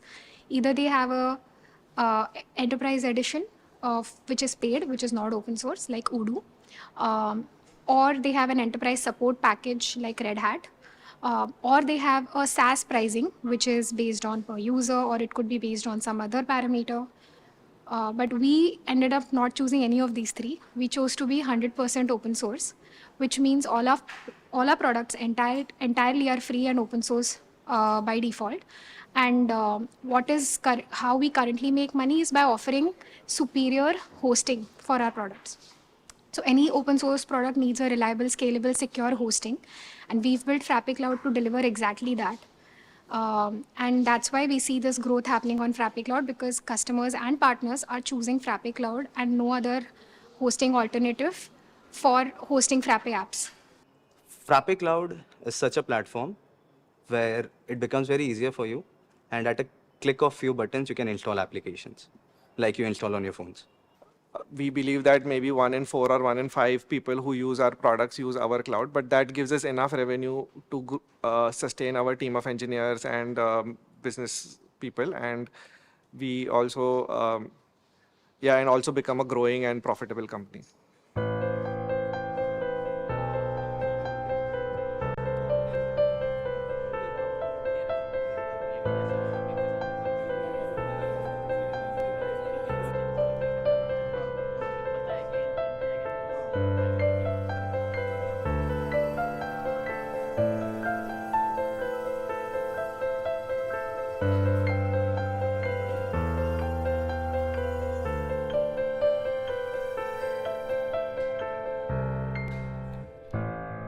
I think partnership model is at the heart of ecosystem, I would say, because the product which we build is very high touch. Just building product won't be sufficient. The end users require lots of support and assistance to be able to complete the circle. And in that sense, last mile becomes very, very significant and important. And we have Frappe partners who are bridging that gap. And that's why they play a very, very important and central role in the entire success of Frappe ecosystem. We help companies unify their operations mainly using ERP Next and Frappe. We are a certified gold partner of ERP Next, working on ERP Next for almost 15 years now, more than 15 years almost. We are a Frappe silver partner. I've been in the Frappe ecosystem for 7-8 years. We are ERP Next silver partners. Since 2014, predominantly we have been into IT services. Initially, we were SAP Business One partners. We were doing Oracle NetSuite. We have done SAP S/4HANA Odoo. But primarily when around 2018, we came across ERP Next. So that's where we realized that this is the product that we can actually deliver value, that can deliver value to our customer. I had another friend who was starting a similar journey, and I was just talking to him, and he introduced me to ERP Next. And he was already an ERP Next partner. His name is Jignesh from Grey Cube. So he's the one who introduced me to ERP Next, and that's how we landed on ERP Next, and we never looked back. And now ERP Next is all we do. We build solutions on the Frappe framework, and the conviction grew because we were able to build very large scale project at a very quick pace. So I started as a single man service provider, and today we are a team of 15, and it has always been organic. There has never been a push from Frappe or any of the founding members or other members of Frappe that okay, Manan, you should get into the partnership program. It was also an organic moment, at the right point. I thought that, okay, now Frappe partnership makes sense. And that is when I entered into a partnership, a formal partnership with Frappe. During our implementation journey with Frappe, we have also on our own developed our products or the modules, which are the supplier portal module. Second is the MRP, material requirement planning. Another is the sales forecast we have developed. And in last Frappeverse, I presented about the dispatch automation using the QR codes. So first thing which is very important for us is we empower our partners. We make sure our partners succeed. We make sure all the quality parameters which we have defined for our partners, they've met all the parameters. Whenever a new partner gets onboarded, we make sure they have their right processes in place when it comes to how to do right business. We already define their business processes in terms of how they can do well business being a partner, being a Frappe partner. And the journey, like starting from an entry partner to a gold partner, we enable them to at each and every stage of their journey, and we make sure they succeed. This is what we, as a Frappe, we play a role for our partners. ERP Next community was early, in the early days, it was just a user or the companies who are using the ERP Next and the provider. Provider means I mean to say the Frappe technology who was providing a product. There was no stand or there was no place of partners. But the way you designed the Frappe partner program, that gave us chance to become one of the important stakeholder in the overall ecosystem. And now partners have a equal say like OEM or like the users. So yes, partner ecosystem has grown very well in the last couple of years, and the kind of efforts Umair and the team is putting up for spreading out the partnership program is tremendously good. So it's doing well. If I'm a customer, I can maybe add more value as a partner too, right? So that's how I applied. I spun off a company. I'm working with Chinmay again, and we have now spun off a company, and I'm a very new partner to the Frappe ecosystem. But I'm well conversed with the whole ecosystem because I've also taken Frappe developer training, right? So I know that, what are the innards of the framework, and I feel that I can add a lot of value now. So I'm now a partner. To quickly set the context, so far we have avoided even saying the word. We call it the M word because it's supposed to be like the name that can't be spoken. And the connotation is like when you use the word manager, it brings your typical corporate kind of organization where a manager is going to tell you what to do, when to breathe, when to use the toilet. But that is not the connotation that we want to bring in. I think managers have other things they can do, like give feedback, help you out with things you don't want to do. Like if there are certain things that you don't want to do, you can get a manager to help you with that.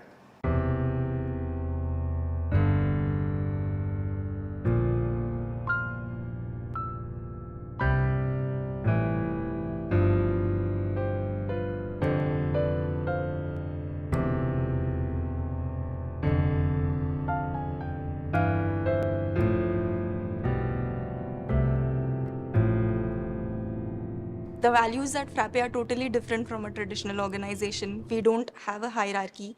We don't have managers looking over our work. There's freedom to pick your own work, pick your own pay. Decisions are made by everyone. Every decision gets discussed a lot till the end, until a majority is reached or until a consensus is reached. And that makes you feel more involved in the process. That gives you a sense of ownership. And that sense of ownership unlocks something in you, wherein you, for me, I no longer look at myself as just a product engineer. I think of myself as a businesswoman, and my product, Frappe Learning, is my business. That has been unlocked only because of the culture at Frappe. So firstly, I think it was more about freedom for me, where there was no manager sitting on top of my head controlling me that what you want to do, what you don't want to do, and where the second piece was where I was actively able to add value in discussions. I enjoyed hopping from one department to another department. I really loved it. Like it sometimes it feels overwhelming because each department have something new, but I loved doing it. I loved moving from support to consultation, from consultation to renewals. I explored the revenue streams. I explored how the product works. I explored how the customer facing role is. I explored how the partner facing role is, because each role was very different. Each role required me to do multiple other things where I had to develop my skills as well. So Frappe gave me all those opportunity as well to learn those skills. Frappe has this value of freedom which is baked into everything, including the software. We choose to set our software free as well.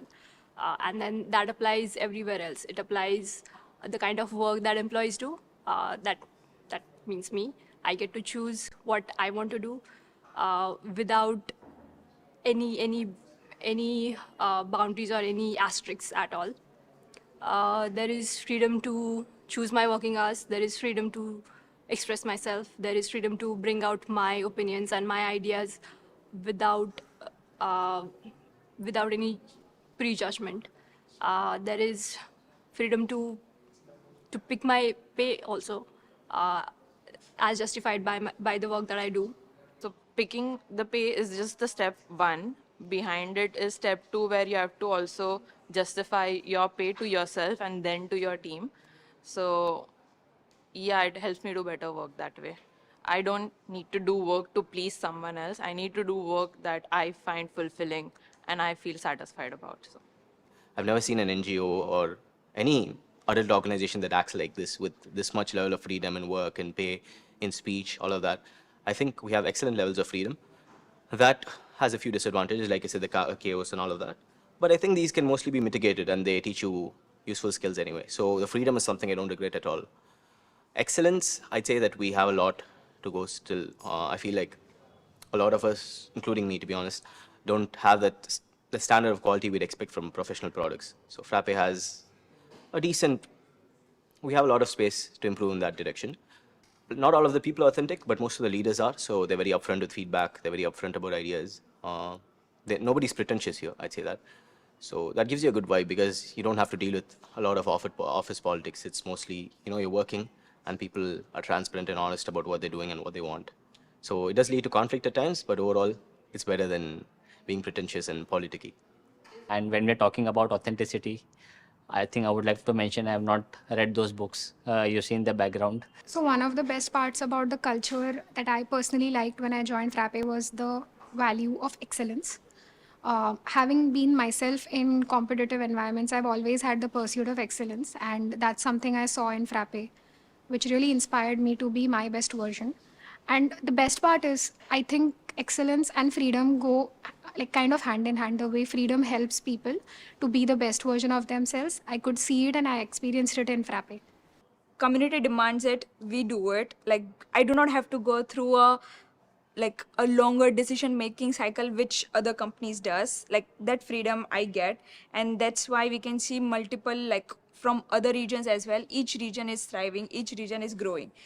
There are mechanisms like you have to write a post of what you have worked on every month, twice a month, which allows the individual to keep track of what they're doing and get active feedback, in-time feedback on their work, which allows us to better themselves, and the product gets better over time. So the tools that we use for transparency are open days, which we do every month. We have people presenting their work to everyone. It not only helps create transparency, I believe open days are a great creative platform for people to improve their communication skills, their presentation skills. Then we have game plan. So we are a very writing first organization. Being remote, that's absolutely essential for us. It's like oxygen. Information is oxygen when you're in a remote first organization. But there is a lot of information now because game plan is a portal we use to share our updates, what are we working on, and get feedback. Most offsites that I've heard of, not that I've worked anywhere else yet, but I've heard of, have always been KO. There's like some award ceremony, there's like karaoke games and everything, but we do like so many discussions. Like we do heavy like company-wide decision-making discussions. And it's so interesting and it's so convenient also because everybody is there in one place and it makes sense to do it like at the offsite. It was a foundation of the culture which we see at this point in time. We were trying to like empower people, right? Making sure that they are right fit for this culture.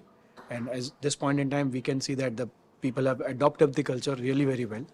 So I see kind of a good change, yeah. But on a positive note, yes, people have accepted this culture very well. There is no long-term vision to Frappe because we feel it is imposing. Frappe is whatever the people who work at Frappe want it to become, and it is just a culmination of the individual goals of every person. But my personal goal for Frappe is to be one of the great software companies of the world. We should be competing with the Googles and Microsofts of the world. So I think that's a very aspirational dream. It does sound a little delusional, but most delusional dreams are the best ones to follow. My dream for Frappe is I want to help at least build a company where we have this set of people who are highly collaborative, but at the same time have their own opinions. See, I don't have a dream for Frappe, I think, but what I feel is Frappe should be that company known for its uniqueness and yeah, all the cool stuff that we build. It should be genuinely world class and it should have soul in it. People can take their strengths into Thrive and choose what they mostly enjoy. So that's really nice. मेरा Frappe के लिए यही dream रहेगा कि मुझे Frappe को IPO जाना देखना है, IPO गया हुआ देखना है और बड़ी थिंग कि हम लोग को एक वर्ल्ड बेस्ट सॉफ्टवेयर कंपनी बनना है. Since we live in a place where you go through like values a lot but don't see it getting embodied everywhere when you're living in that place, it becomes you kind of take it for granted, but here it is very different. You see it every day. Even in discussions, even in debates, people bring up the point that okay, this doesn't suit with the idea of a particular value, whether that is authenticity, freedom, etc. So people really think and embody it here more than anywhere else. So Frappe is not just about building softwares. Frappe, I presume, it's a social experiment wherein all these values which we have, freedom, authenticity, we give these values to people so that they break the shackle of their own mind, which society imposes, learn new things and do things which otherwise they won't be able to because environment does matter. Rolling. Yeah, Rushabh, you can go and action. Hi, I'm Rushabh Mehta. I'm the founder and CEO of Frappe. Abhi, what is next?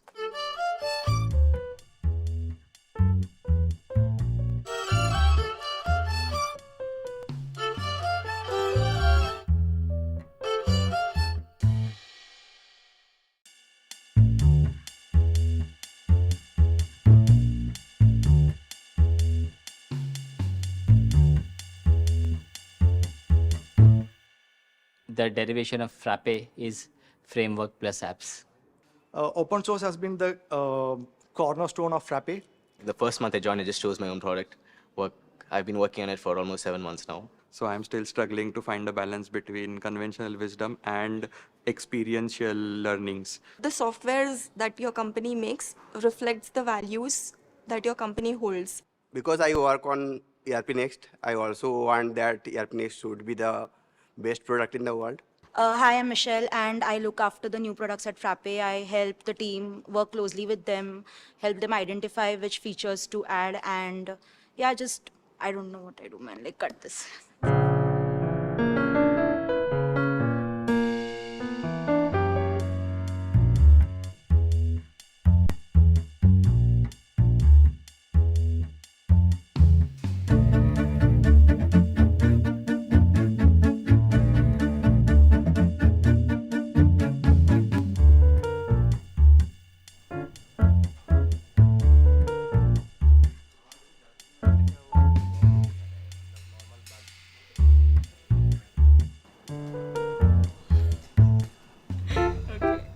From my childhood, I like to code, and I was a hobbies programmer. And coming from a family of entrepreneurs, I always wanted to become an entrepreneur. So when I graduated from from college and I got a chance to join my family business, they were struggling from an ERP systems implementation. And that is where I saw an opportunity because I thought I was skilled enough to write a program to maybe write what those people were writing. During that time, it was also the early days of internet and internet-based software, and there were no web frameworks. So I also built a web framework which is called Frappe framework during that time, and that became the foundation of what became Frappe. So Frappe started in 2008 as WebNotes Technologies. I joined this company in year 2008, which makes me a co-founder, and it's been a journey of 17 years now. I think working collaboratively with the team, building products, and seeing the entire ecosystem evolve from nothing. I joined the company and I was handed over a large booklet of a user manual. That was the first product which was built by the company, and there was only one customer. So I knew nothing about the company, about the product, and there was no onboarding whatsoever. So from day one, I think it was self-driven culture which I found. We build 100% open source software that helps businesses operate their business and grow their business. It's also helping a large ecosystem to build a sustainable business out of reselling and using our solutions to solve end customers' problems. The most prevalent model currently is a top-down manager-employee approach where you're assigned tasks and are expected to complete them. Whereas here, it's the complete opposite. Initially, it was a struggle adapting to Frappe where you're not given anything. You have to figure out, speak to people, understand how things work, and then decide what you want to work on. It was a struggle initially, but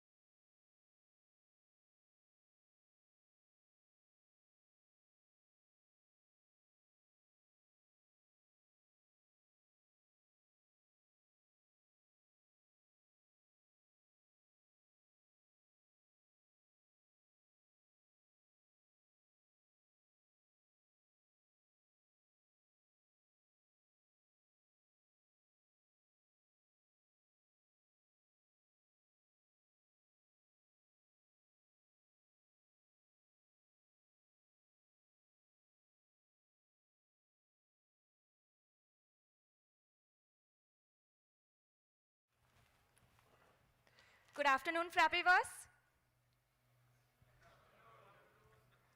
I guess lunch was served well, so we can do this better. Good afternoon, Frappeverse. Much better. That's nice. So I am Joneth. And I am Vibhav. So basically, we also heard some whispers that people were dying to see the faces of the voices who were making these announcements in the middle.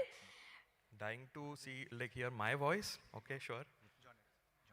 Any doubts? Like, why do you have doubts? It's not sweet enough. Well, anyway, we are here to enjoy the second half of Frappeverse Day 1. So we'll have, before we begin, we are both going to be your hosts for the rest of the Frappeverse. So no backstage announcements anymore. We'll explore the Frappeverse together from here on. Before we begin, let's do a quick show of hands to get a sense of who's in the room.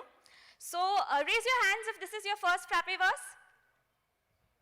Wow, that's a huge number. Welcome, welcome you all. Raise your hands if this is your third or more Frappeverse. Excellent. Yeah, Welcome, quite veterans. many veterans as well. Yeah, nice. And finally, raise your hands if somebody convinced you to come here. Okay, it's still a small number. So, I believe the rest of the audience. Nice, this is nice. Now, moving on. We'd like to give some credit to the sponsors. Because of them, we were able to stage the Frappeverse. If you hear your company's name or you want to support another company, please give us a cheer. Right, so they're also on the screen behind. Yeah, so Akia, Eril, Bismap, Craft Interactive, FinBizTech, Greycube, Hybrolabs, Indictrans, K-Sols, Midocean, Navari, NX Web, Promentia, Sanskar Technolabs, Tridots, Unify Experts, and Vani. 17 sponsors. Thank you, everyone.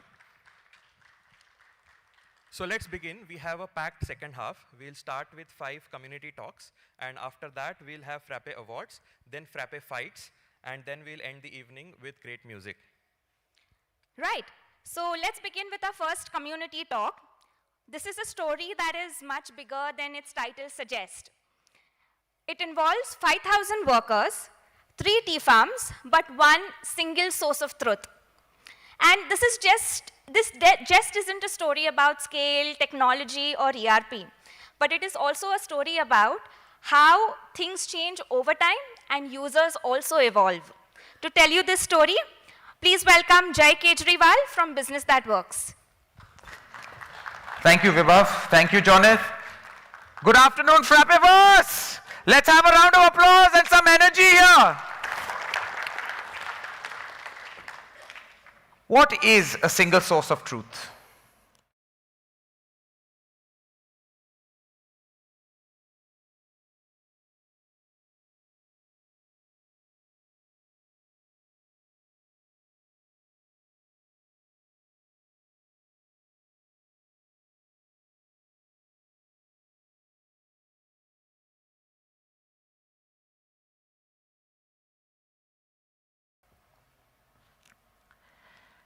At the time, my father said, "Beta, why don't you start really looking at your family's tea business a little bit more?" And so I did. And we started with the purchase department. I categorically remember the purchase department was run by a gentleman by the name of Mr. Agarwal. Agarwal ji, we used to call him. Agarwal ji had been with us for about 30 odd years. If you asked him a question, you never got a straight answer. He really did not like me. And I think the feeling was quite mutual. Anyway, carrying on, I still remember that one day when I went in there and I called him and I asked him, "Agarwal ji, आप मुझे बता सकते हैं कि हम लोग कितना माल, कैसे, कब और किससे खरीदते हैं? मैंने आपका decision making process क्या है, आपका system क्या है?" And he gave me this blank stare, as if I had just asked him how rockets fly. So I said, "बताएंगे आपका purchase का system क्या है?" तो he said, इंडेंट आता है, हम लोग फ़ोन करते हैं, कोटेशन लेते हैं, ऑर्डर देते हैं और माल आ जाता है और फिर हम पेमेंट कर देते हैं. I said, fair enough. क्या आप मेरे को लास्ट 10 या 15 ऑर्डर का पूरा वर्कफ्लो दे सकते हैं? Can you give me the workflow from indent to receipt and payment of the last 10 or 15 orders? The look on his face was one of major alarm. And if you looked at his table, it didn't look far different from a Sarkari Karmchari's office. Paper stacked yay high, and that question has completely thrown him off. That was also a moment where a light bulb went off for me. I said, you know, things are not good if I can't answer this question right here, right now. I really need to look at how our company runs today, and we need to professionalize it. All you people here, thank you. What I'm going to share is a journey about how implementing ERP Next at Rangamati became the spine around which we professionalized. And at the end, I hope you take away a few key learnings that we had during this process, which I will share with you.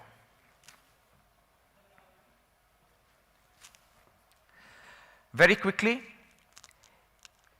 the idea of professionalizing actually germinated 10 years prior, back in 2006, when I was pursuing my PhD, and wondering why I was pursuing my PhD. I really was not being able to connect. I had gone down that path. And I distinctly remember sitting and wondering one night late in the lab, yaar main kya kar raha hu? I think I only cared about getting that doctor in front of my name. Didn't really connect with what was going on. But what I did connect with was with the ability of software to really change lives. The impact that software can have on how institutions and companies run, what it can do for them, and how that in turn impacts lives. That thought grew stronger, that urge grew stronger. I left, I dropped out of my PhD program, went into management consulting, spent the next 4 years working for Fortune 500s, which was an eye-opening experience because I really learned how big companies operate and how they are able to drive change consistently and keep improving. And that thought that day came back to me. I was like, I am going to have to really dig in and really understand how is it that I can drive change at Rangamati.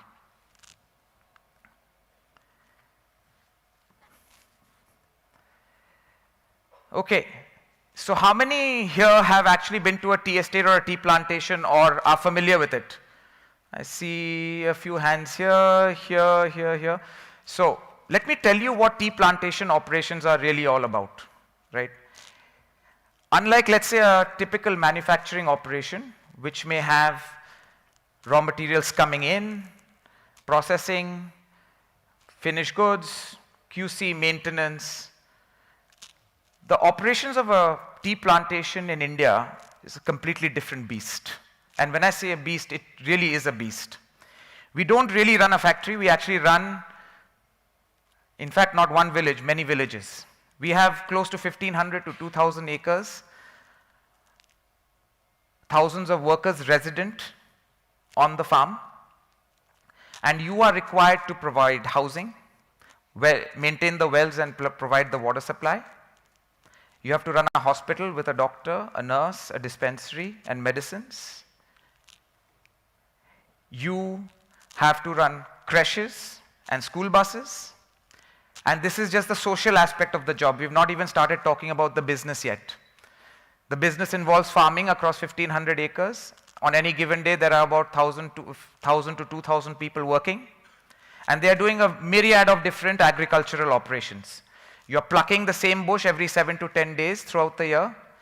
You are detecting pests, you are spraying, you are maintaining drains, you are pruning the trees, you're manuring, you're fertilizing. All of those things are happening on a day in, day out basis. Let's come to the factory. That raw material has to be transported into the factory, which is on the same farm, which has a working workshop with turners and fitters and electricians. and maintenance workers and the entire gamut that you expect from a normal factory. We still haven't completed the operations yet, because now we get into this part of compliance. Indian plantations have to comply with myriad of laws where the cost of being wrong is really, really, really, really high, right? So once again, needed something to focus my attention. Where do I start?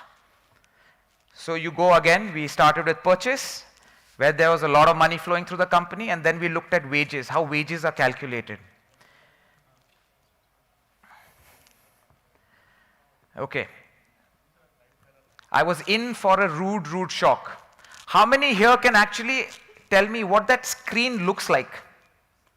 That screenshot.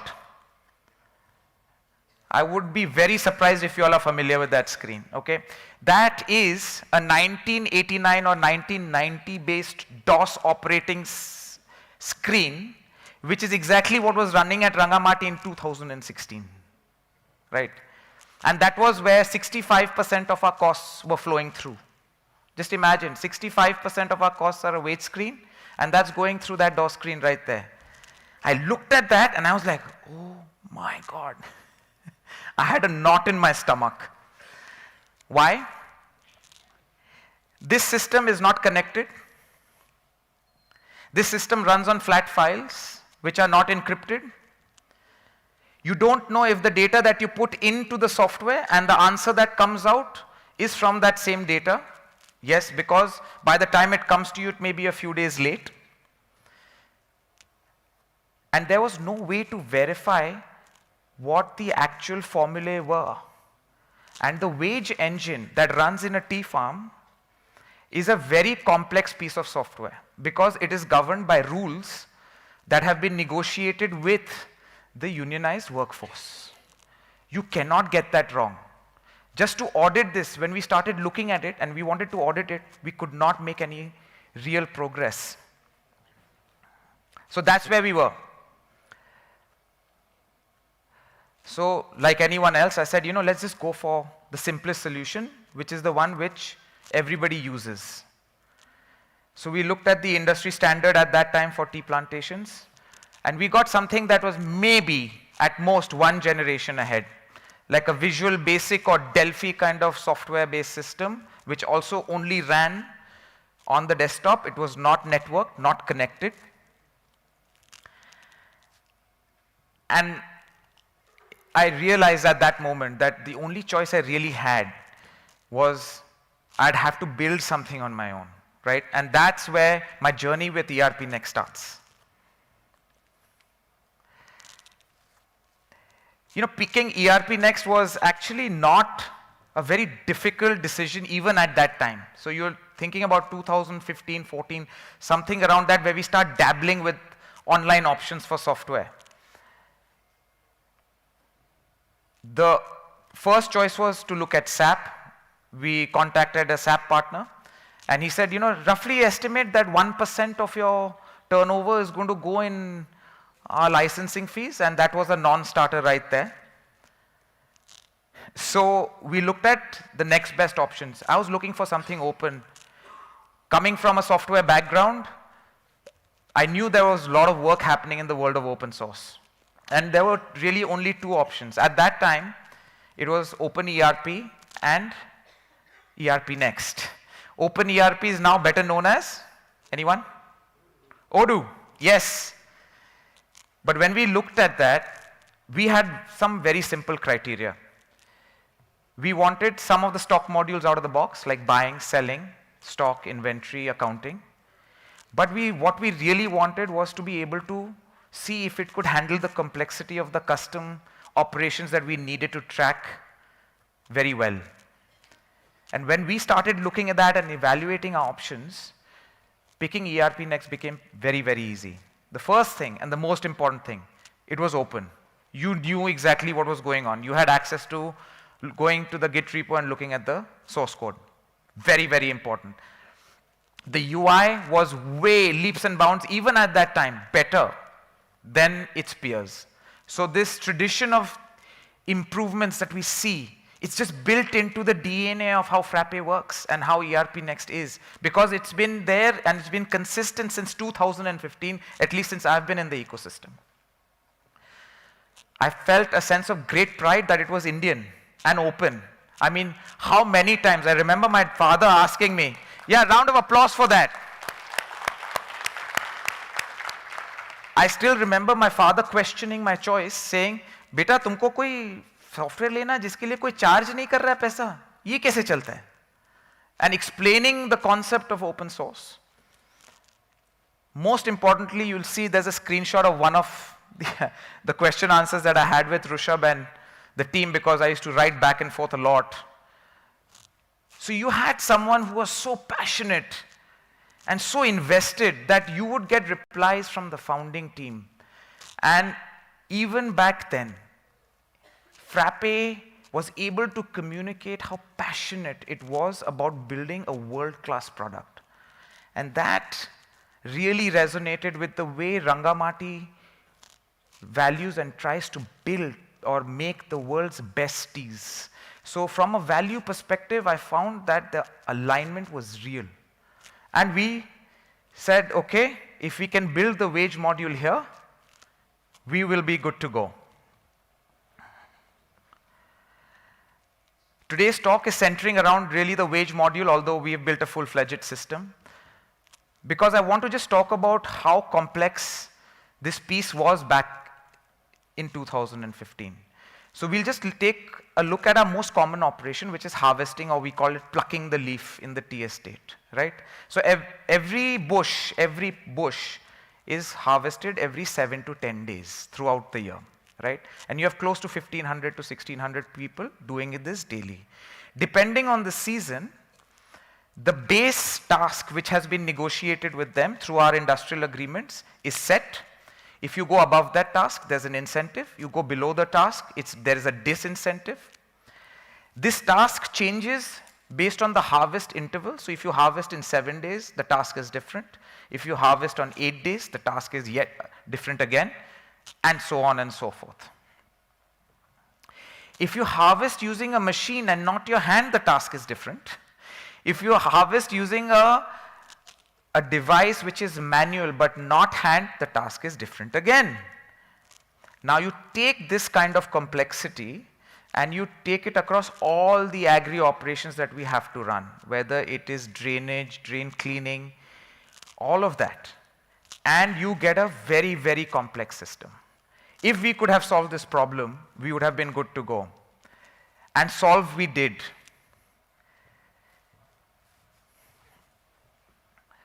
What we were able to do is that what ERP Next and the way it is architected allowed us to do was that it took things that were just in the code that was in the DOS system and allow us to build those just as settings.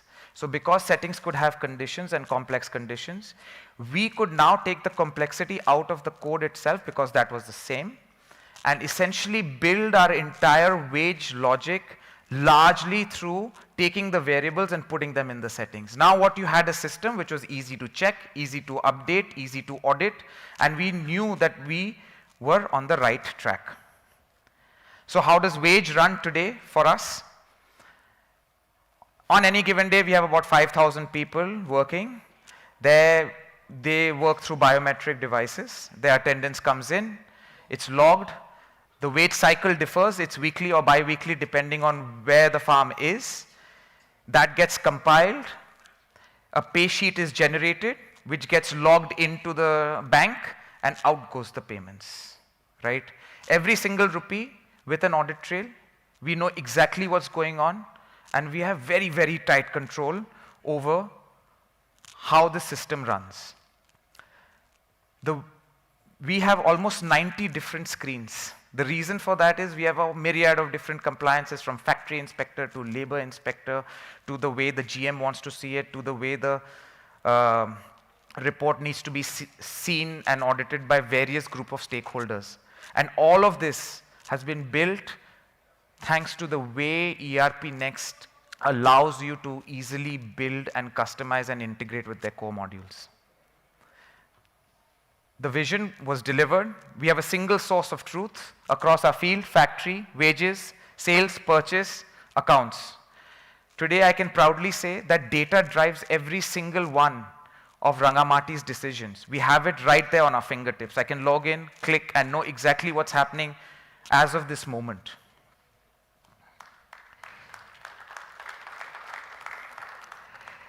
So what did we achieve and what did we learn? What was the impact of it? Our statutory audit used to take 45 days. We are down to 21 days with travel included to all the 3 farms in North Bengal and Assam. That is huge because every single invoice is uploaded and tracked, right? 6,000 workers tracked daily and about 35 lakh kilograms of tea managed through this system every single year. And the best part is everybody, if they want information, just need to log in to one source of truth and get what they want. If we had to do it, this implementation took us 3 long years, not the 12 to 18 months that we had hoped for. And it was very, very painful. And if I had to share something with everyone here, before you start your implementation, don't just think of it as a software implementation. An ERP implementation in a company can be the spine around which it can be fully professionalized. But for that, we need to document how the company works. We need to re-engineer those processes to work with the ERP system and really focus on hand-holding the users every step of the way. Today, I'm proud to say that having stepped back from the daily operations of my tea business a few years ago, I now spend my time building my management and technology consultancy, and we are very proud partners of Frappe and the first partners of Frappe in the eastern part of the country. And I say this with a great sense of gratitude. It was Frappe which allowed me to really build a business that is allowing me to follow my passion, which is to help other people like me professionalize their businesses. Thank you. Do you have any Q&A?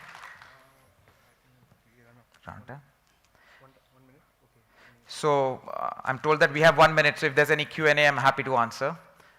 And anyone who has any questions, we have some goodies of tea for you. You just have to ask a question. Sorry? It's all a custom app. Custom app that Frappe allows you to do. Yeah. Great. See, that's how easy it was to get. Sorry? Are you planning to open source the custom app? Yeah, so we've open sourced the wage engine already. Oh, okay. Yeah, and then we are going to try to see if we can open source the entire bit. The wage engine especially. Yeah, the wage engine has been open sourced already. Yeah. Okay. Yeah.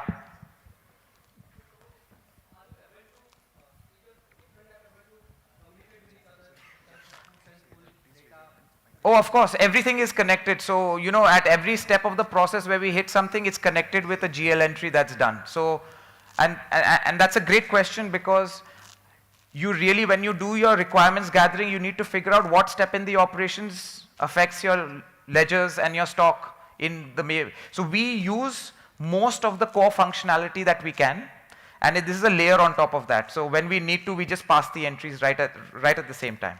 What about the MIS reporting? Like, do you do the MIS reporting as well? Like, have you built a layer on top of this? Oh yes, we have a custom layer on top of this. Every single person who's involved, the stakeholder, the GM or the purchase person, has their own dashboards. Like the CFO has their own dashboards as well. So, sorry, with that I think my time's up. Yep. And so I'm happy to take the questions offline.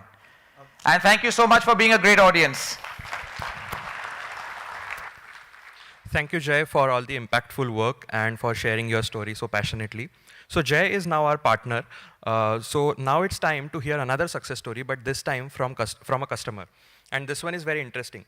Like, India is at the cusp of a major renewable energy revolution. And I'm really proud to say that India's #1 residential rooftop solar player uses Frappe technology as their backbone. To hear that story, I would like to invite Krupal from Solar Square.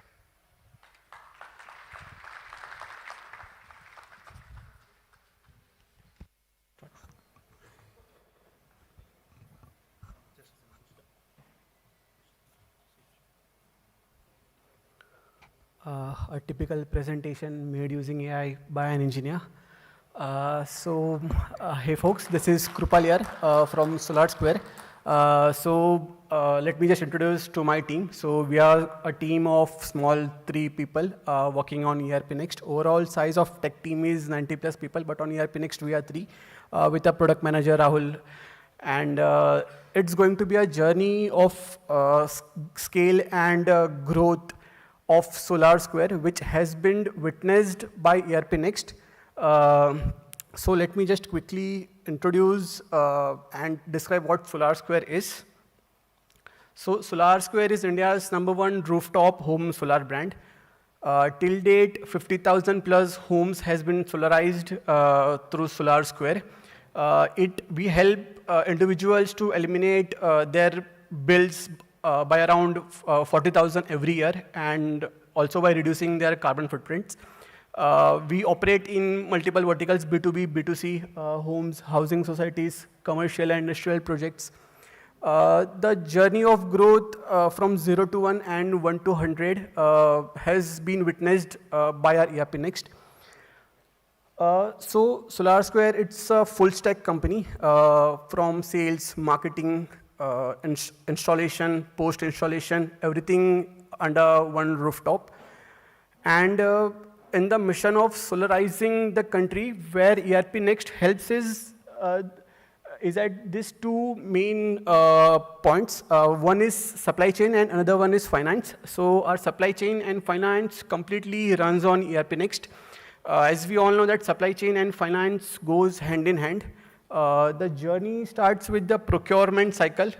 We have approx 30, so we are in 30 plus cities in 10 plus states. So we have our warehouses located in multiple locations.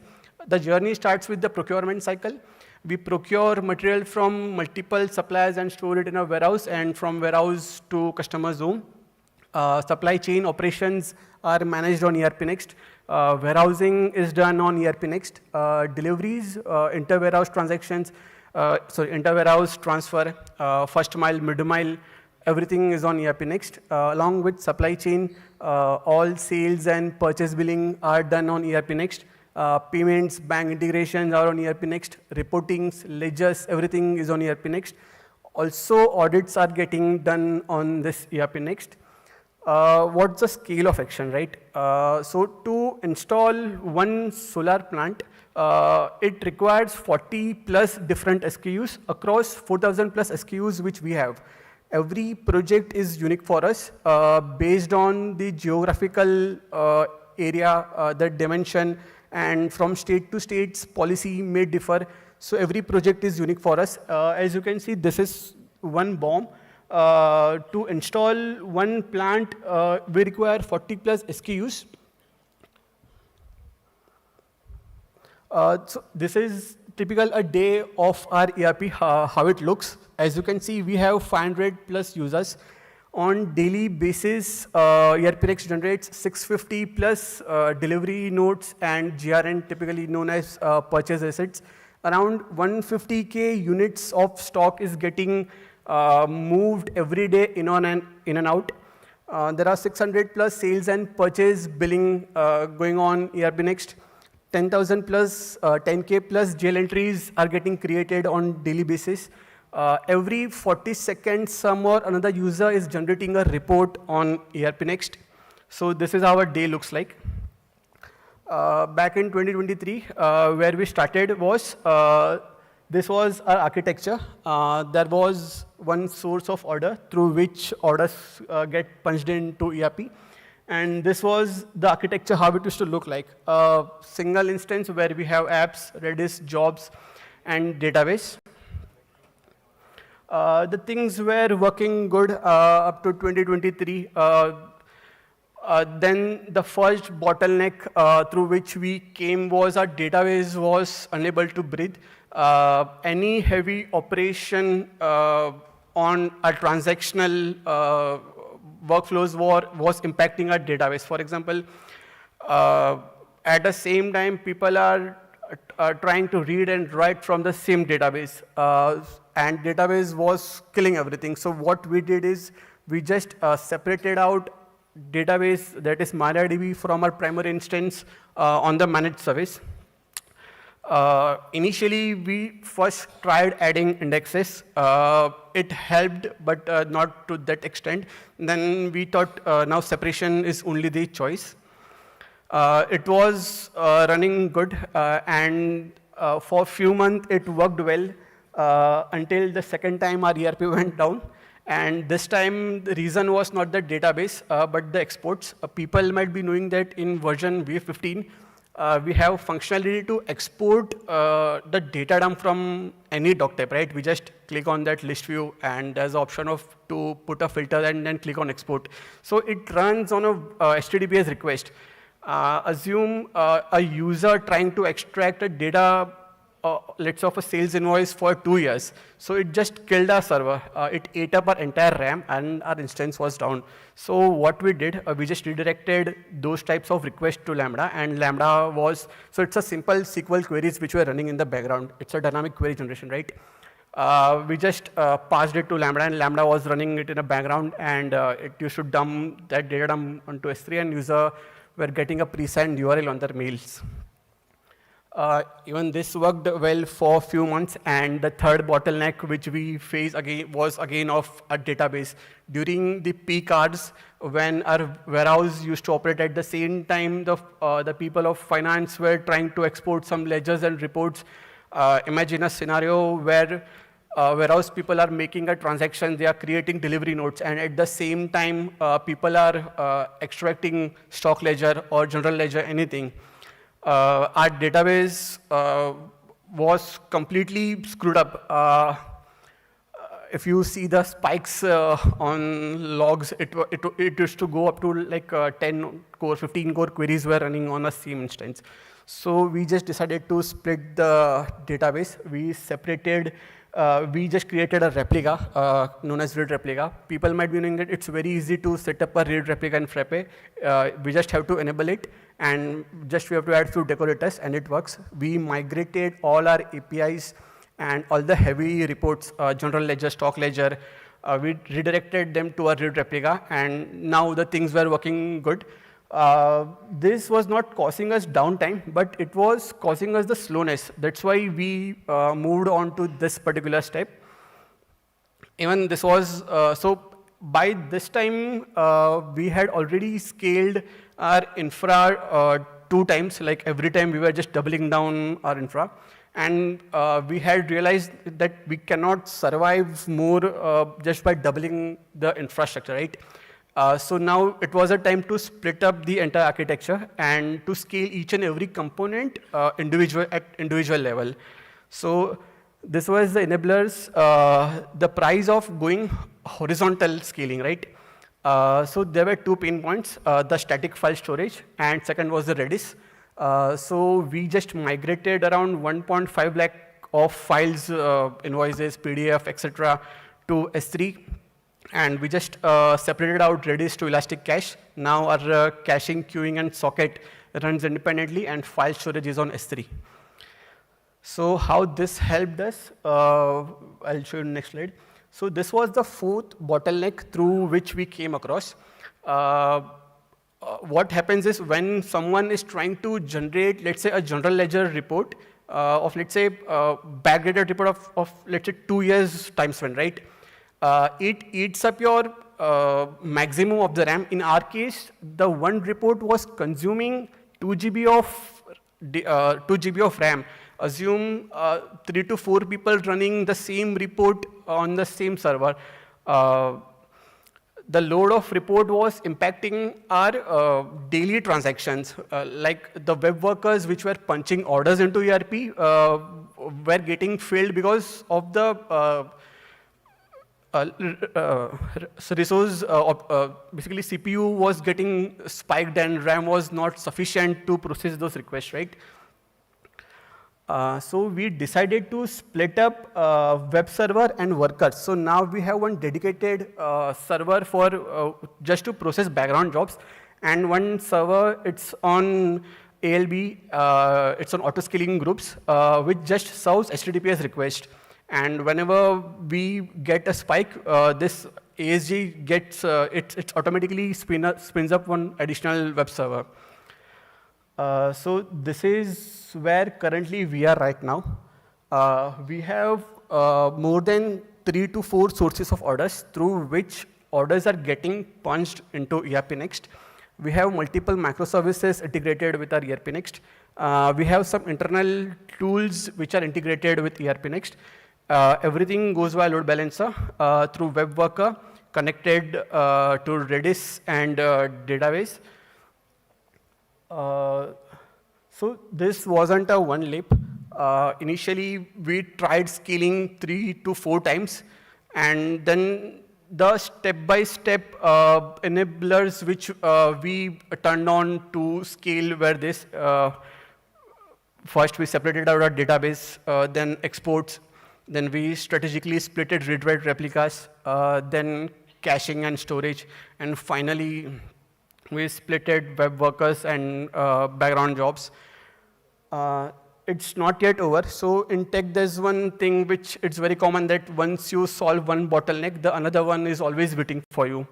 Currently, we are in a state where we are now trying to make optimization in the core of Frappe and ERP Next, or we might even go for a version upgrade.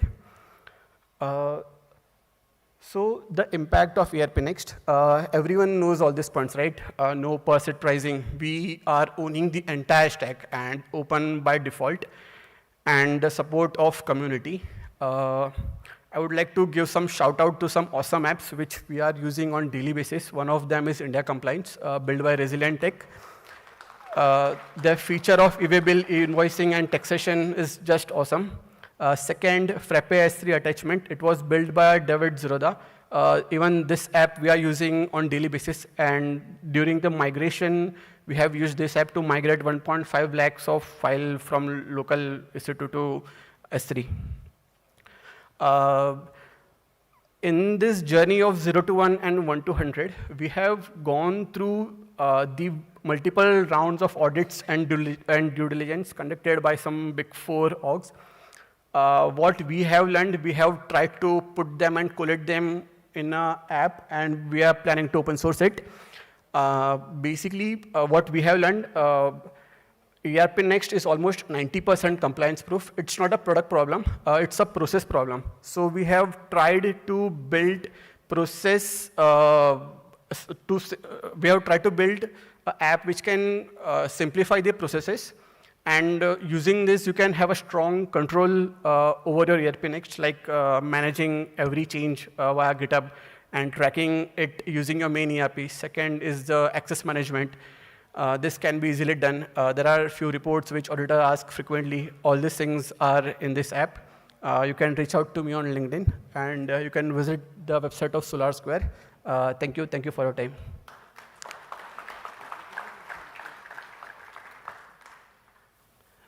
Any questions?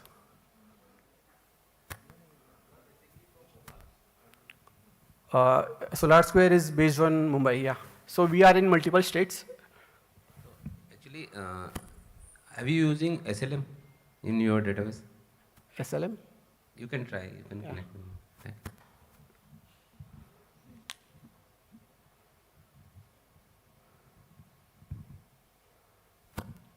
Hi, my name is Gajanan. So you mentioned that your server was eating the whole RAM when the large data was queried. Correct. Just wanted to understand, during this period, any transaction data losses? No, so there's no data loss. What happens here when your RAM is completely occupied, right? The page becomes unresponsive. So there's no web request which are serving. Okay.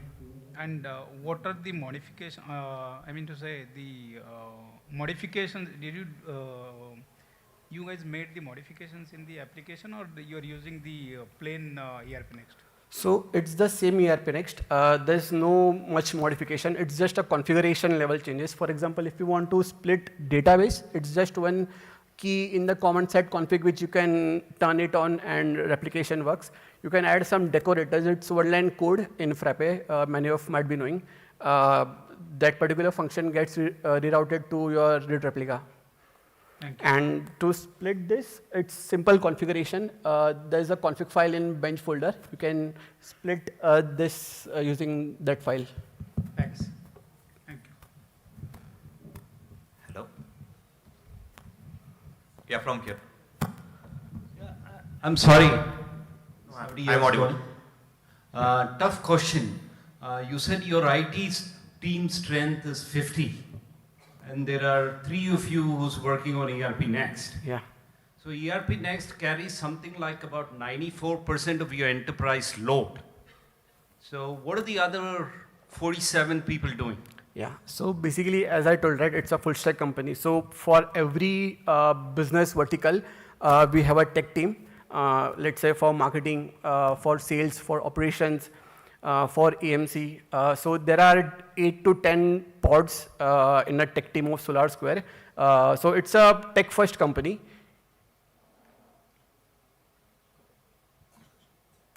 Last question.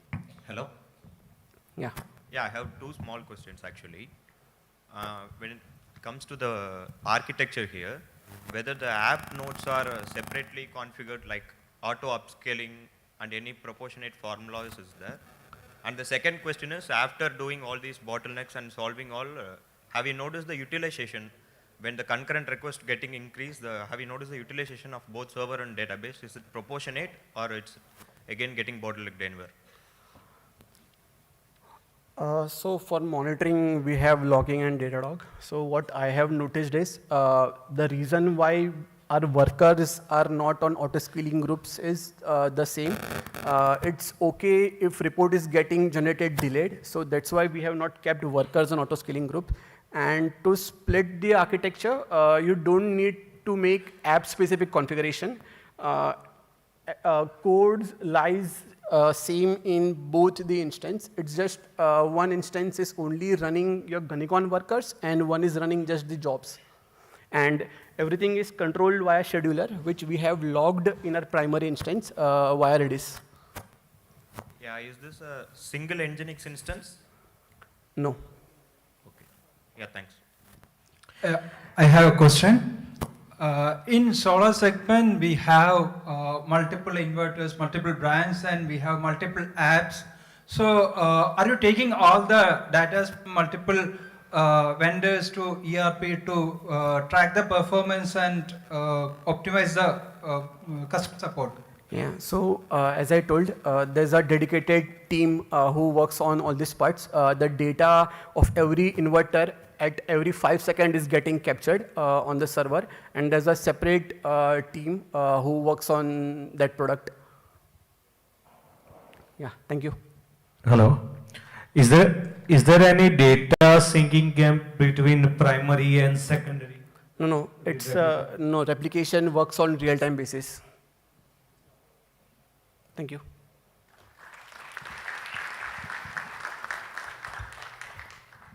Thank you, Krupal. So guys, if you want to ask questions, feel free to ask for the mics. We have mic runners. Mic runners, can you please raise your hands? Yeah, we have one here and one there and even at the back. So feel free to ask for the mics for your questions. Moving on to our next talk. The title raises an immediate question, right? Like, who are these giants? Our next ERP Next speaker is somebody who has made his hands dirty in implementing ERP Next himself. They are actually another customer. And they have done this mostly by themselves, but also with the support of a partner and an AI. I am eager to learn what they've accomplished. I hope you are too. So welcoming on stage Prateek Agarwal. He is from VA Power and Steel.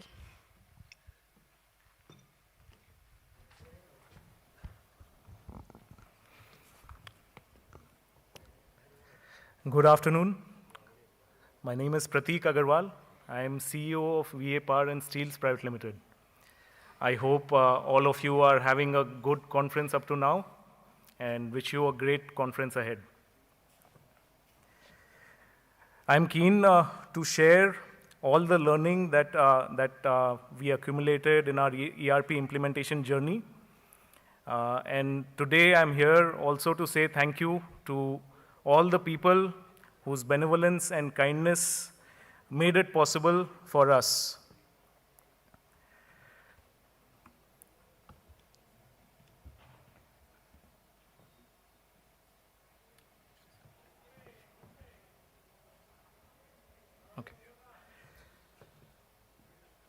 Trading on the stock markets, that's how I spent most of my time until 2022, when I visited our ferroalloys plant for the first time.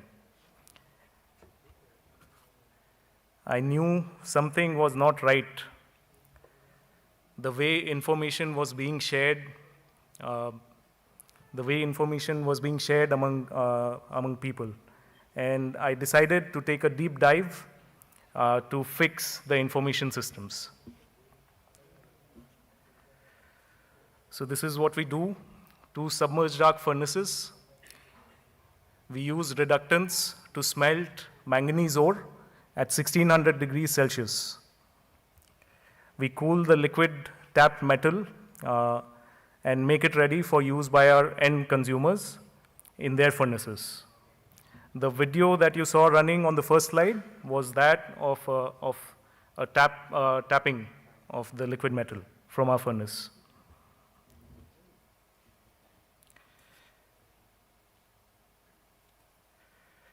So we run our operations 24 hours into 365 days.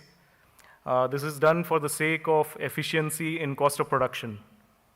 There is continuous data being generated. In 2022, when I started, none of this data was linked to each other. There was no audit trail.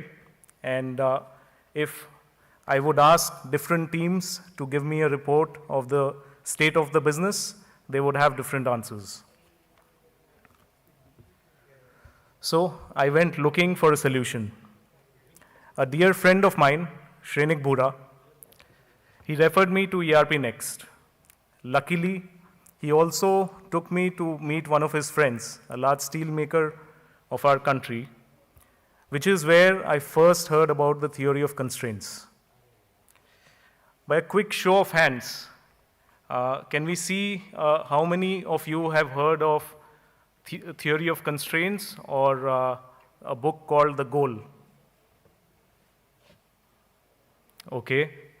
And how many of those who have heard of it are you using TOC or its principles now? That's great to see.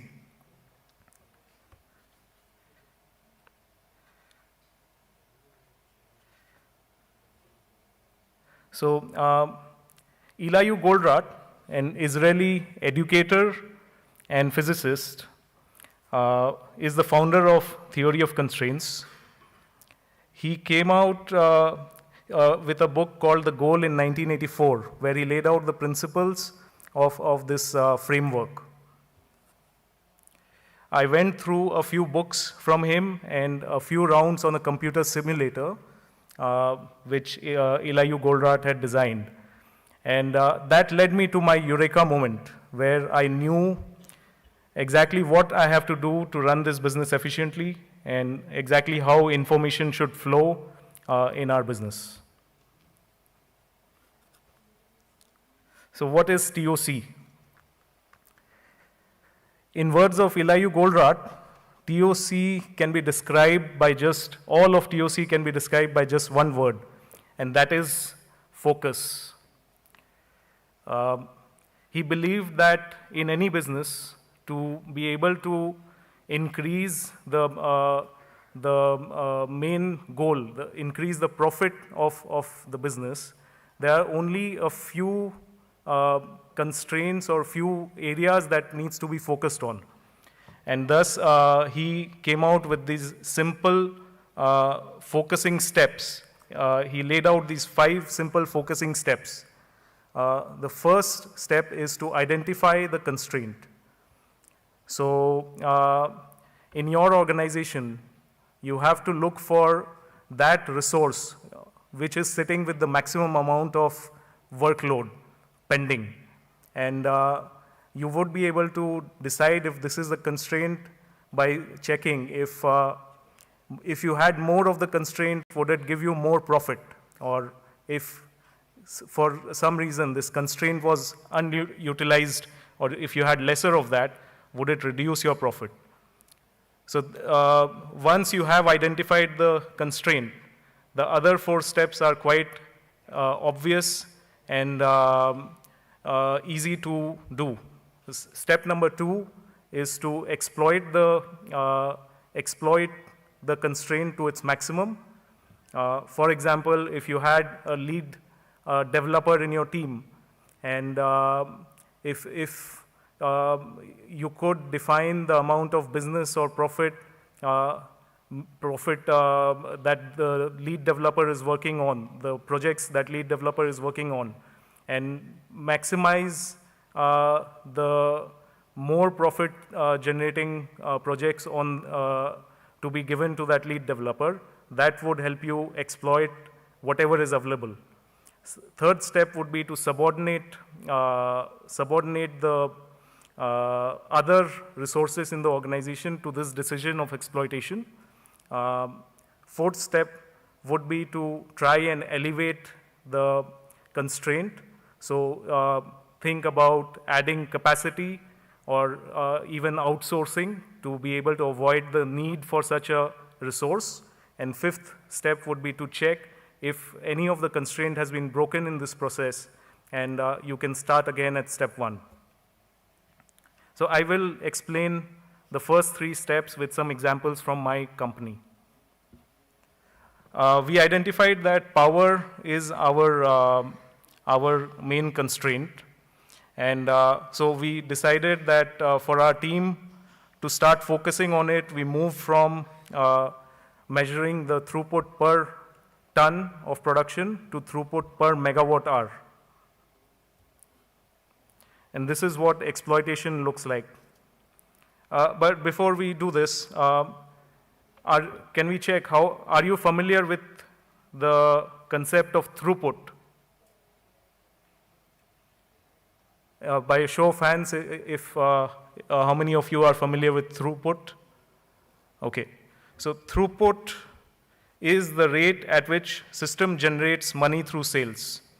For the sake of this example, let's just understand that throughput is sales minus totally variable cost, or something like gross profit. In this example, there are 2 BOMs that we can use for our production. BOM A has some low-grade ore which costs less but consumes more power, whereas BOM B has more expensive ore but consumes less power to produce. In our earlier version, had we been focusing on the throughput per ton, we would definitely had chosen BOM A because it gave us 5% more throughput per ton of production that we did. However, because of moving to this method of seeing our operations, we started realizing that we could make about 10% more just by choosing the right BOM.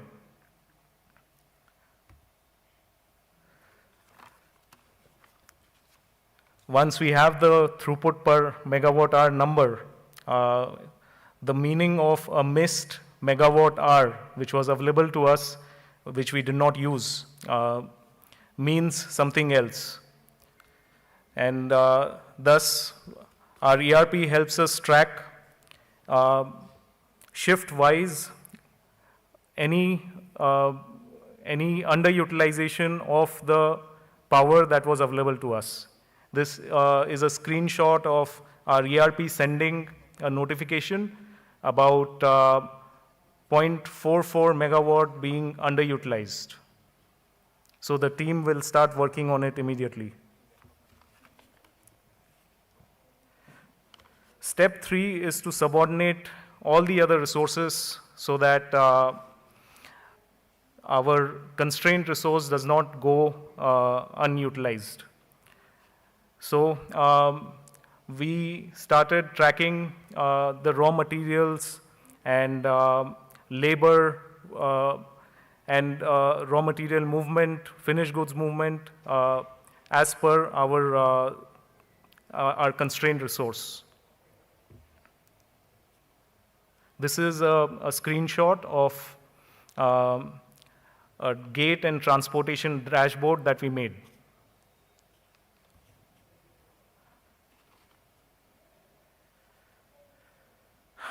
So Taiichi Ono, who's the founder of Toyota Production System, who Eli Goldratt also referred in his essay by the same title as this presentation, Standing on the Shoulder of Giants. He gave a very valuable lesson to me. Work standards cannot be directed from the head office. They must be found at production site. Thus, while implementation, I never did any workflow from our office. I always went to the plant and I discussed it along with all the relevant team members to ensure that whatever new workflow is going live is actually useful for everyone.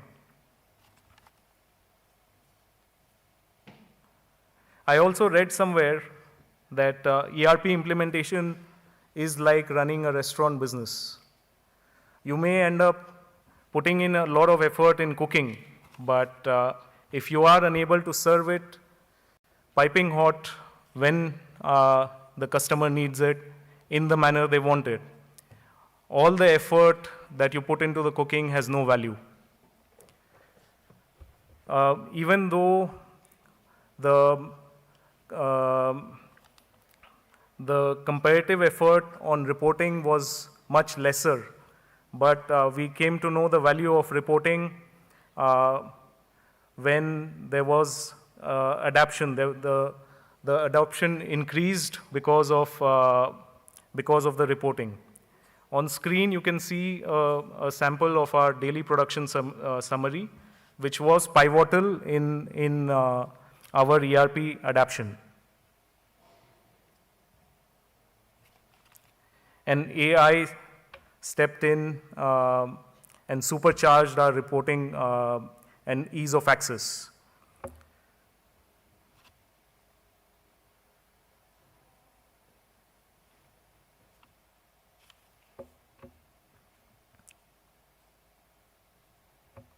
So our security used to earlier send messages on a WhatsApp group intimating of arrivals at our gate, but we built using AI this service where the security can send in a few messages to the ERP directly the intimation of truck arrivals, and ERP messaged back directly to the security with a confirmation that the record has been created.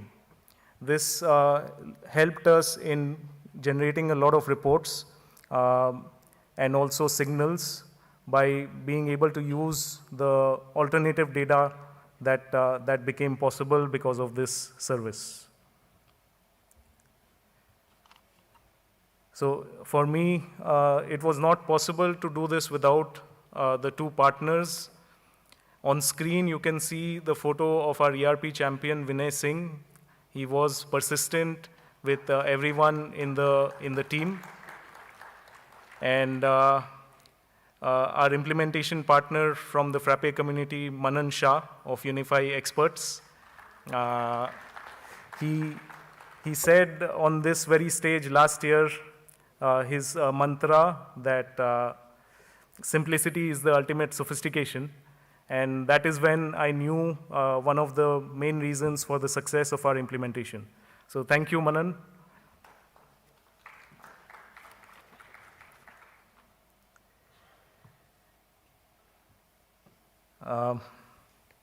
Thank you, Eli Goldratt, for creating such a phenomenal management and operations framework and sharing it with the world and with me.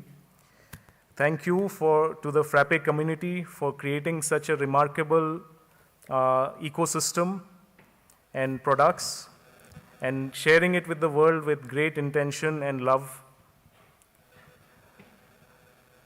it would not have been possible for me to achieve whatever we have been able to and look ahead without being able to stand on the shoulder of these giants. So thank you, my team, for believing in my promise of progress and then doing the work. And thank you, my family, for all the deep love and affection which gave me the energy to contribute. Lastly, I would like to end this on a note that every ERP implementation should bring measurable return. This was said by Ellie Goldratt in a book and a video of the same title, Necessary but Not Sufficient. Thank you for your time and attention. Happy to hear what you think.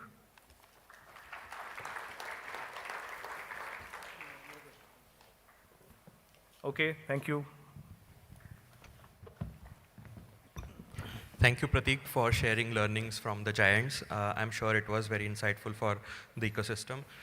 So now, as of now, we have covered manufacturing, production, agro, energy, etc. Now I want to take you to another dimension, education. So, I have a 3-year-old who goes to nursery, and I really hate to see him carry this big bag with a scrapbook and then storybook and then diary and so on. But I was pleasantly surprised to know that there is a chain of schools here in Pune who is completely bagless. But when I spoke to them, I realized that that's just tip of the iceberg.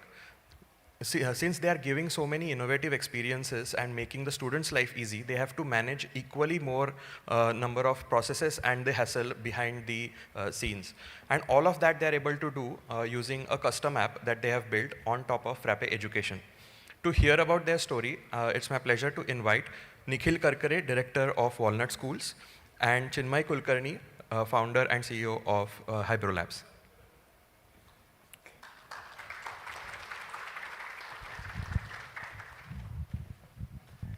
Thank you, Vibhav. You stole my thunder. I was going to announce that, actually. So thank you, guys. Thank you for having me at Frappeverse. Very excited to be here. I'm not a vendor, okay? I'm actually a customer who has stayed. I have 3 schools in Pune. I have around 5,000 students, 10,000 guardians, and around 500 people who work with me on this project.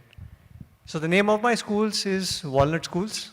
And like Vibhav mentioned, we have no school bags right from nursery up to class 10. And we have daily sports where children play every day, and subject-wise classrooms where students keep moving around after every period. And this is not easily done by any off-the-shelf software which is available. So, nobody sells software for this. So this is what an entire day of a school looks like. Okay, so buses keep rolling in, students keep coming in, getting out, parents keep coming in, somebody's coming in late, somebody's going out early, teachers are marking attendance, somebody's filling in marks, somebody's processing results, mother is checking her app for some curriculum updates, there's a portion note which is going out. This happens on a day-to-day basis throughout the year. So it's a chaotic environment. This is what a typical school day looks like. So being a nerd, what would I do? I built my own ERP right from scratch. I said, you know what, I'm a software engineer, I should be able to build my own ERP. And I did that. I built 25 good modules, I had 4 developers, and I spent a good amount of money to build it out. And it worked. It was beautiful, there was no problem. But, you go next. I threw it away. I realized that I was the bottleneck in that ERP which I built. Every bug was mine. Every developer who quit took away a part of the school. And that was a big problem for me. So that's how I landed up with Frappe and ERP Next. This was around 3 years ago. And From there was no looking back. There was a great ecosystem. Frappe had already built a lot of the things which I needed. And I realized that it's not about only technology and the processes. It's more about the ecosystem, right? And that's why I love the Frappe ecosystem, because it has a vibrant bunch of partners who are very enthusiastic to give back and who are very passionate about open source as I am. So the Frappe education ecosystem has a lot of base things built out. There were students, there were guardians, courses, assignments, some basic bare metal part of fees, some basic part of instructors. But those were not sufficient. They were very good, they were very effective, but those are not sufficient. If you go to the next slide. But a school is not a list of things, right? It's a list of actions, it's a list of promises. So we need to really work on a lot of nuances which are in education, right? We need to split a fee into 2 parts or maybe n parts. Somebody might be wanting to come to, pay in partial. Somebody might be wanting a discount. The teachers need to be nudged from time to time. Parents need to be nudged from time to time. A lot of actions need to be taken on a day-to-day basis. So hence the title of my presentation today, From Nouns to Verbs. So Frappe education provides the nouns, but what we bring is the verbs, which are the actions, which is a list of promises in a school. So obviously the Frappe framework cannot provide for the entire use case, so we had to really look at the drawbacks which Frappe had, and we had to address them. So the scheduler hooks which were not present, we need to keep nudging people to do a lot of things inside the school. As I said, it's a chaotic environment. I'm talking of thousands of students coming in and going out every single day. Causes, a lot of chaos, and people need to be nudged or reminded of multiple things. So there is no parent surface where, the web interface is, to be honest, not good. So, the parent doesn't have a very comfortable feeling using the system. So we have to, work on that. And a fee is, just not an amount. It's a plan. You have to have a lot of variations which have to be tolerated, because we are a B2C services vertical. So we have multiple parents who have multiple demands, and we should never be able to say no, right? That was the baseline.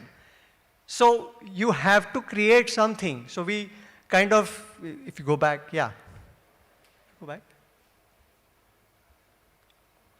Can you go back? Okay, so yeah. Essentially, we have to split a fee into multiple parts.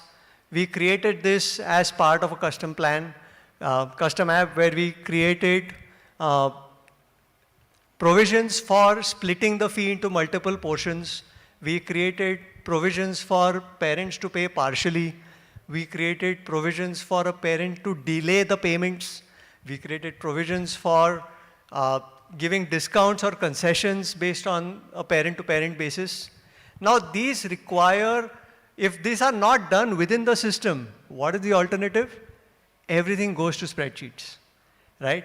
If we are to use an ERP, that was my whole idea, that not only are we configuring things at the back end, the parent should also see a similar but a user-friendly version in their app, wherever they're using it from the web. So we had to create this as a very usable front end for the parent, where they could easily access, they could choose between payment providers. We had integration with NBFCs who gave EMI options to parents. So that is also part of what we built out. And obviously, they should be able to access their receipts on time. The next part is, what about people who don't pay, right? So the whole schooling ecosystem works on money, like every other enterprise. So we have to keep track of all the parents who have delayed payments for whatever reason, and then we have to again nudge them. So reports are good in ERP, no doubt about that, but they're not actionable. So what we did was we added a couple of things on top of reports where we could get a list of the defaulting parents and we could send them reminders right from the report, right?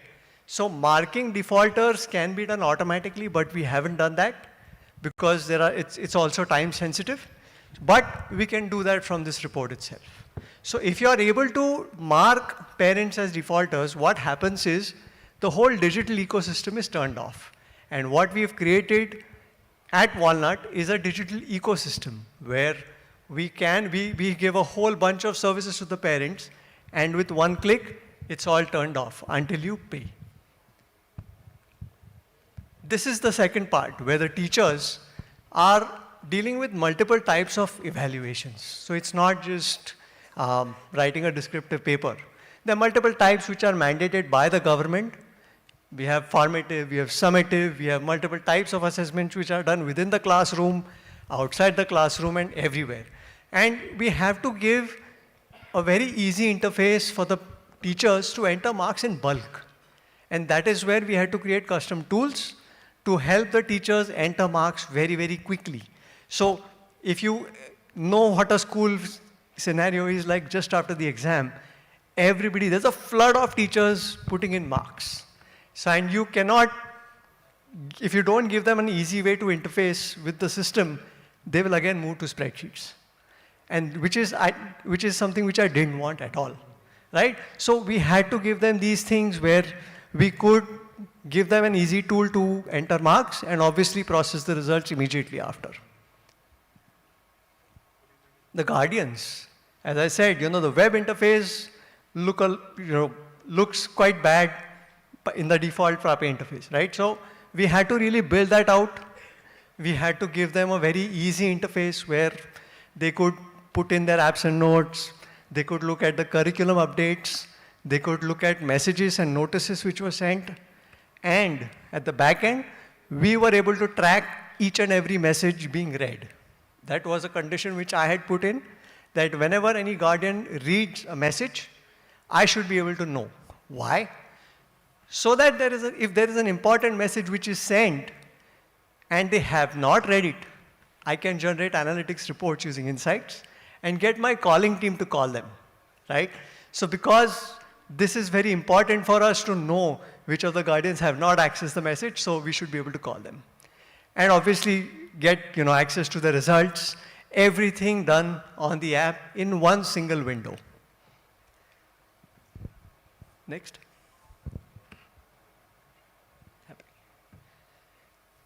We also customize the CRM process where a lead is generated from within the system. There's a lead to student journey which had to be tailored.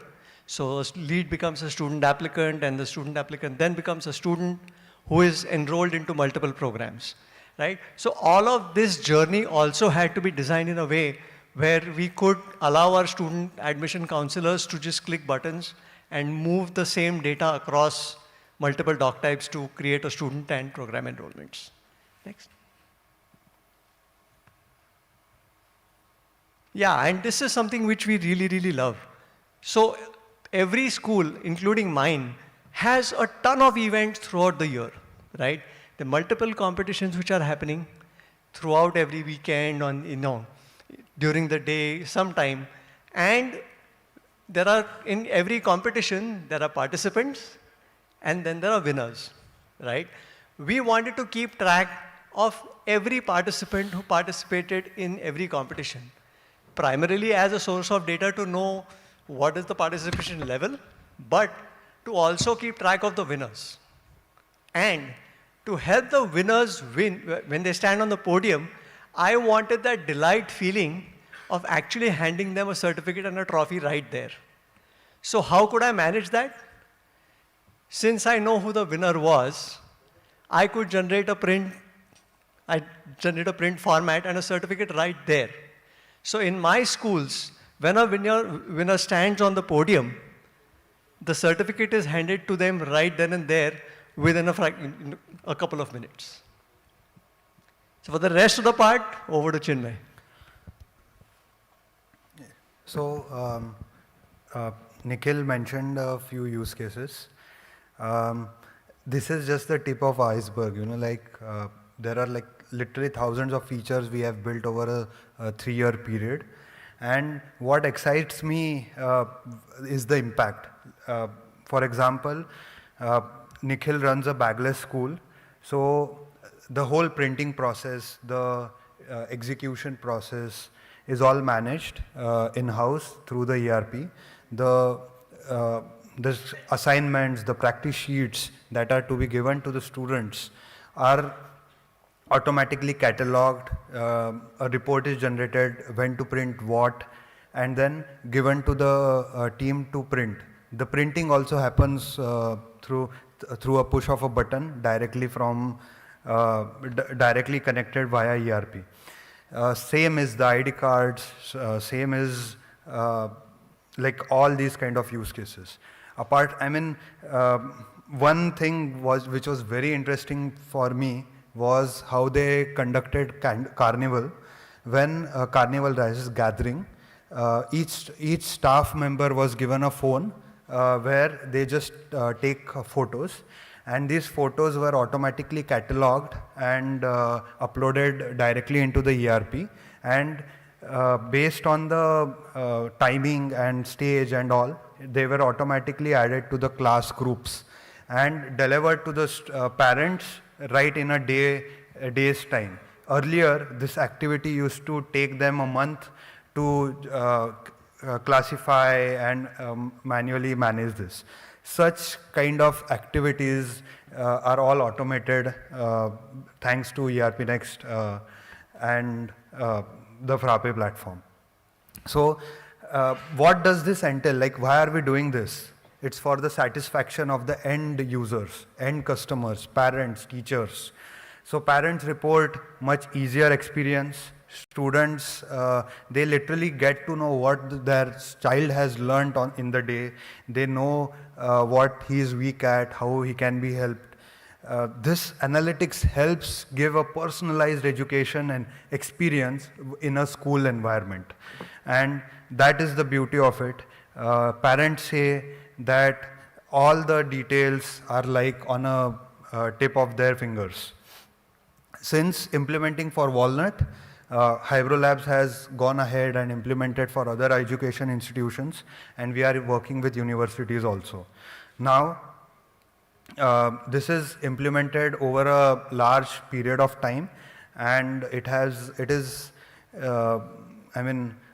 feature set is vast, but we have ensured that it is forward compatible, working with the next versions. We are maintaining it, and always up to the Frappe standard.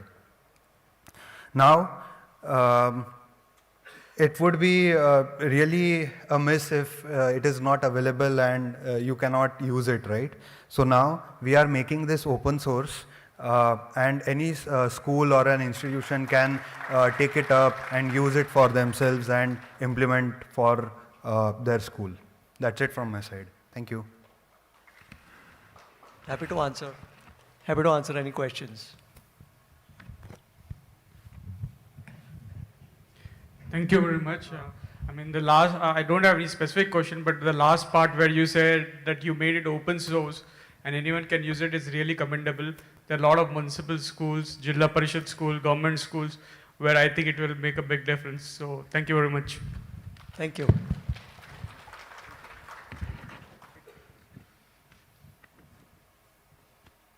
So I'd just like to add a couple of things which Chinmay said, which Vibhav started, that no school bag.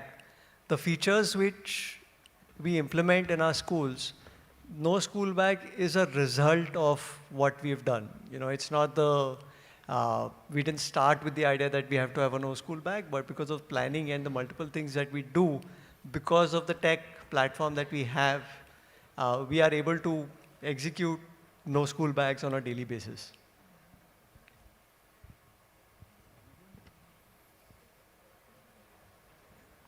That's it? Cool. No more questions? Thank you. Thank you.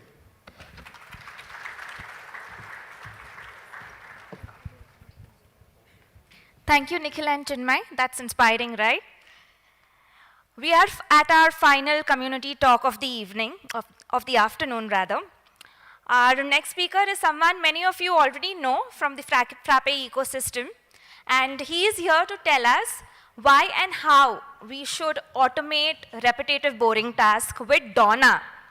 So let's find out if this Donna is as efficient as the Donna from Suits, if you guys know.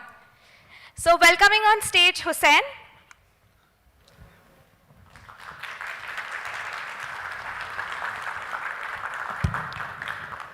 Hello, everyone. Yeah. So good afternoon. I will just get started.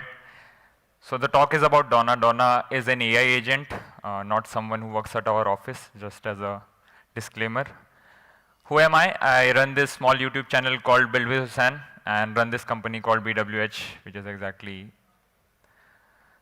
And I do these things, right? I go live, I build apps with Frappe framework, I evangelize about ERP Next.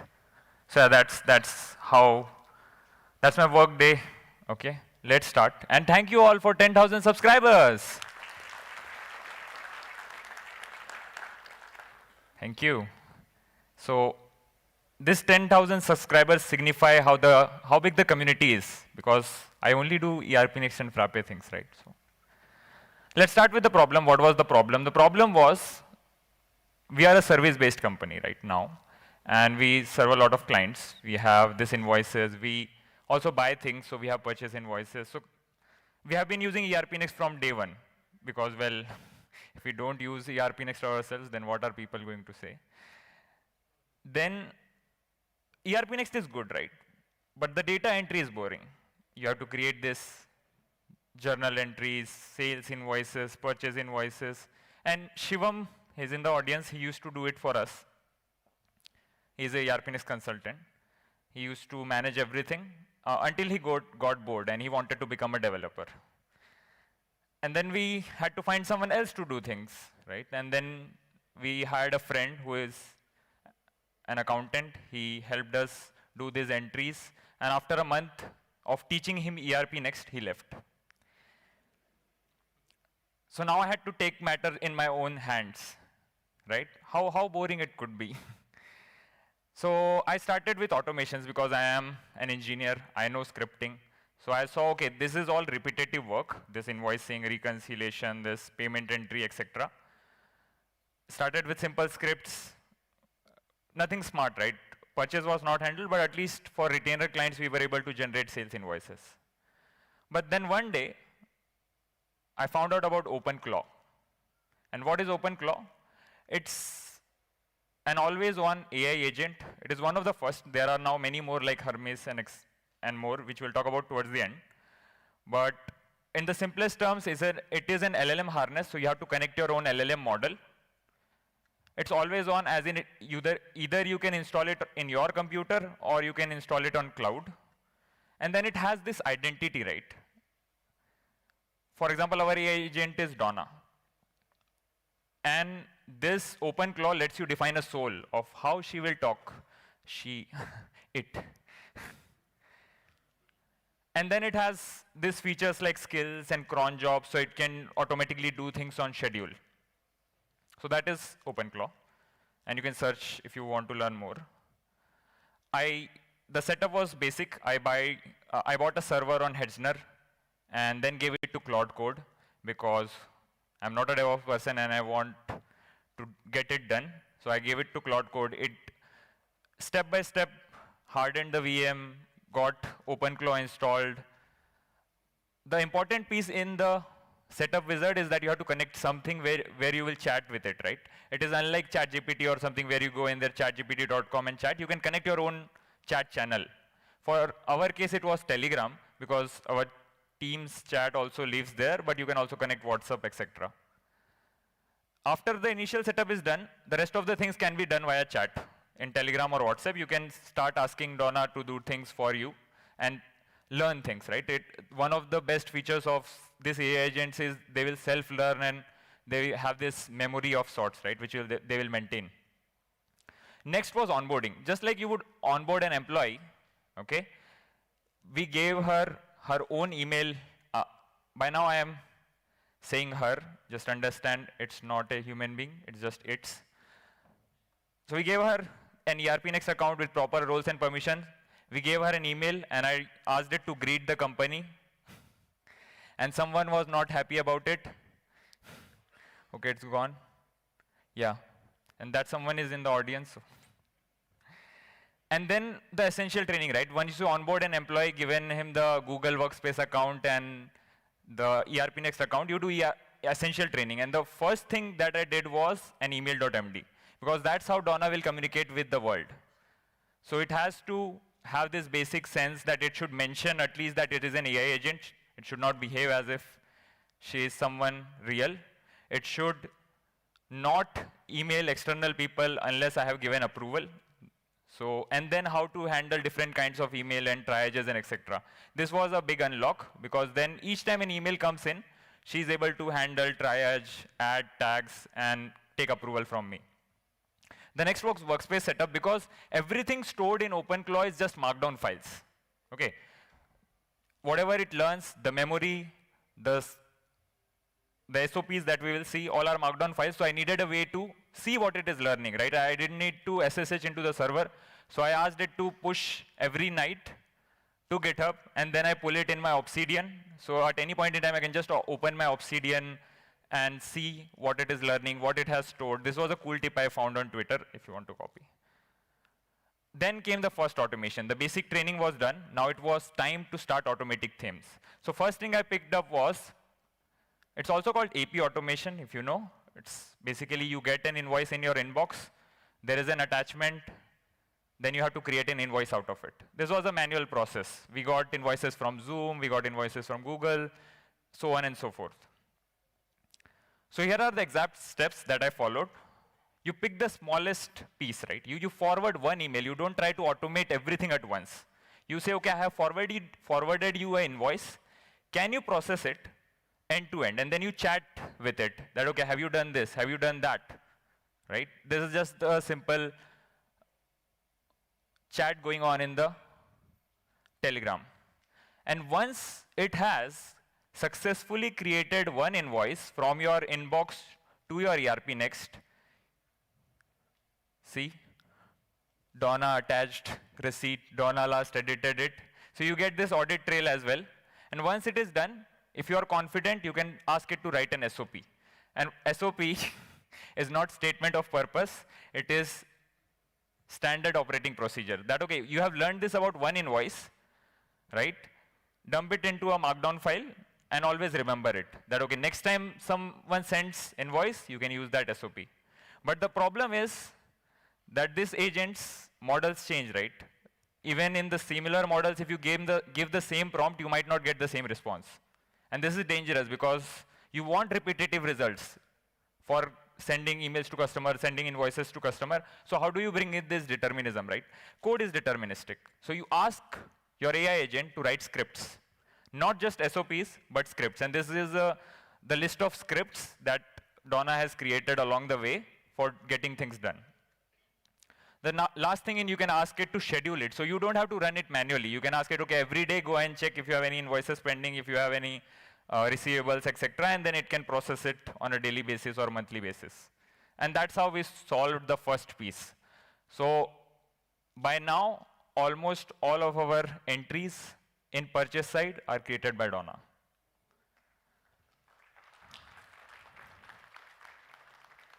There are edge cases, but we have an auditor for that. Then guesses, right? Hallucination, what do you do about that, right? So in order to find when did Donna do something wrong, I went into my chat and searched for WTF. I did not find much, and basically it was more or less working, and this was the reason. Your Donna or the AI agent is not your actual accountant. It can read code, right? So initially it was guessing the ERP Next APIs, it was guessing the GST compliance APIs. I asked it, why don't you go and clone ERP Next and India compliance and read the code?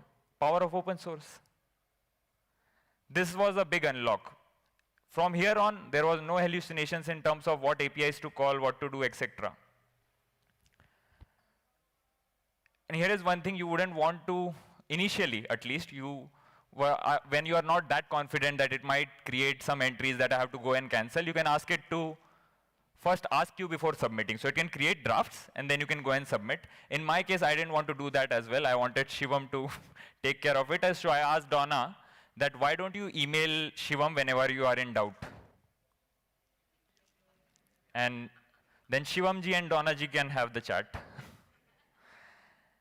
So yeah, then it started, right? You pick a boring process, you pick the smallest piece, one invoice, you ask the agent to do end-to-end, and then you ask it to create a script, an SOP.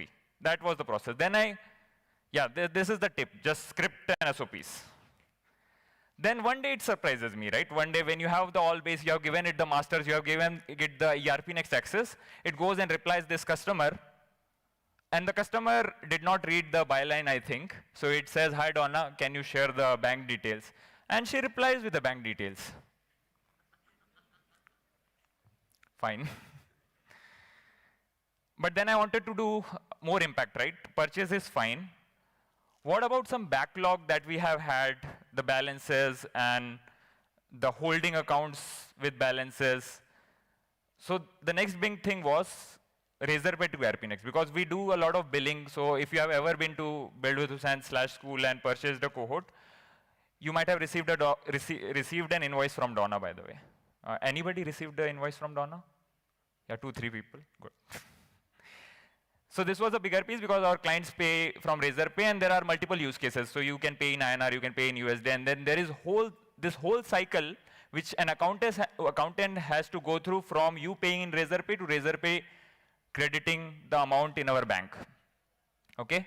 So there are 5 documents that need to be created, and there is also a settlement entry at the end. We'll come to that. Okay, what is happening? Yeah, there's 5, right? So you have to create a sales invoice, then it has to create a payment entry using the Razorpay payment mode. It has to create journal entry for bank charges, payment entry, and select again a payment entry for internal transfer. Okay? I'll just go back a bit. Yeah. So this was more complex, and I wanted agent to verify its own work. How does it know that it made a correct entry? Okay? So what you do is, you do what an accountant does. You give it the general ledger and chart of accounts. So then I gave her access to the chart of accounts, and the goal was, you have to get this balance accounts to 0. Okay? And then it started iterating from there.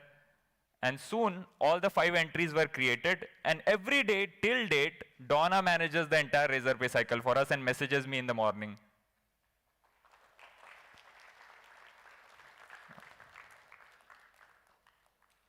And then, nobody had done it for the past 6 months in our accounting system. And then Donna went and cleared that in minutes. Hundreds of entries cleared.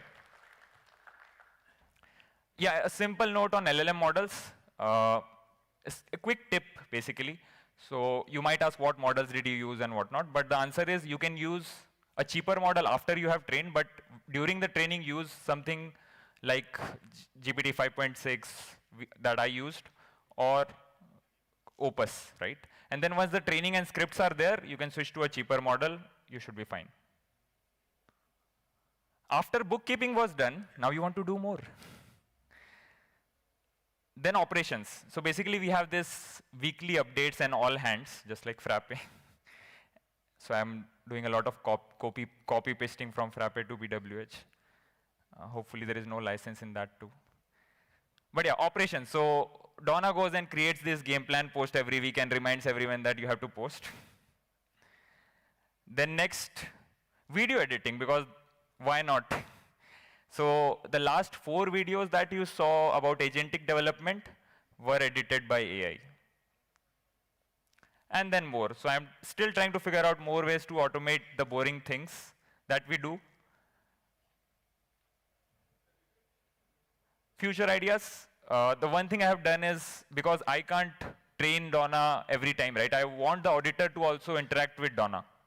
So now I have invited her to a group, and then the auditor who sits there can tag Donna and ask her, why did you do this? Why did you do that? Why did you do so? So he doesn't message me at least.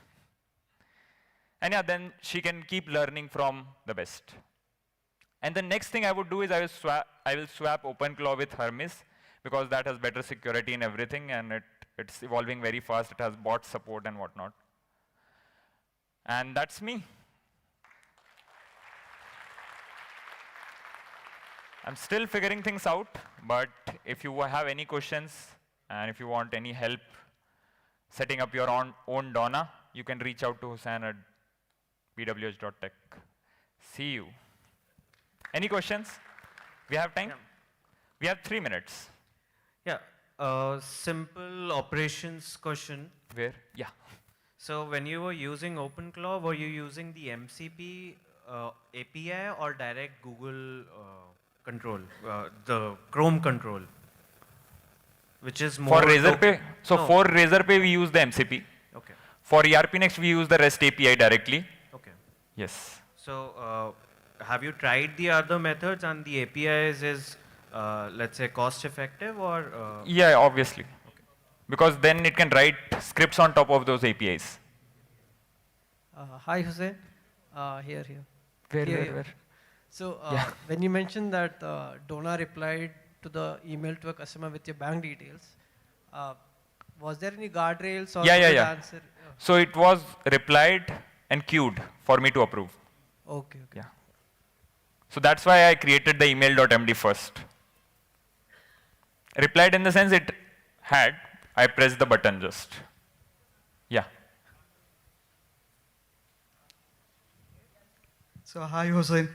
Where? Here. Yes. So, and first of all, thank you for your wonderful videos.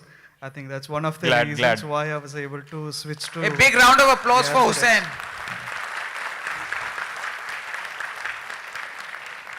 Yeah. Yes. So you mentioned that Donna cleared 6 months backlog entries. Yes. So how accurate are they? Correct. Jatin, can you confirm they're 100% accurate? You would have done the same?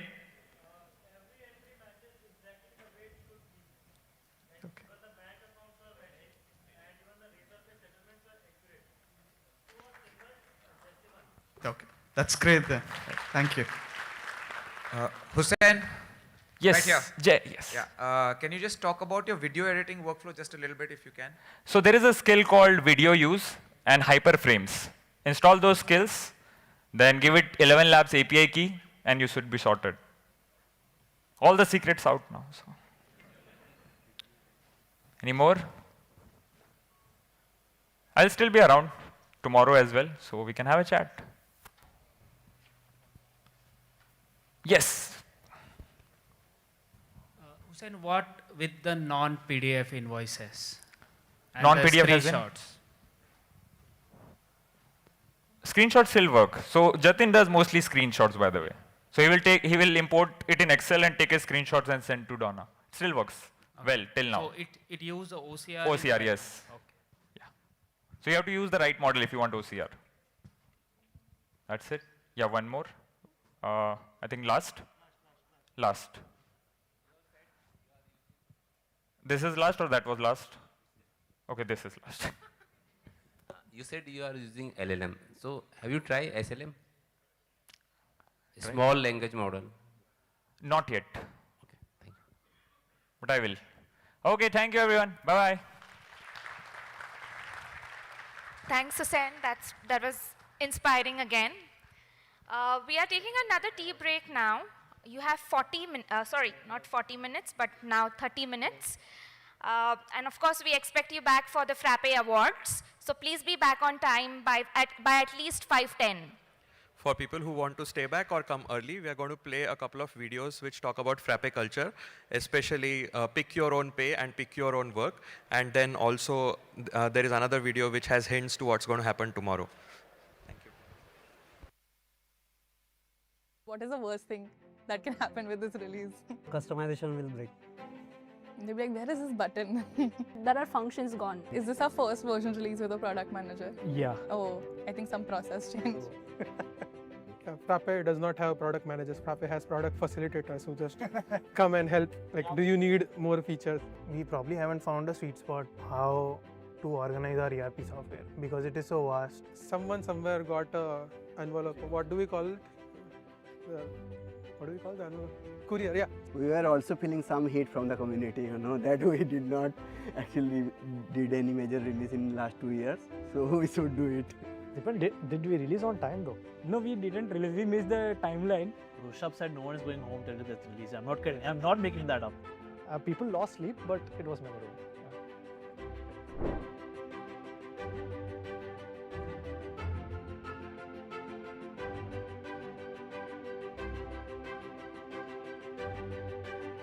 What's up, guys? How's everybody feeling? Good? All of y'all are comfortable? Good? Okay. Welcome. This is our very own internal talk show for the V16 release. And we're finally doing this after, I think, 2 months of planning. The stereotype in my mind has always been that a version release means just for new features. But I have found out in the process of this video that it's not. Yeah, so I can explain that part. So Frappe specifically follows semantic versioning. So it's not necessarily that the large version release is mostly about marketing and large features. So we do large release when we have to do a whole bunch of breaking changes. And that's not what most users usually think about when they think of major release, because features we can usually backport, but breaking changes we can't backport because we build ERP and business software, which is relatively supposed to be stable. So we can't be breaking things. So we use major release as a means to send a lot of breaking changes together. So a lot of stuff is going to break, basically. A lot of stuff is going to break, but not in the sense that like your site will stop working. That things will break in the sense we have to change few things to improve. Like for improving security, for improving user experience, we change certain behavior. It's not always possible to improve things while keeping everything backward compatible. So this is the opportunity where we consider breaking certain behaviors to improve things. And we're doing like a version release after 2 whole years. I think many people from our community will also have the question that why didn't we do one last year? So I think quite a lot of discussion went into when to release the V16. I think the decision finally was made when okay, it's been some time and there's quite a lot of accumulated breaking changes, and we thought, okay, this is the right time, to expose this to the end users to make it useful for them. And the decision is not like one person made it. There's quite a lot of discussion that happened there, but it's generally more in the direction of, okay, have you accumulated enough things to call it a new version, major change? So that's the what you call heuristics that we use to make the final call. In the last 2-3 years, we mostly focused into fixes and performance related issues, right? So all those things we cannot held back for a major version release. Those must be released immediately, those impacts the existing user base. In general, what is the main, I think, philosophy behind this release? What is the most exciting part about version 16? It was features, because in last 6 months or 1 year, there was no major feature we shipped in, even like backported in version 15. So for me, it was features. For me, it's like a balanced release, we almost ticked all the boxes, right from the stability to performance fixes to code refactoring to the new features. We almost ticked everywhere. Even we worked on the new UI itself, So it was a great release in my opinion. And this version release is for Framework, ERP Next and Frappe HR. When we say V16, we release Frappe Framework, ERP Next and HR together. This is mostly because they have been released together since a long time, and Frappe HR was kind of split from ERP Next, so they have some tight dependency. And even the framework UI changes that we do for improving user experience, they by and large improve user experience for ERP Next and HR users. So these are usually dependent on each other. So that's why we do V16 for all of them together.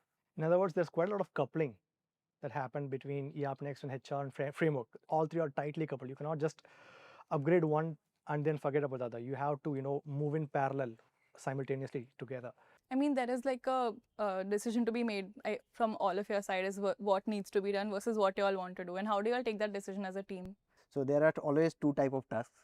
One is basically what needs to be done, and other is what we want to do ourselves, In another part, there must be users are looking for some bug fixes, some specific features, So that need to be shipped.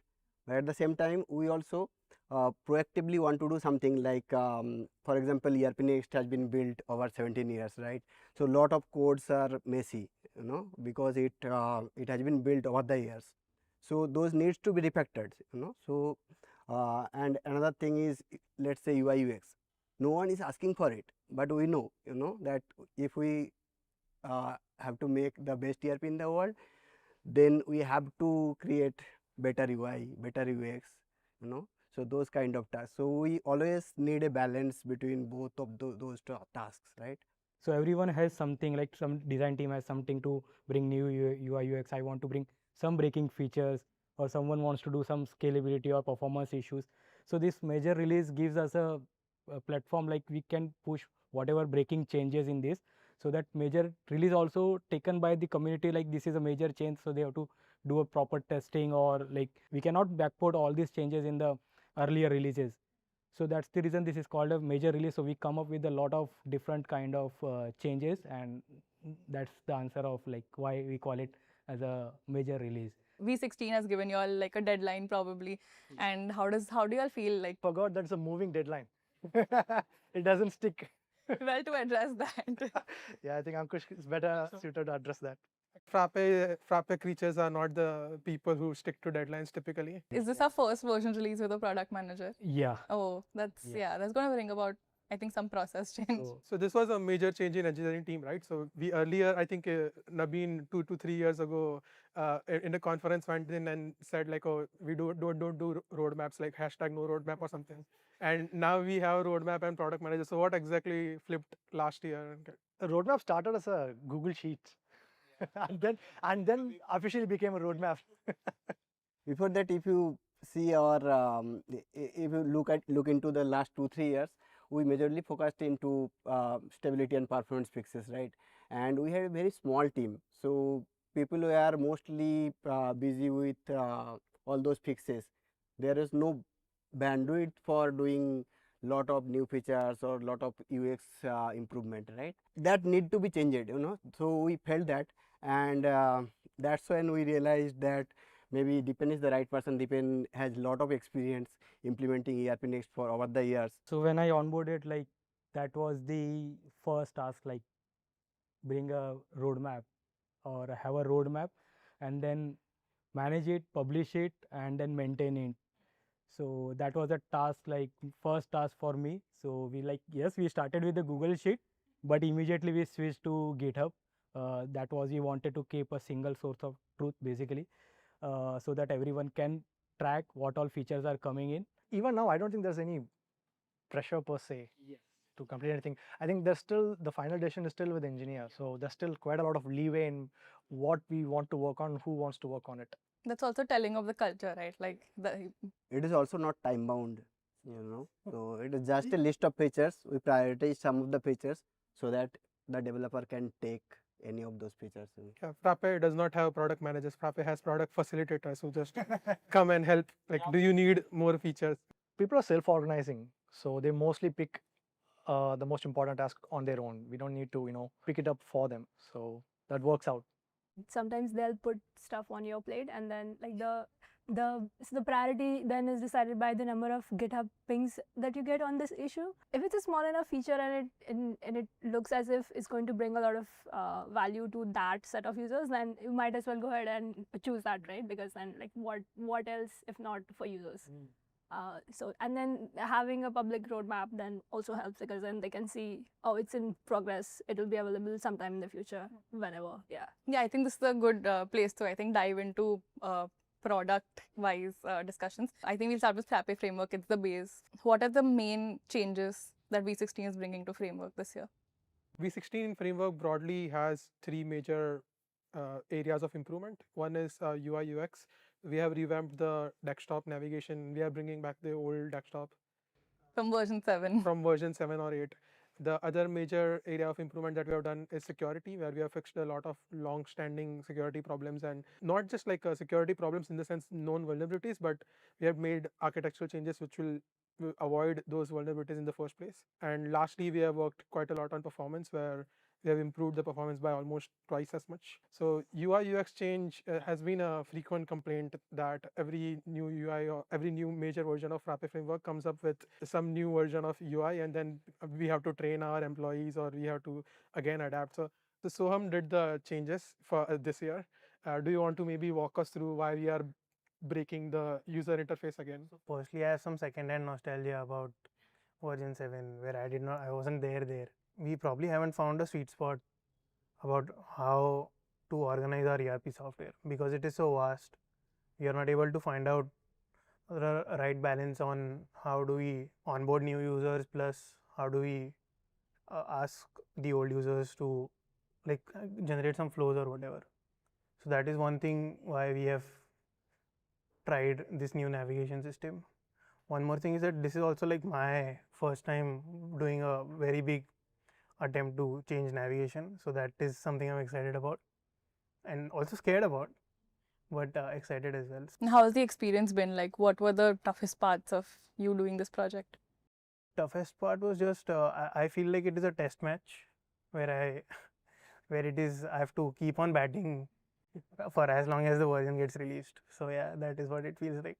Personally, it feels very fun to use because like we are also thinking about some flows, like in a user type module we know what actions user wants to perform, so we know all of that. We're structuring it accordingly so that we are sort of holding our hand while navigating the software. Yeah, that feels new and different. So, but why is the decision? Why did we go back to the older format, like older way of desktop? No, so our ecosystem is quite increased. So in some Discuss post, I saw that Frappe in version 7 it was just doc types. The icons used to represent doc types. Today they represent separate apps. So like that is what our ecosystem has grown. Even V15 navigation was largely same as V13, which back then we did not have so many apps, and now we have several apps in Frappe itself. So we have a lot of apps, and the whole desktop gives you the similar experience of an Android phone where like you have so many apps. Maybe it's more familiar today than it was in version 7. And we also did not just the desktop and navigation, we also did a lot of improvement in the old our standard user interfaces like list view, our child table, our form view. Ijaz, you did all of those changes, right? Can you maybe expand upon why we are doing those changes? I was also frustrated by all these things because like when I design any PDF, like I see a different view on print preview, and when I convert it into a PDF, it converts differently. So styles were not matching as compared to like print preview and PDF. The child table thing was my interview task, so that's why I did. And the list view thing was probably, if I recall correctly, on framework issue tracker, list view was the highest rated issue that we have solved since like 7 to 8 years. It was such an old issue that we finally resolved in V16. Yeah, the first one was scrollable child table, and when that one was closed, the list view was the first one with most reaction. In V16, we are basically shipping all major requested feature on framework, at least the top 2 to 3 major. Is that a finally moment, like finally we're shipping? Those things feel like we are finally doing that work. The security is also similar. So in V16, we are shipping some security changes, which are architectural changes in how we do query building, and a lot of other smaller changes also. So Akhil did the change for the query builder thing, where the ORM now internally uses query builder instead of manually stitching it together. So basically, like Frappe tries to make it very easy for developers to do things. So our original way of generating DB queries was developers could pass almost anything, like how they would generate a normal SQL query, and it would just work. But then because of that flexibility, there were a lot of potential security issues. Like luckily, like our community is good. Like whenever there's a security issue, people just report it to us privately. We can patch it. Nobody tries to exploit it in the wild usually. We kept having these reports on minor things. So then we decided, like a few years ago, I think Gavin, an ex-employee, had started work on an alternative for this called Query Builder.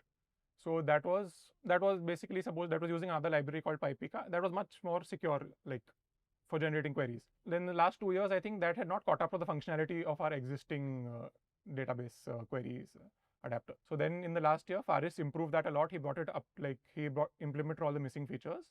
So then now in the last few weeks, we've implemented that. So majority of the FrappeDB calls, like most developers will be familiar with frappe.getList. So that's one of the most used ones.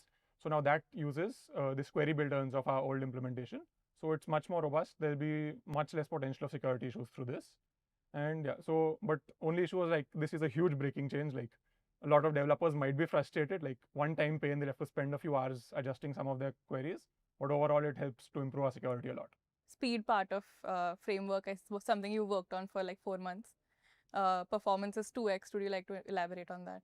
I went on a sabbatical last year, and when I came back, I wanted to do something challenging, and I sort of knew that Frappe framework is slower than it needs to be. Like like my hypothesis was it is at least 5 times slower than it needs to be, and usually you can't just recover all of the lost performance because that's accumulated over the years.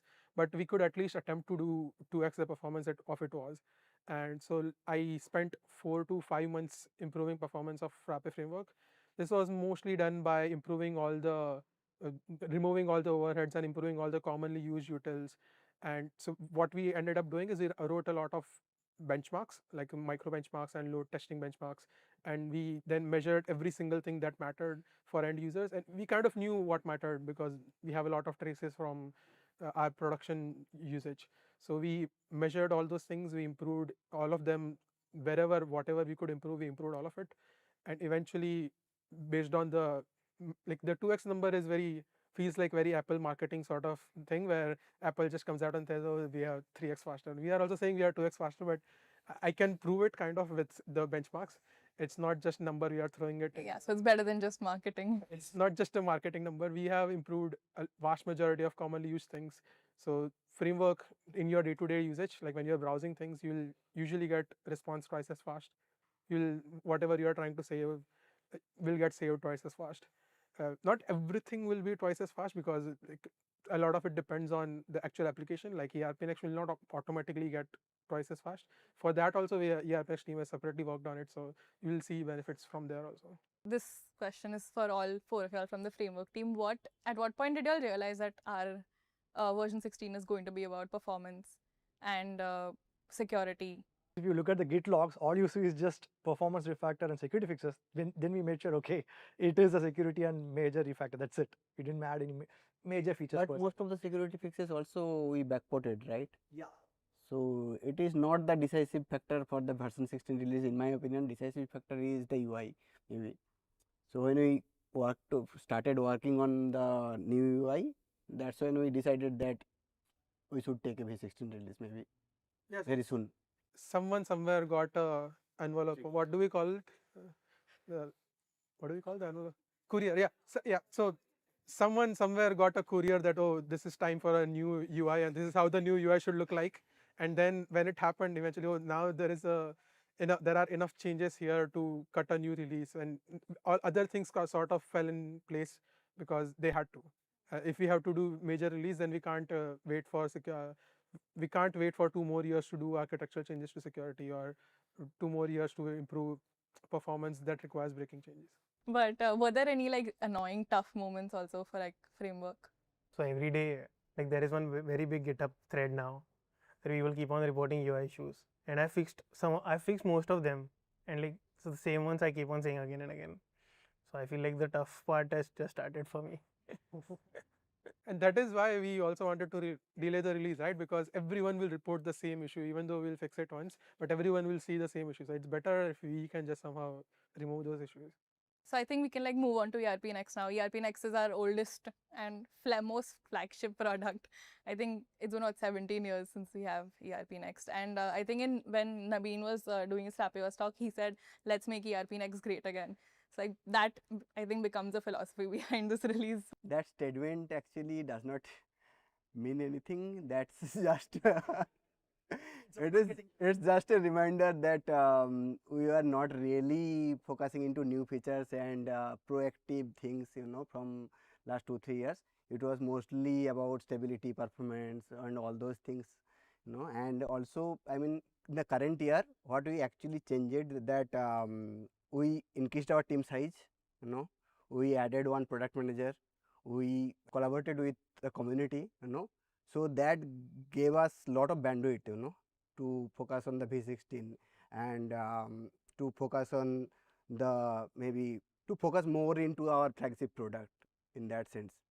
So in the last 2-3 years, if you see, our majority focus was diverged into multiple products. Now we are zooming into ERP Next again. Tell me more about the community collaborations that you did. Like, what were some of the best ones? For example, Resilient, they have contributed a lot of new features and fixes in the accounts module and India compliance. There is Build with Hussein.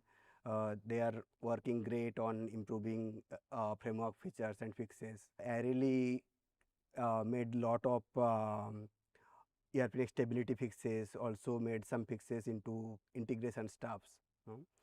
So yeah, we did lot of contribution, not only those active community partners, there are a lot of other new members also in the community who contributed in terms of localization. This year we got localization for 5 countries, Australia, Indonesia, Malaysia, Kenya and Uganda. Last month I went to the Cape Town, and there I saw that one developer also contributed the localization for South Africa.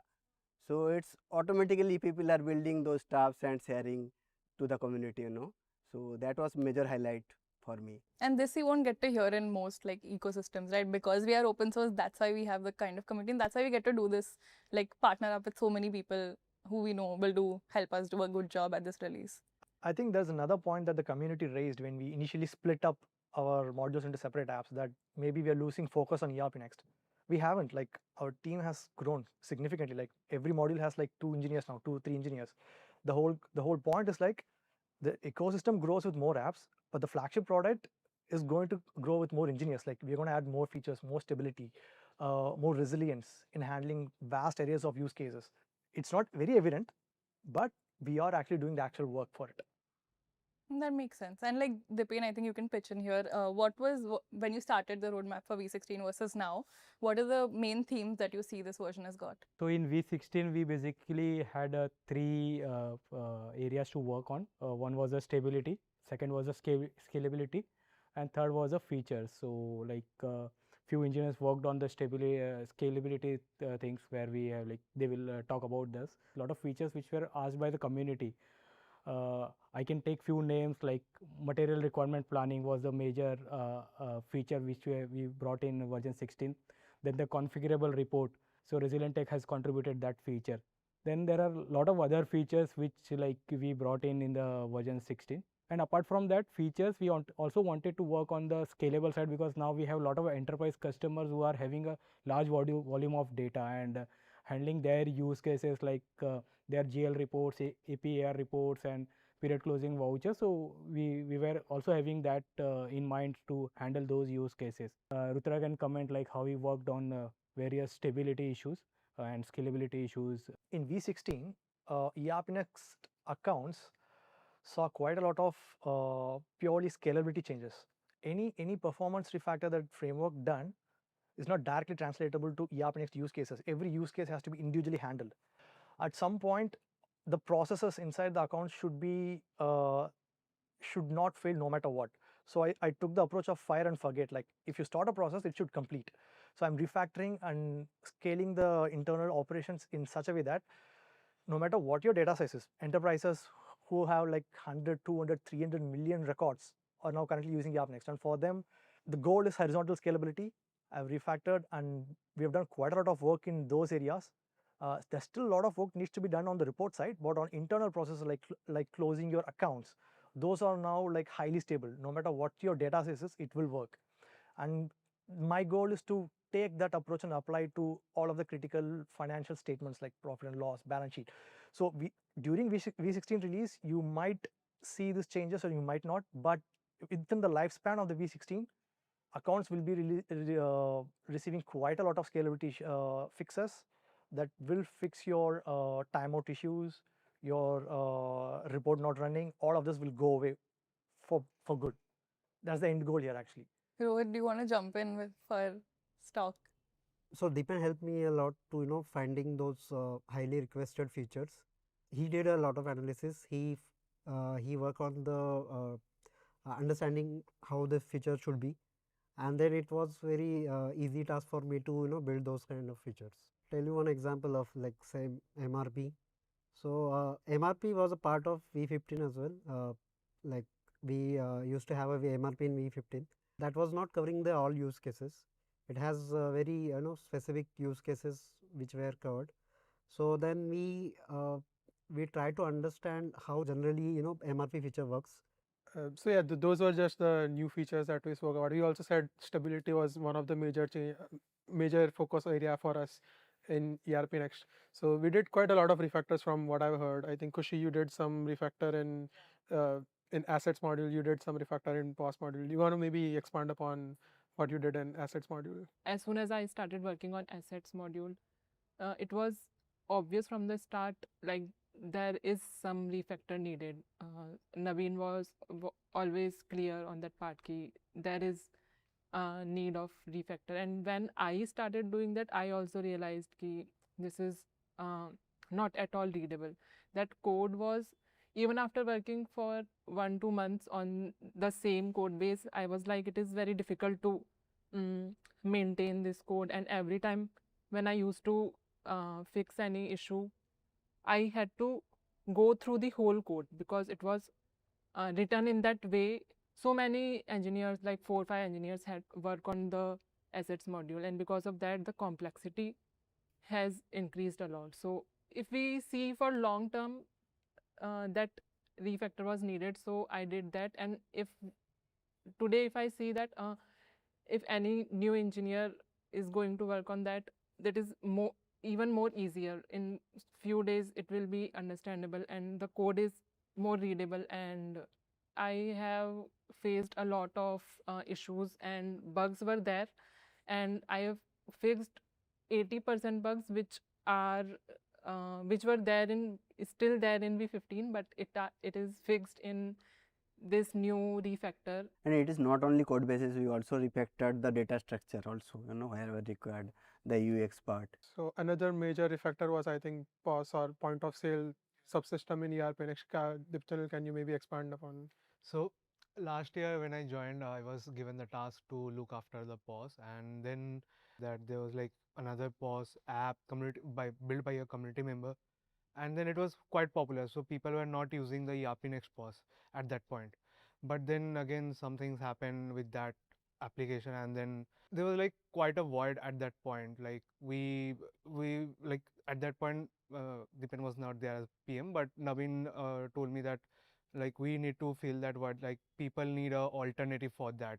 So I started like testing and all. So my major task was to integrate the sales invoice, but then again the POS as a whole, UX wise or by UI wise, it was not that good. So I guess around 70 PRs were related to POS fixes only, and then finally we had the major thing, which was that the sales invoice integration, because people really wanted the feature of real-time tracking of general ledger and stock ledger. Yeah, these two are just the major ones we did also. But if I went to and I looked at the ERP Next release notes, like it just went on and on and on. There were like thousands and thousands of PRs.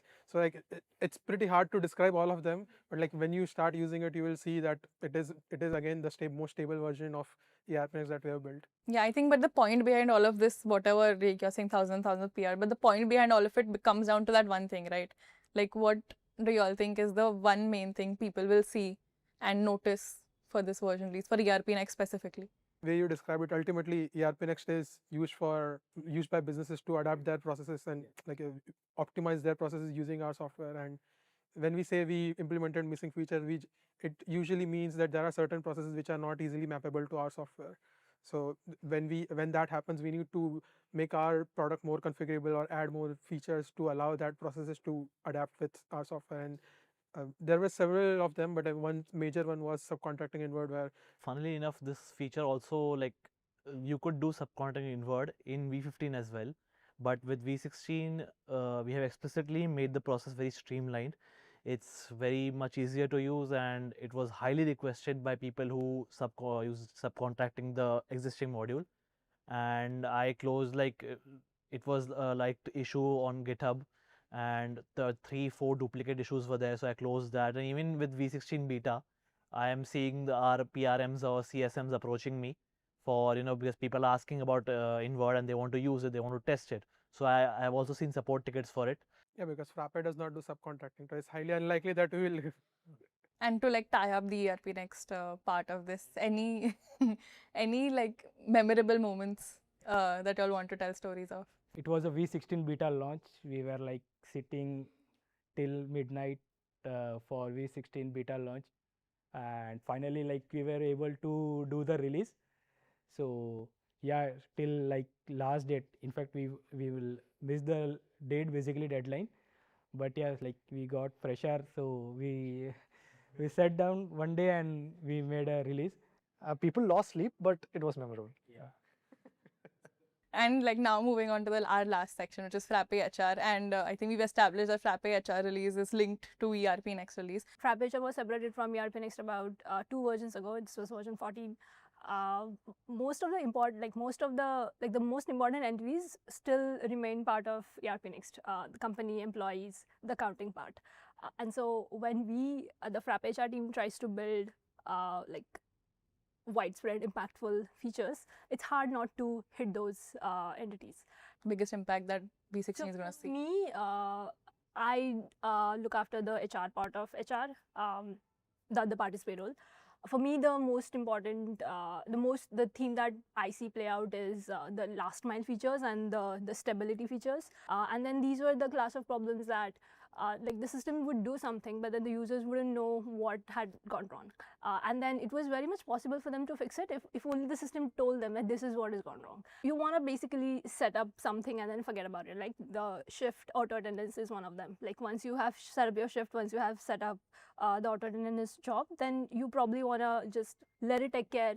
And then there was one problem of the last sync of check-in, which the users would have to, it has to have a correct value for the auto attendance to work correctly, and then the users would have to make sure that they have a script set up to update it automatically. And it works for all shift types, so it's not just like day shift or night shift, like any part of the time it will work. Even in payroll, the overtime and other employee redesign benefit, those features play into this whole broader theme. Yeah, so the question that you asked, why Frappe HR dependent on ERP Next. So one more big reason is that payroll is all dependent on the chart of accounts, which is on the ERP Next master. So this is one more reason. And as we speak on payroll, payroll is not that one module which is a easy module. It is a complex module. It depends on like HR team has to sit every month and calculates all the salaries. So in payroll, small mistake is not only a bug.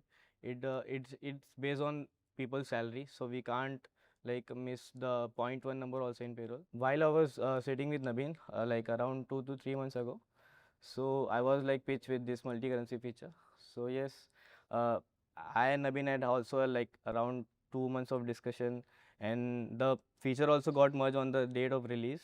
So Nabeen also has some ideas about how we thought about edge cases as per the process was going on for the payroll. So the first is overtime, which was done by Aisha. She is not in payroll team, she is currently in the FC billing. So this overtime was most requested by the users in the community. This was also a pain point because they have to manage all the things in the timesheet and then they have to calculate it manually and then add into the additional salary. So all these flows is got merged into the overtime. You have to just set it up one time and all the things will be cared about, just like how Aisha, how Asmita spoke about.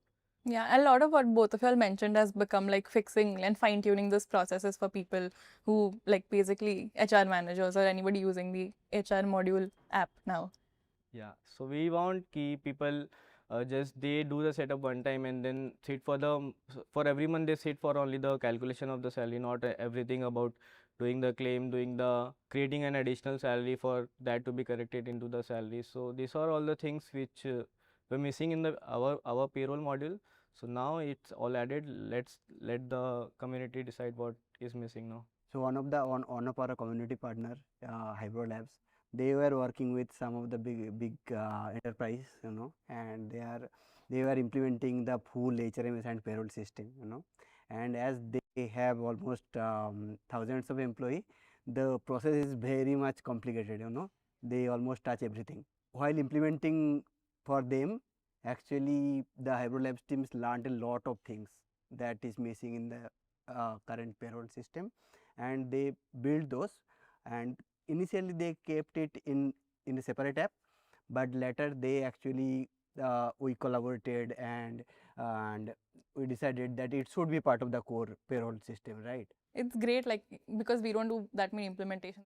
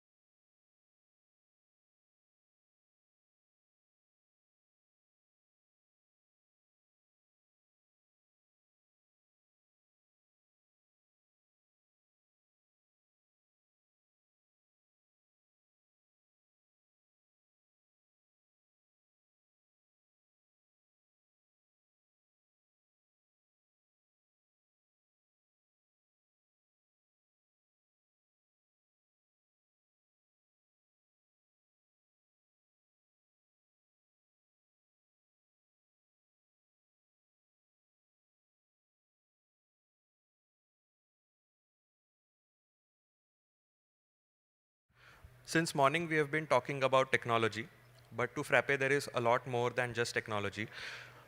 Like any other open source project, community is at the heart of everything that we do. And now we are going to start Frappe Awards, which is a celebration of the community. But before we start giving away the awards, I request everybody to please settle down, especially the ones who are on the aisles. Please have a seat. All right, thank you.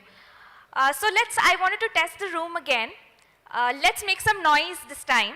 So let's give a cheer for all those who have developed an application on the Frappe stack. Anybody? Nice. Now, anybody who has contributed to the Frappe framework? And anyone who's active on the Frappe forum? All right. And the last one. Give the loudest cheer if you love to talk about Frappe products. Excellent. That's the Nice. energy we want. So these are the 4 cohorts, by the way, for which the best of them are going to get the awards. So we'll start.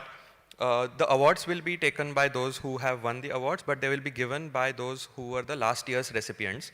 So the first award is for the best Frappe evangelist. And the award goes to, any guesses? Smith, that is right. The award goes to Smith Bhalia. To give the award, I would like to invite Kavya, who was the recipient of the last year's award.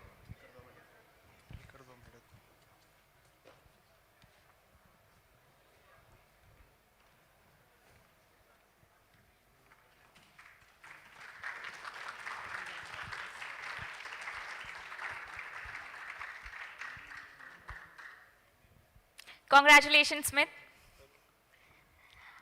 Our next award is for the best Frappe contributor, and the award goes to, any guesses, guys? I'll give you a clue. He works in Frappe. That's right. Ajaz, please come on stage to receive your award, and it will be presented by Ankush.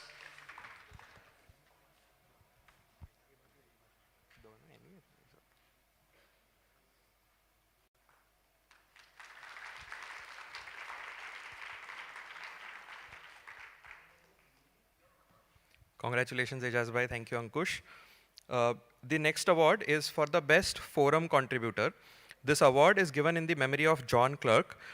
John was one of the kindest and most active contributors to the forum and was himself the recipient of this award in the 2018 conference. This year's award goes to Sudhanshu Badole. And the award will be presented by the last year's recipient, Bhavesh Maheshwari.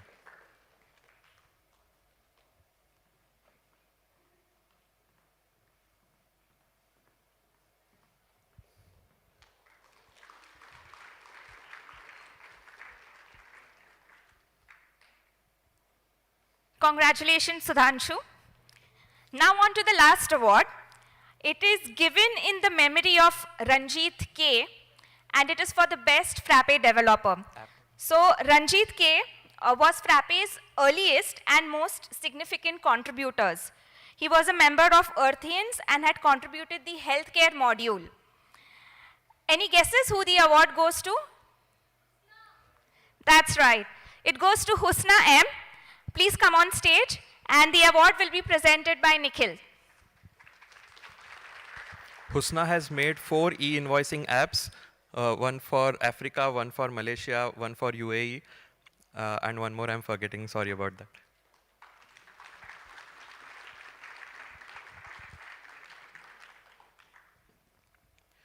Congratulations to all award winners. Let's give them a big round of applause again.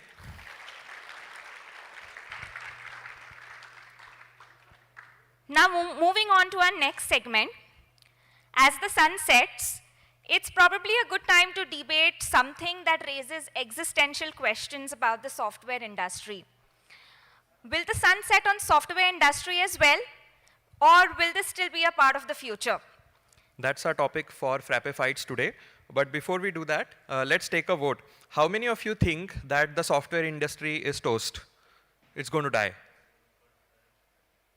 How many of you think it is going to almost continue like what it has been doing?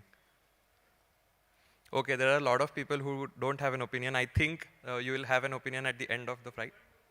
It's going to flourish. That's another one. Thank you. We'll see how this moves after the debate. We'll ask this question again. So we'll welcome on stage Ankush, who will steer up and discuss and chair the discussion.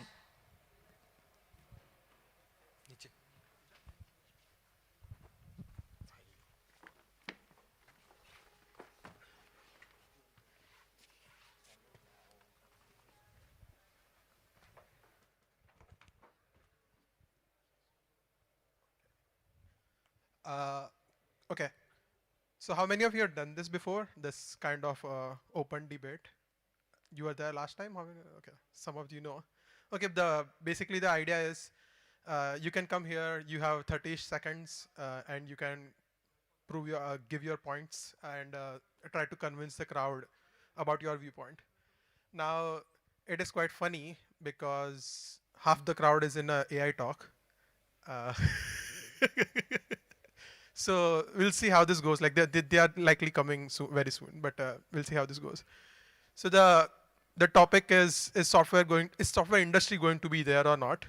And there are quite extreme take. Like there are doomers who are, or like there are people who are on the other side, completely on the other side, who believe that software is just going to stay the way they are, and like everyone else is delusional. And we were sort of that year ago.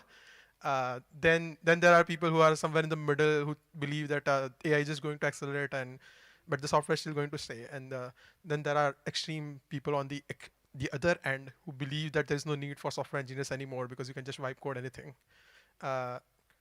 So which side are you guys on? Like I'll take a more granular side. Do you believe that in 3 to 5 years we won't need software engineers whatsoever? Like how many of you believe that? In 3 years, okay? In 5 years? In 10 years? Okay, some hands now. Like in 10 years, people are starting to believe that there is a possibility that software just can completely go away. And how many of you believe that's just not going to happen at all? Like even in 10 years with the current generation of AI, we are not going to get rid of software engineers. Okay, like so plenty of more people. So like who wants to come forward and debate these things? Or like give rationale behind why you believe these things? Please come forward. Those who have opinion on this, please come forward.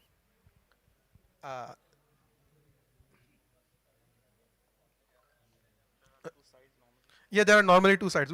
So if you believe software is going to survive, as in the software engineering as we know it today is going to survive, stay on this side or go on that side. Okay, Rishabh is also here.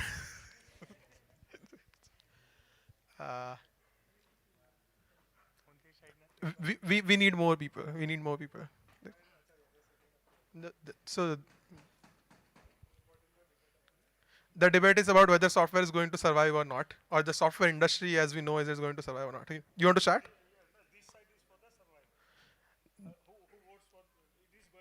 Yeah, this side is for the software is going to survive, and this side is the software is not going to survive in short time, as in the engineers are not at all required. Like the coders we know are not required. Let me start with that. Software engineers are not going to survive. Software is going to survive as a technology, or if you define software, it is a set of binary instructions stored in some electronic memory which can execute something on hardware. So we start defining software. That is going to survive like cockroaches. And it's going to flourish, I will say. So because if you say AI, that itself is a software. It's a statistical prediction engine. Free software community tells it like that. So it is going to survive as a software. Are engineers going to survive? No. Does anyone want to counter that engineers are not going to survive at all? So what I feel is when we define software, we say some kind of interfaces, the data is being stored in some structured, format. When we say develop a software, basically it is a software where people do some input, etc. Probably that is not going to be there What I think is there will be data in the database, and you have just AI ask anything, it will give you any information. Why you need some kind of interface? Earlier it was the case, but now you just ask, it give you. So probably software is not going to be there. The data will be there, maybe in any format, raw format. Earlier it used to be something like that, but you just ask, it will give you. Maybe you will say, okay, give me this information, like we say, hey Siri. So probably software is not going to be there that you are going to log in, find the report, enter the data. All those things may go away.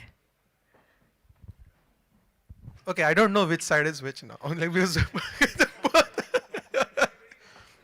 sorry? Yeah, do you have a statement? Yeah, exactly the sentiment that I think we're basically both sides are saying the same thing. The skill of coding, right? The computers will do it much better. So people who interact with businesses and figure out what problems they need to solve and how computers can help them, those people, that skill will still be there. I mean, will be done by people.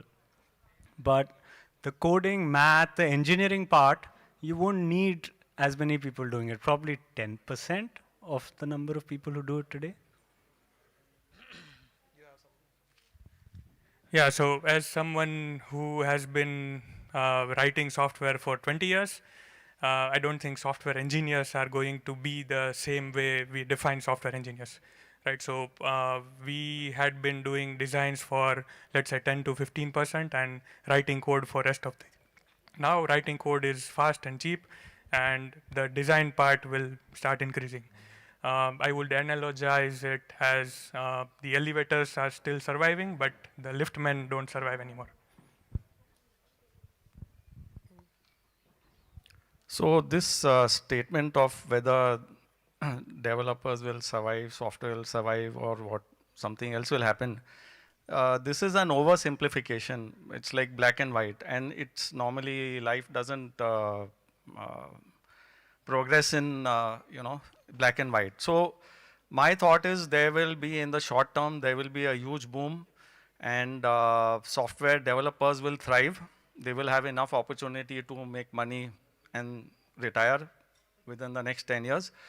Mark Andreessen, who's well-known VC, has used the term, he said, my friends who were developers, I thought they'll be free half the day because of AI, but they are all working through the night. They are what is called AI vampires.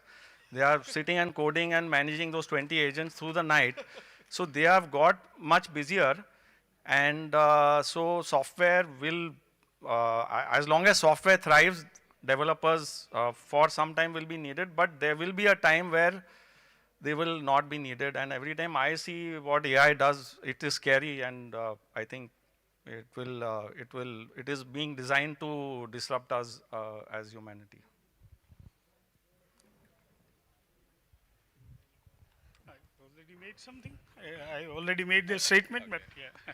So I'm not from computer science background. I'm a prospective customer for ERP Next. So when I was trying to explain the business requirement to channel partner, and I started using Lovable to show them the prototype what I need. So then I realized it that before that I was not able to express properly the business process. And I remember the analogy that in 90s when the computers were coming in India, so there was some saying that एक computer 10 clerk का काम करेगा. But the new jobs evolved, new economy came, and we did not lose our, like banking, it became more efficient. So, and we cannot predict the future. Now, right now it's LLM model. After that, there will be a different models, maybe the world model, something like that. But I'm thinking that when I'm able to express myself in the business requirement, it's like trickling down when only the big companies had the edge. Now the medium enterprise, small enterprise would be having the solutions at the cheaper cost, at faster rate. So there will be always requirement of software developers, product engineers, but it will evolve. The ecosystem will evolve, the new skill will be needed, but I don't think so that engineers will be wiped out. Even if the AI can do the 10 radiologist work, single person, single software, but still you need radiologist. You can't wipe out the radiologist. So in a similar fashion, it's going to stay here. Okay. I have to turn it on. Green. No, green now. Yeah, I don't think software engineering is going to disappear. First thing is, there is this theory that maybe AI will gain consciousness and AI will learn so much that it's like a self-learning kind of platform. If it is gonna become a self-learning platform, then there is probably no art on this world left. There's probably no more knowledge that is like people are gonna generate. So almost all the jobs will be probably wiped out. And software engineering may change its shape, but the coders are not just coders. The passion within them is also something that leads to discovery that currently AI can't do. AI is just, it just reads stuff and it generates output. It can't discover something. And how does a person discover things? They go through loops, they go through struggles that only human can do for now. So I don't think.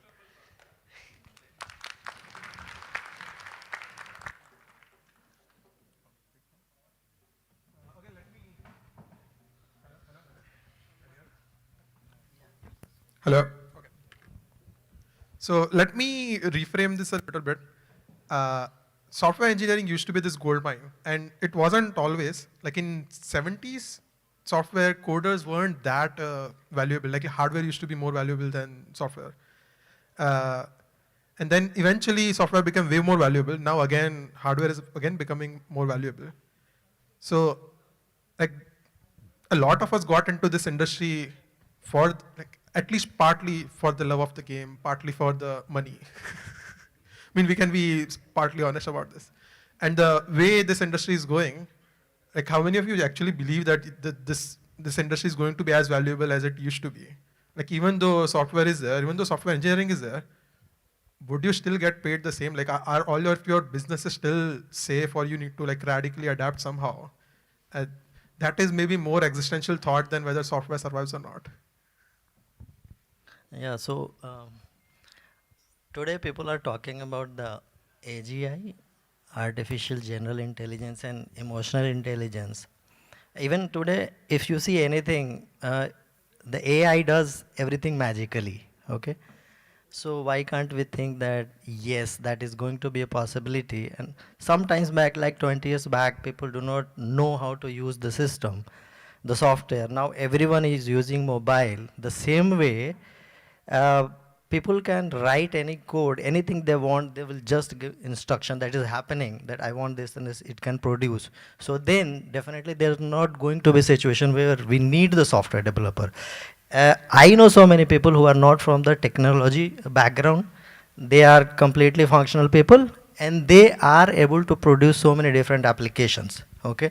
So even like just this happened in the 6 months, lot of non-developer are doing the development. So after some time, definitely anyone can do, any business will go and just write, this is what I want for my business. Even they won't tell anything, they will say, okay, this is my database, find out everything from the history, what we have done, how we have done, and give me some, applications. That is even happening today. Why can't we think that after 6 months or 1 year, that will be a reality and everyone can use it? So I strongly feel there won't be any, scope for at least software development. One more thing, people will forget the coding and database structure and everything after sometimes. Even I have forgotten so many things and everyone will forget it. But when he says software engineers cannot survive, let it come from someone with grey hairs. जब कुछ भी नहीं था तो वो था. So they were electrical engineers. If someone knows, or if you can ask your parents for the youngsters, there are only 3 basic engineering branches: civil, mechanical, and electrical. Then electrical got refined to below 12 volts as electronics. Then it came to computer science. Then it came to software. So software is no more the way to go. Any engineer, basically an engineer, say go to Frappe kind of setup, who can define what is happening between the electricity coming into the office and Ethernet going out of the office. I think they should be defined as engineer. And they are going to flourish, not going to survive. Because those kind of breed is going to be less and less. So anybody who feels threatened, go back to the basics and learn electrical engineering. So you said that anybody can build the application and use the database. What about the production level security, cyber security, reliability, maintenance? I have counter to that. Your suggestion was go back to learning electronics, but people don't even know assembly. People don't even know C when they use Python, like majority of people. They're still software engineers. Use same AI tool to teach you. No. And it may happen that AI to AI, it will talk in gibberish. So then you'll have to learn gibberish also. We already do. We already learn to pass how Claude speaks, and then we write whole bunch of skills like, bro, please, talk in normal. About the security, like today you write a software and ask the AI to find out every vulnerability, every bug, any security issues, and it gives you what are missing, what you have to do. So it is there already. So, talking about your original question, certainly the skill is going to get repriced because now it's so cheap to do coding and get coding work done. Also, historically, it's quite common for, or not uncommon, for professions or people pursuing certain professions to get phased out. Like I read somewhere that zinc production, like in India, sometimes steel production, those engineers, we're talking about really long time back. That skill died out, but those guys are very highly paid. And even hand weavers like in Murshidabad district, they could produce very fine cotton. But once industrial processes came, they got phased out, right? These guys used to earn a lot. So it's going to happen the same with software engineers. And it's easy to say that reskill yourself in your 40s, 50s. It's already, we've seen in America when their jobs moved away to China, the blue-collar workers couldn't upgrade themselves, not all of them, right?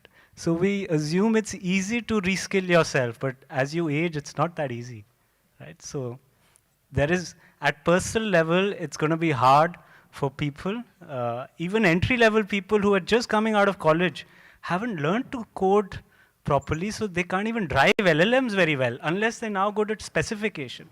So they can't catch mistakes. So it's lots of dimensions to this. It's going to affect people a lot. And probably those people are going to be more valuable who understand all these three things like people, process, and technology. Okay, they have the functional knowledge, they have the experience, they have the technology background.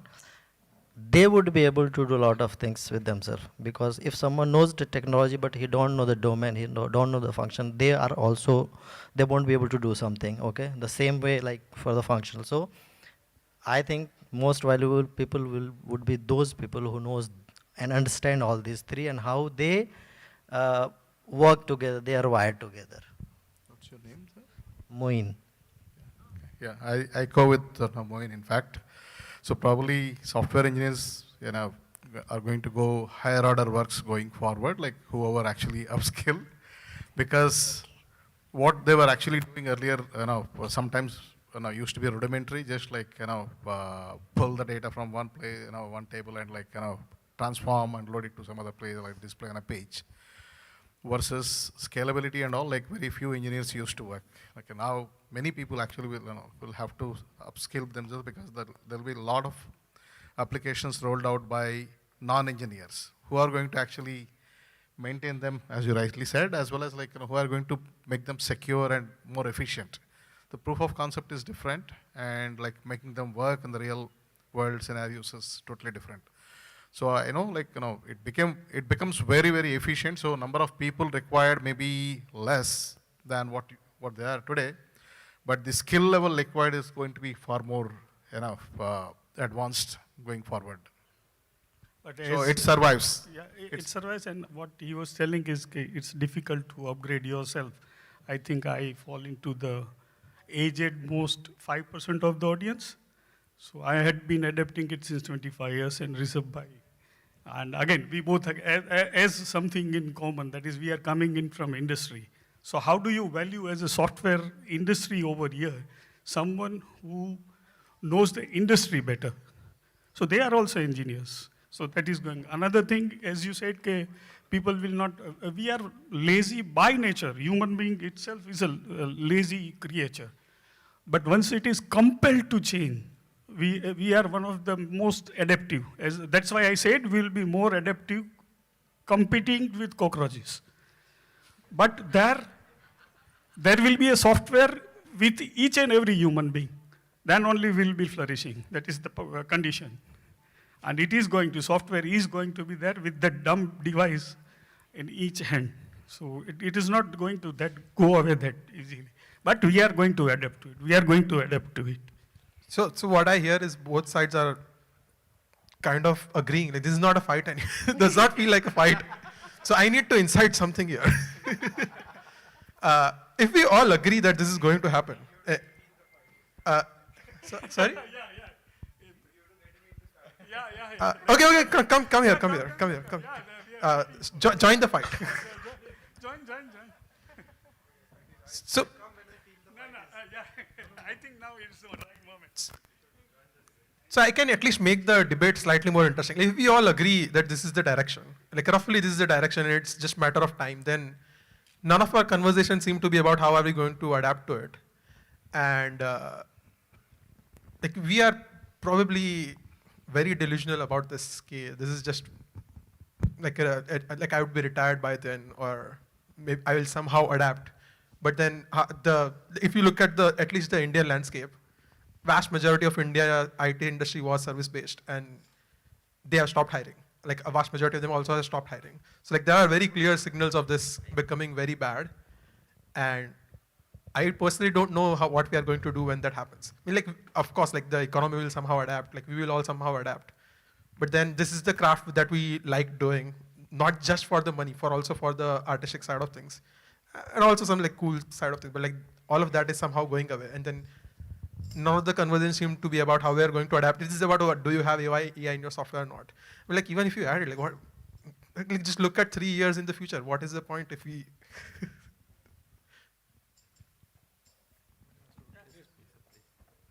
No, I think what you're saying is, I don't think everybody's brain is scrambled right now. I don't think anybody has a clue what is like how society is going to adapt, how behaviors are going to adapt to having additional inferencing capability on your fingertips. I mean, one thing is always that reality is surprisingly complex, right? I mean, like we assume the world in simplistic terms, but nothing is really simple, right? Like if we are all very complicated beings, we have atoms and molecules and cells and proteins and whatnot, right? It's extremely complicated, but we simplify everything, right? So even this new AI thing, I think we are oversimplifying the way we interpret AI right now. Reality is surprisingly stubborn, is what I feel, right? Like reality is going to get in the way a lot. And I don't know, I can't imagine. Science fiction is the only place right now that probably has some answers to what a reconfigured society looks like. But yeah, when I travel in the local trains of Mumbai, I don't see that science fiction reality. Actually, we have 1.471 billion people in India. So how they survive? We don't know. Actually, we are thinking AI will cover your job, but AI is not covering your job. It's just great illusion. You can ask same question again and again. AI will give different answer. So why we use AI? We use AI as an assistant. So it's very, it's your thoughts ki AI will replace. For next year, quantum will come and AI will remove, as per my understanding. Thank you.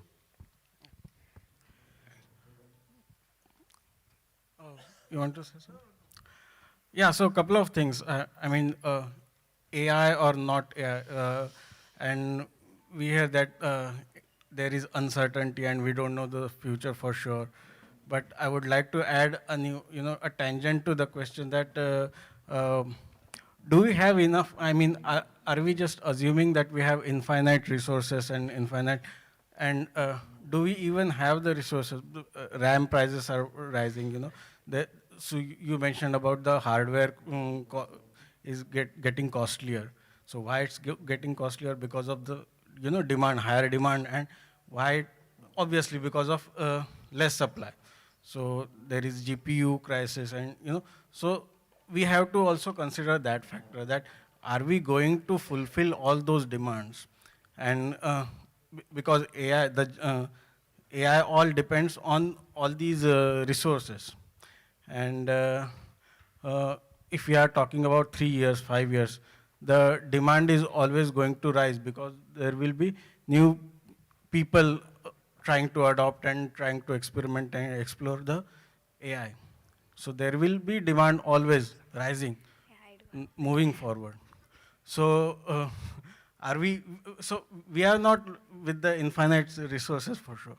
So before we reach to the point to I personally think like that would not, like just like a lot of fundamental technology. Like if there is demand, the market somehow figures out. Like electricity demand has been growing since the electricity was invented, and it keeps on growing.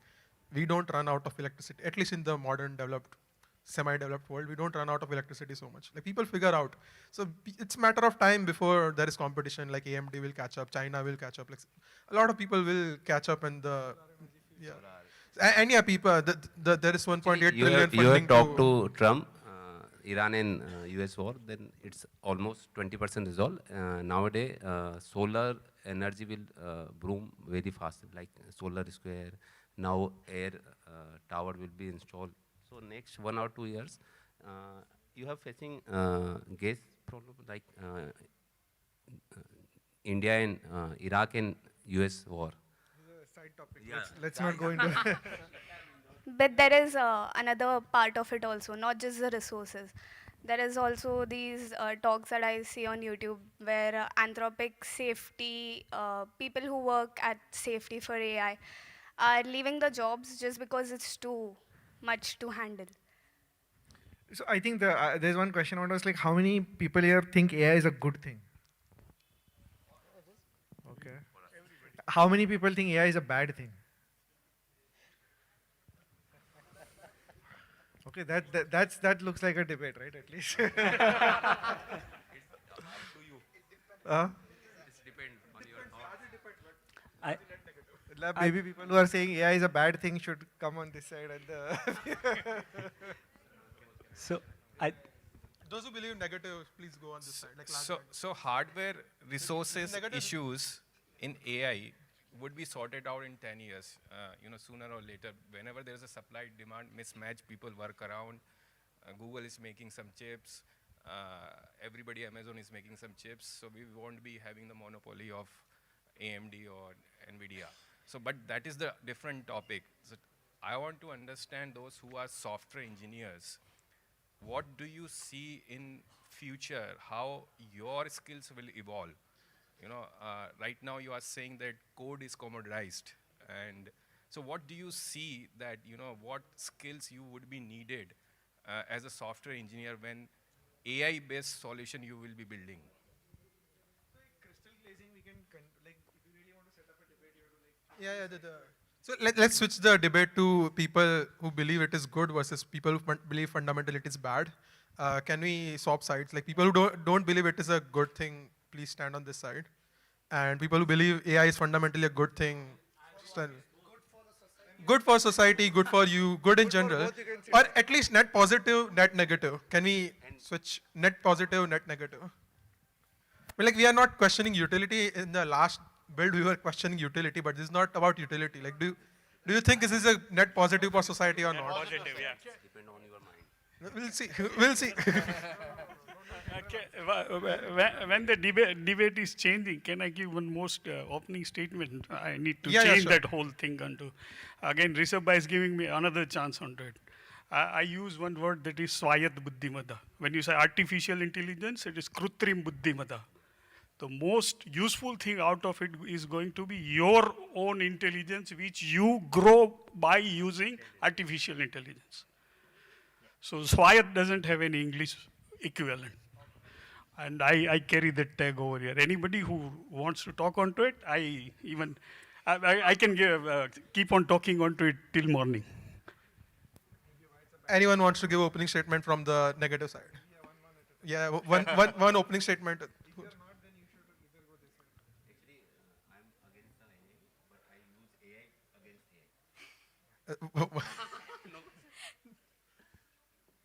Yeah, just can also join if you want to join. Who is? Oh yeah, Safan. Naveen, come on this side. Come on this side. We know you are on this side. Like why?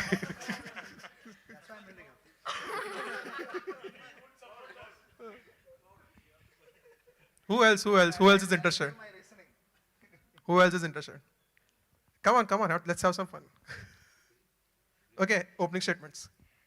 If AI is considered good, what about the lives of people that live near the data centers who are getting polluted water and very less electricity? Their bills have been skyrocketing. Okay, maybe in future they will turn to solar energy, but what about the lives that are getting destroyed right now? Does anyone have counter to that? Hello. So everything that we do, okay, even whatever we are doing, the purpose is to improve the human life, okay? Leveraging anything which we can do. We invented so many things like car, etc., everything. And I think AI is one of the best thing we have invented. It is helping human beings. So something which is helping human being in so much way, how it can be bad, okay? Definitely anything can be used in negative way, right? But any counter? So there's a sense that technology is valueless. You know, it's how you use it. That's the kind of argument that's being made.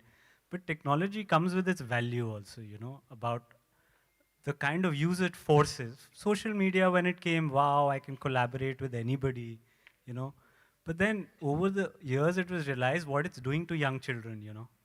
And now many countries have banned use of social media for kids under 16. The Scandinavian countries, for example, they've done away with electronics in classroom altogether. They're going back to paper because they've seen the damage it has done, right?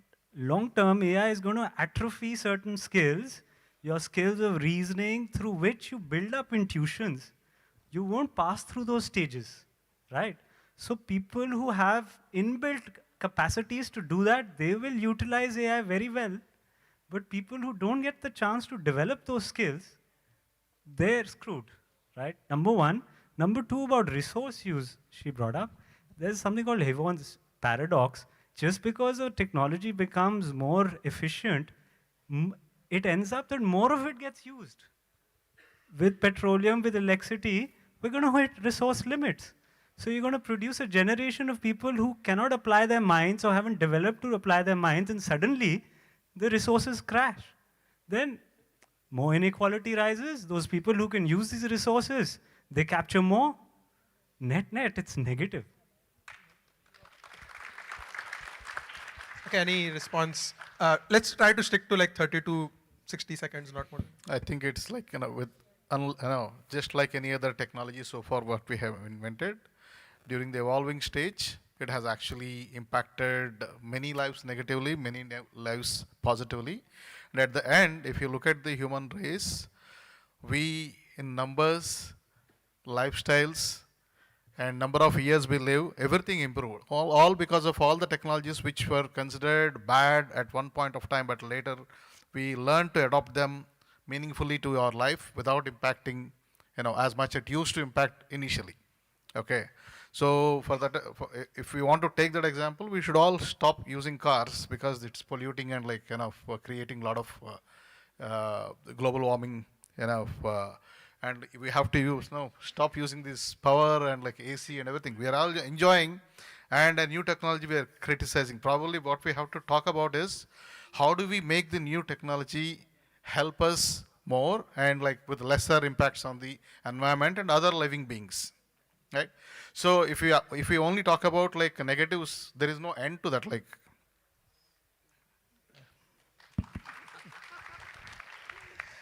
so I think my position is not on if AI is good or bad, right? I'm mostly looking at how it impacts society and how the society will turn out after a few years, right? I have a very, very bleak picture of how the society would look in future, to a point where some of people have turned down the invitation they have sent to me for a talk. Like I send them the synopsis, what I will talk about, and say like, no, we want to hear positive things about AI. So this is something that has happened. Like, so the reason is like, we as a human, like these arguments are like not very much far-fetched, like, or not even in first principles. Like what is happening, right? So we say cloud is helping you to write email, but it's just I think it's just a phase where cloud will take away our money and learn how to write email. And once the ERP and the system is connected, then that job is gone. Right? I don't think many of the tools today exist is not going to exist after 2-3 years. These all exist because the systems are not still talking well to each other. Once the MCPs are in place, systems are in place, a lot of these people are not required. No prompt engineers required. So I see there will be people who will make a lot of money out there, but I see a hunger game like of society after 5-10 years. Because I don't see, like none of the people who own this company or think of Bill Gates or anyone care about society or people or anything. They just are consolidating all the powers. And in case of AI, it's a $1 trillion game. It's not something you can like, a startup can just cook up something right now. And just take Bangalore, for example. Majority of people are working in the TCS and the Infosys, and once they collapse, all the maids and all the shops around them collapse. When that collapse, the villages from where people come to work them collapse. So eventually, we don't even have as a country a social security mechanism in place, right? Maybe in EU, Europe and UK, there might be social security that we have ever seen, right? So that is going to level the playing field by a lot. Currently, if you don't have capital, then you can't start a business. Here are talking about two things. One is about resource regarding energy, and second thing is regarding unemployment. So first thing, if you are talking about unemployment, seriously, ERP Next and Frappe is doing the first stupid thing, because in an enterprise, ERP Next is bringing efficiency and reducing a lot of manpower. Eventually, it is growing the industry and growing the employment in long run, but in short term, it is losing the employment. But when you think about AI, it is not just about this employment or energy. It is about decision making.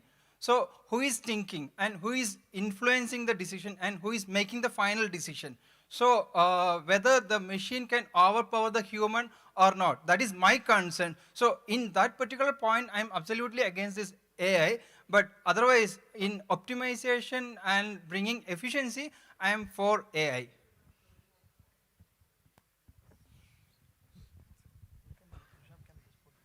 Hello. So the thing is, I think we have no point to counter that AI is a good thing. just one thing, whether anyone accept it or reject it, the reality is it is going to be taken over by AI. Today, everywhere sensors are being installed. Tomorrow, chips are going to be installed somewhere in your body also to give every information. Okay. Hussein was saying for the last 6 months, all the vouchers, invoices are being created by Donna. Okay. So all the things are being automated. So whether anyone accept it or not, it is going to happen. Okay. The other thing is, it is just a tool. Anything in this world, in itself not a good or bad. It's all about how you are going to use it. Okay. You can use it in a good way. You can use it in bad way. That is. And it looks good when you are looking from there. It looks bad when you are looking from here. Okay. So we cannot decide. If you are looking from the social perspective, definitely those people would be right. Okay. But if you see it from a different way, invention, leveraging technology, automation, making humans' life easy, then definitely it is good. So, like, वो बोलते हैं ना कि उल्फत में हर एक शय उल्टी नजर आती है, लैला नजर आता है, मजनू नजर आती है. तो इट्स ऑल अबाउट कि हाँ आपको किस चीज़ से प्रेम है, वो चीज़ें आप जैसा चाहते हो वैसे नज़र आएगी. Yeah. If you, I think you are also against the AI, I think. As you have said, have you heard about 27th April Epogen event? Within 9 seconds, Anthropic remove production and backup. Within 9 seconds. Have you searched those data? 27th April US event. Why US remove Anthropic from their Pento? Because they know the servers is from US and Russia and China hack those servers. They know where is the missiles. So it's totally against the human. If we are the just consume tokens, US will stop our whole UPI system in just one click. So it's good or not? They know we have the main largest youngest people in the world. If you are think, so we have just developed in 1 or 2 days. The brain is human, not AI. So I am totally against with AI. Thank you. We have one vote from the audience. So. Okay. What is good for the humanity? Is it, do you think that if humans learn to travel to another planet or another galaxy, and then somehow ensure that we humans as a species never die out, is that good? Or living like whales? Whales, for example, really smart creatures, probably smarter than us in some cases, live totally in symbiosis with the nature. They don't affect the earth in a way we do. We have lost that thread long ago. Like the first time we set foot on the new islands that weren't inhabited by humans for a long time. The moment we set foot on them, we have caused a lot of extinction of a lot of species. Saying that we are causing, stopping AI, for example, like blaming everything on AI for the unhappiness of human lives or loss of, I don't know, quality of life, is not an argument at all. Because we do that today, we have been doing that for centuries. The question is, if we do invent this thing, this AI thing, imagine the kind of things that it allows us to solve. We don't even know the type of problems that we don't even see as problems. What if the, I don't know, almighty God at that point gives us answers to those questions, and then we see a life that we have not been able to imagine for a long time? Yeah. So I think it's turning out to be an interesting debate. So that is, okay, so here is what I feel, right? Like when we talk about technology, and like I'm trying to also summarize a lot of points, is when we invented science, or when we discovered this rational way of looking at things. I think the philosopher Nietzsche has this quote that we killed God, right? Because somehow God was answering all those problems, and somehow we started figuring, hey, no, this is not why fire happens. This is why fire happens, or this is not why the sun rises, and every answer God had, we have that answer also. So like we somehow, at least in Nietzsche's word, killed God, right? And then he also has this idea of he or some other philosopher has the idea of this Superman, right? Like we just became this superhuman now, because now we have this godlike power, like we invented godlike power. And what I feel personally, maybe, so I don't believe in the moral queasiness of resources and this, and it fucks with your brain and all of that, which is maybe because it's new, right? We are very scared of this kind of technology. So there is fear and there is other arguments, but personally I feel for the first time that we are psychologically defeated. As humanity, like we have been defeated by this technology that we have created. So if we killed God, then we also created the devil. In some ways I feel this is the Skynet, right? That these machines that we are creating are going to embody all this knowledge that we were supposed to keep to ourselves, like we are giving it to the machines, and we are going to probably create Skynet. I don't know.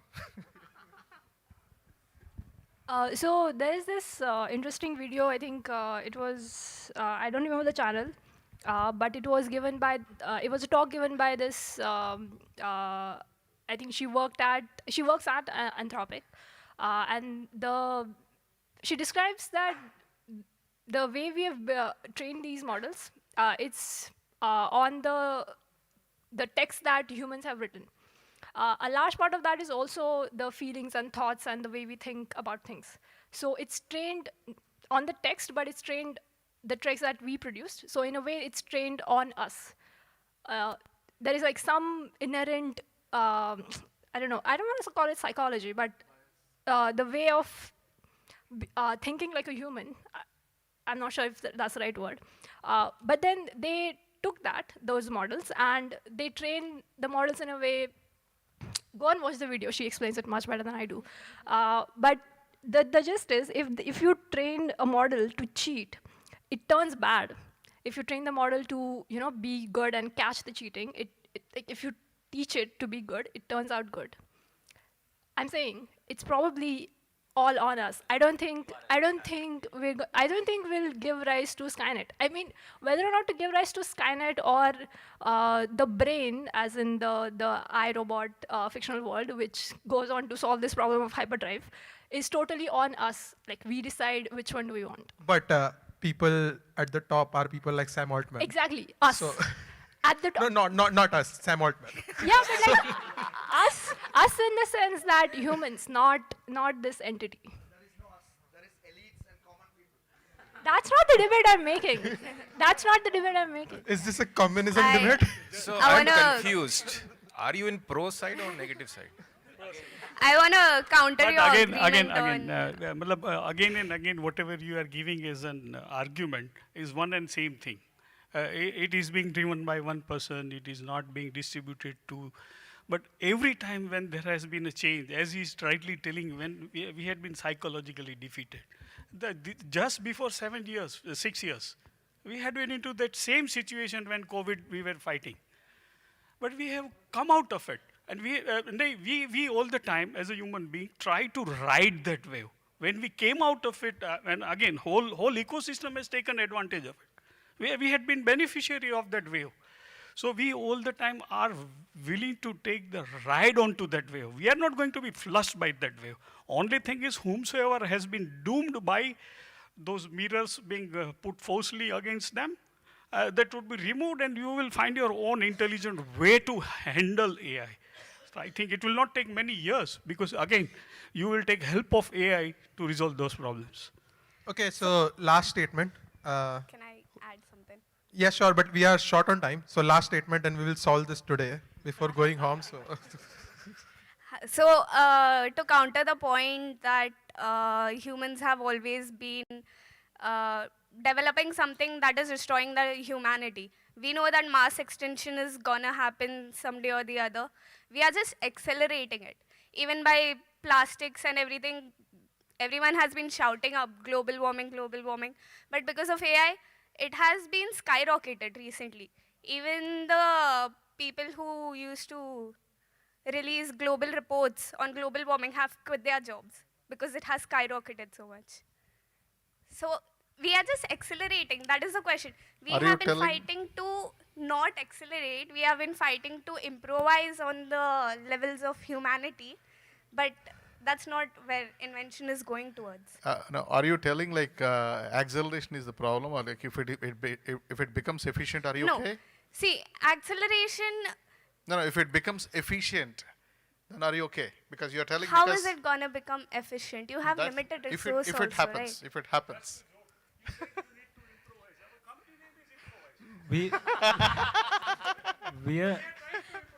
We must also understand the age we're living in is this sort of, we live in a mythology of progress, that mankind has come from caves and we're heading to the stars, right? That's not how it is. History works in cycles, right? You look at past civilizations, Romans had very complex technologies, Mayans had their own share of complex technology. We have our share of complex technology. It doesn't last. You eventually hit into limits, whether it's resource or complexity limits that humans can't handle, and societies collapse, right? So I think I'm not saying we're at the brink of it. This is a long process, could take a long time, but these are the kind of things, technologies that precipitate it actually. Yeah, I agree.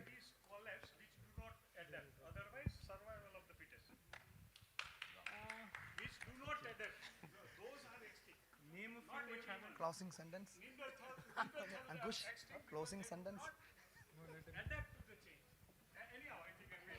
So his point was those who collapse those who do not adapt to the Shouldn't change will survive. collapse. So yeah, okay. So we have not solved it. We can continue this after the next session, which is. Okay. Let's take some vote again. How many of you still believe AI is fundamentally net positive? And fundamentally net negative? Okay, we flipped at least some hands towards net negative. No, this side at least managed to convince few more people, even though the popular vote is. Ad plug, please try half. Look at this guy, like talking shit about AI and then plugging his own product. No, it's like we call it actually open-AI. Okay, so we'll now move to the next segment, which is the music show. So please be seated and.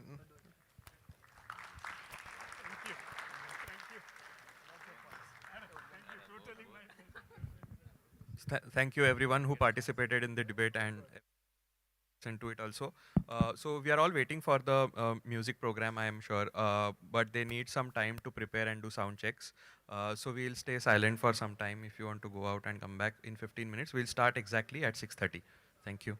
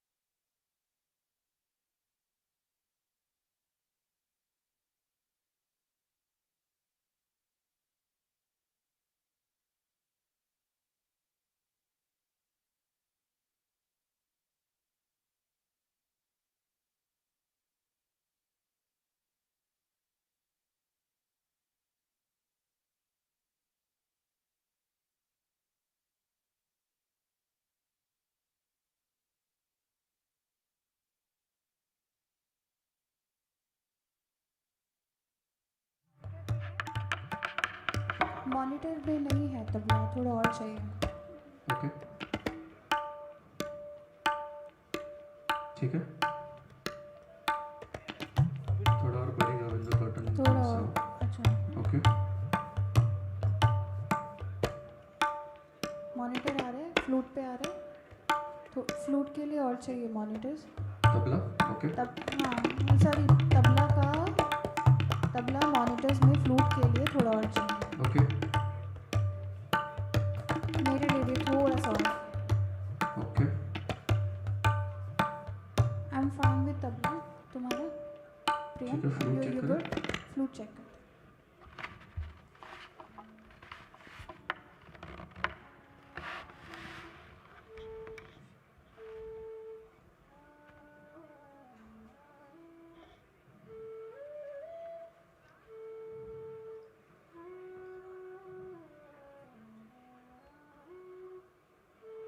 ये मुझे बहुत ही कम आ रहा है. What is that?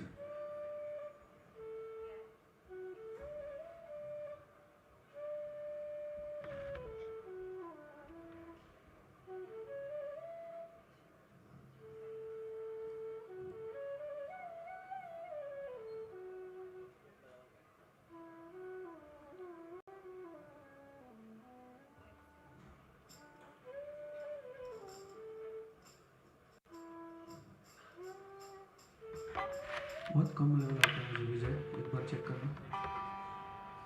27 28 पे हूँ मैं. Mute करता हूँ मैं तब तक. Can I check the call?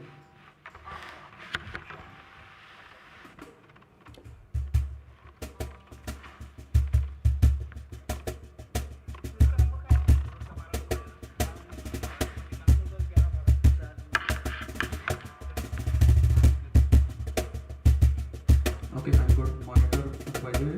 हाँ थोड़ा चाहिए पाहिजे. मला काहोन पाहिजे. Okay done.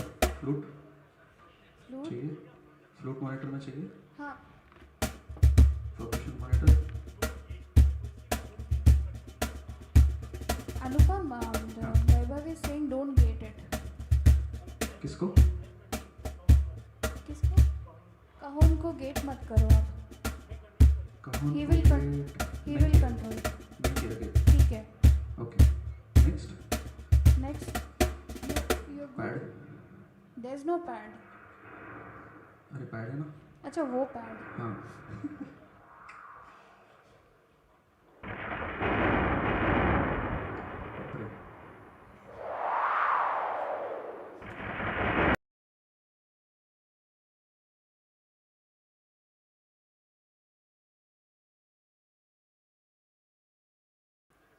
इतना ही है. हाँ okay done. Next.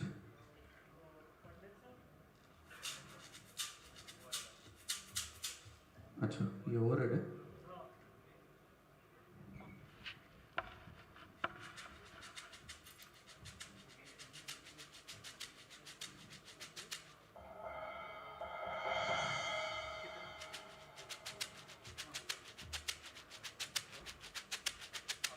Okay done. Monitor में चाहिए किसी को ये? थोड़ा थोड़ा सा. हाँ he wants Vaibhav wants it in his monitor. Okay done.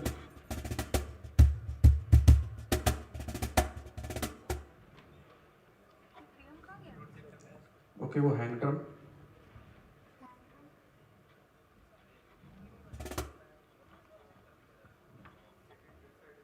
I think इतना ही है. और कुछ है क्या? वो है ना कुछ एक हैंड ड्रम. Hand drum. वैभव.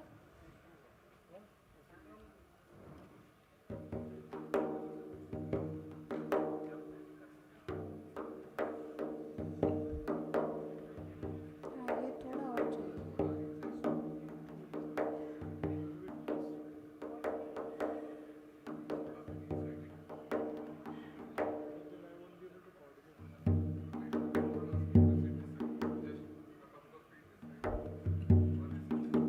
ओके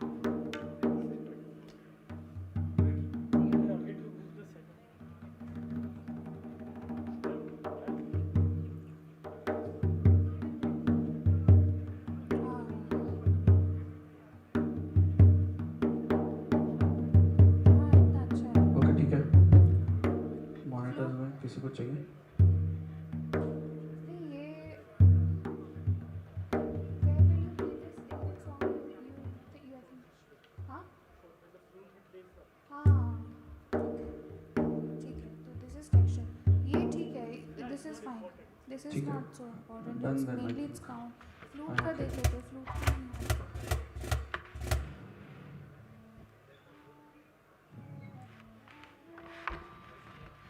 हाँ फ्लूट फ्लूट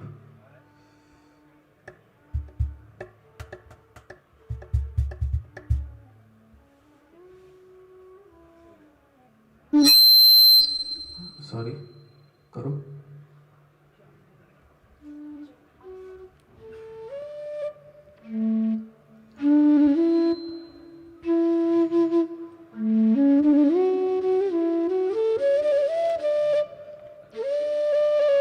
ओके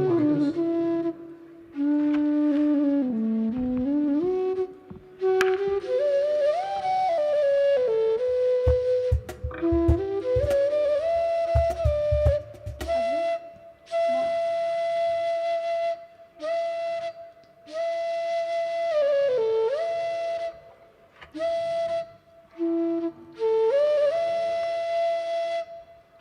ये बूम क्या हुआ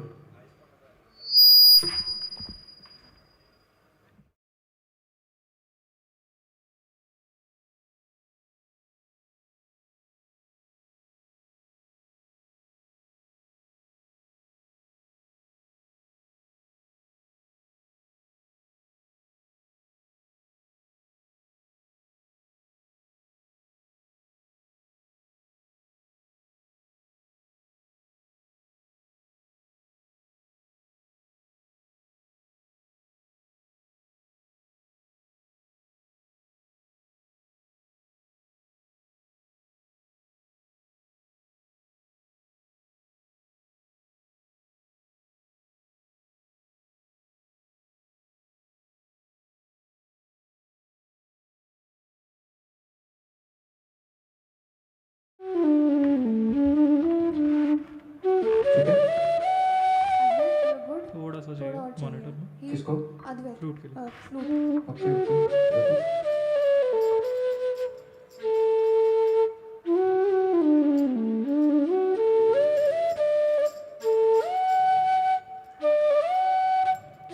ठीक है सिर्फ मूनलाइट का फर्स्ट एक बार करके देख ले सब साथ में बजा के एक बार देख लेते लेवल्स पता चल जाएगा एक मिनट हाँ my high pitch voice check करता हूँ I won't be singing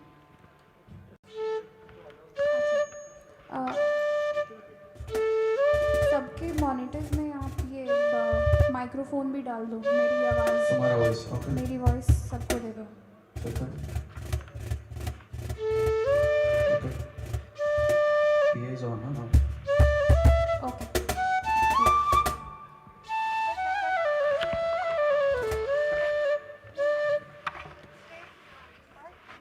I am ready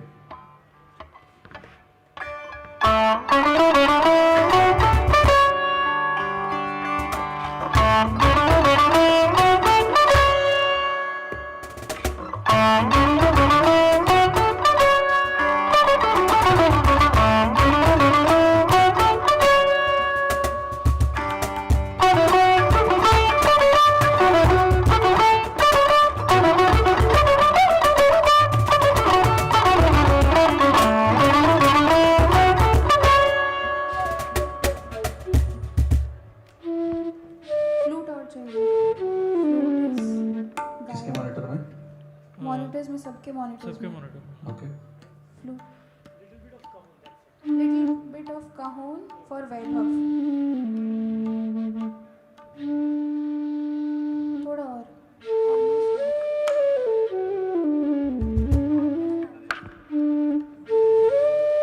ठीक है हाँ ठीक है ओके सही है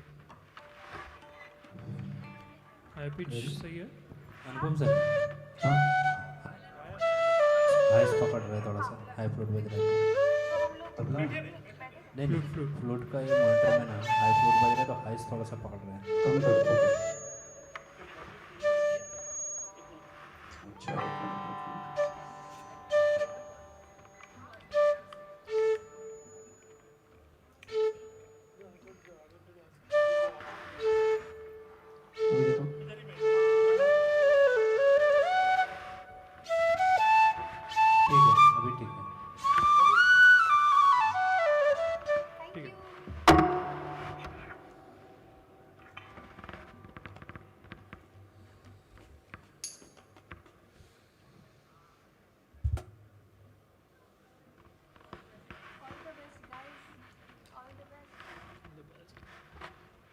ठीक है, ready? Ready. Okay.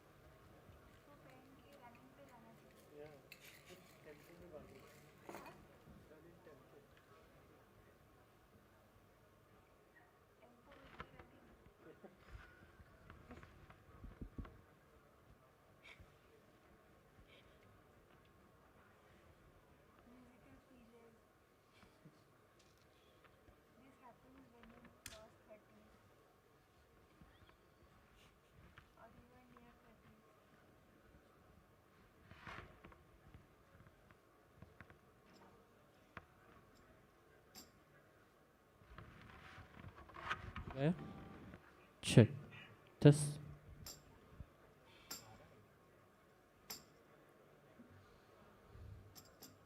Check, check, check, check, check.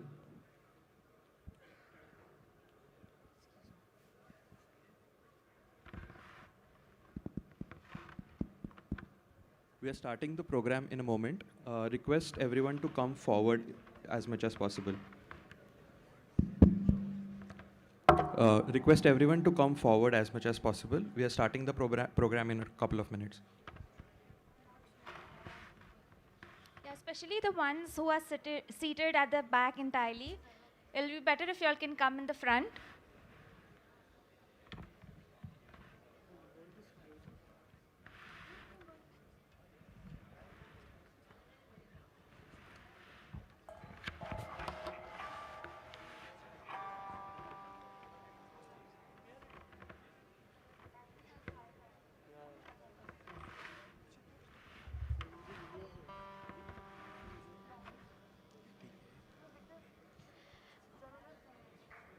So today's musical evening is brought to us by Megha Rawat Live.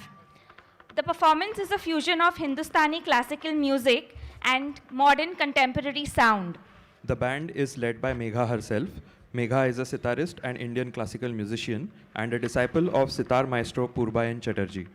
The band features Advait Kashikar on flute, Priyam Soni on tabla, and Vaibhav Vavikar on multi-percussion. Ladies and gentlemen, please put your hands together for Megha Rawat Live.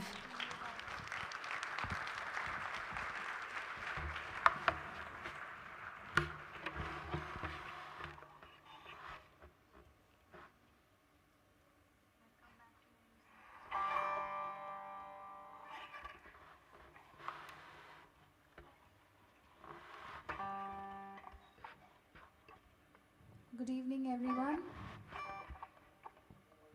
How are you after a whole day of discussion about technology and AI? I was listening it from the backside, what you were discussing. I also have some points regarding that. Because nowadays AI is also coming in music and, there are so many things about it. Well, I am using technology for my today's concert because, yeah, why not? So, good evening again, everyone. My name is Megha Raut, and this is my band. Today, we will be performing some fusion compositions. Actually, I composed these compositions through my journey when I was learning sitar from Shri Purbayan Chatterjee ji, and I started the journey of my composing in 2020. I have never released any of it. Yes, one song is released in all of these, but you all will be first to listen to it actually today. Whatever I have composed, and it's being arranged for, especially for all of you. I hope you all will enjoy. So the first song is called Roses. Any guesses why? No guesses? I think I'll leave it to you guys. You can have your own assumptions, whatever you have. I named it Roses because it gave me the feeling when I was composing this song with Amritanshu Datta. He's an amazing musician himself. He plays slide guitar, and we were sitting together talking about a raga called Manj Khamaj, and then we come up with this composition called Roses.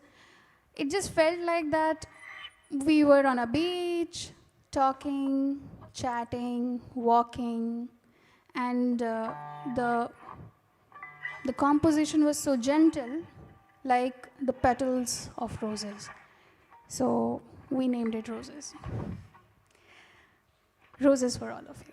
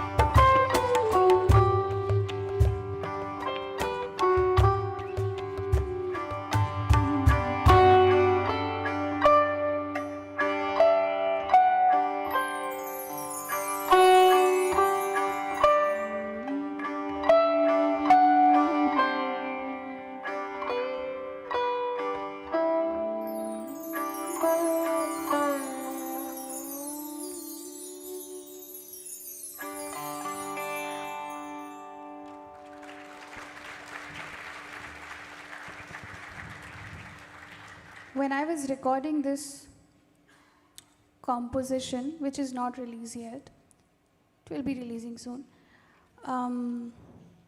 My Guruji was sitting in the room. There's a story behind it, and why it took us so much time to just dub it that he slept, and instead of saying it roses, he calls it, oh, that's spa song, because he feels like sleeping whenever he listens to this song, but it gives you a calm. That's what I feel. So this was roses for all of you. Okay, moving on to the next song. This was the first composition I ever composed. It's called Moonlight, and this was inspired by my Guruji's composition called Waterbird. I was listening to that composition a lot, and then that was in Raga Hamsadhwani. It's a very beautiful raga, and I came up with this composition with a lot of syncopations and melodic lines. So, and I released it on YouTube. It's there, you guys can check it out. It's called Moonlight. And why it is called Moonlight? Because, of course, it's a evening raga, first of all, Hansidhwani. And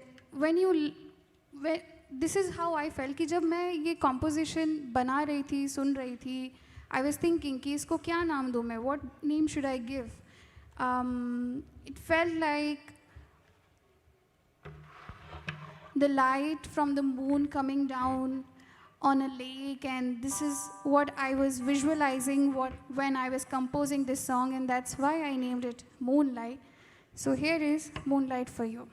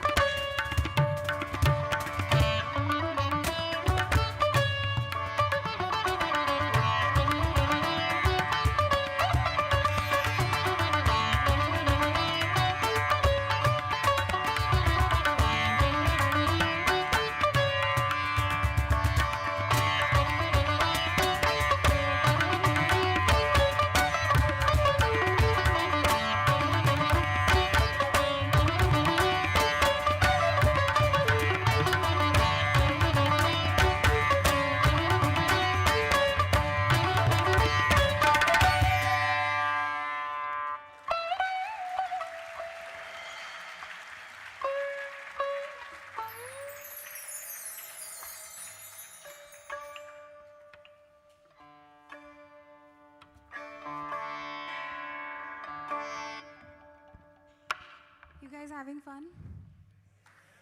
Do you guys approve this? Sorry, I'm asking you so much questions. But yes, this was Moonlight based on Raga Hamsadhwani.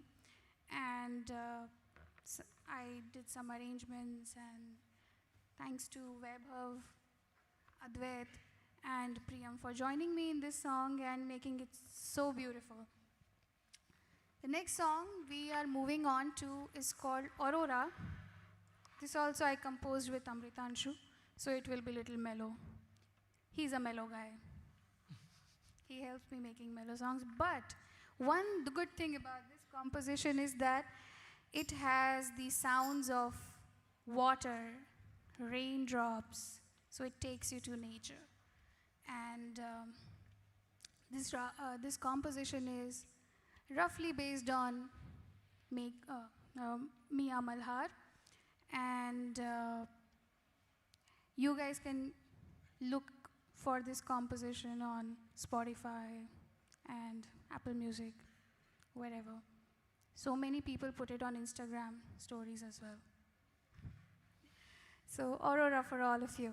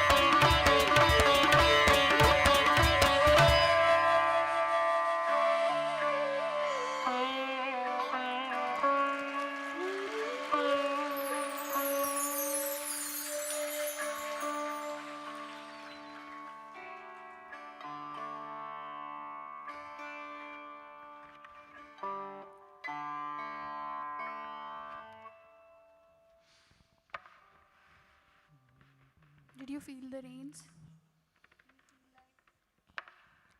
आप लोगों को महसूस हुआ कि पहले it was drizzling, then the cloud burst happened, and we went towards the crescendo. So after this crescendo, we will take you to an emotional route. And this song, which I am going to present for all of you, is called Desire.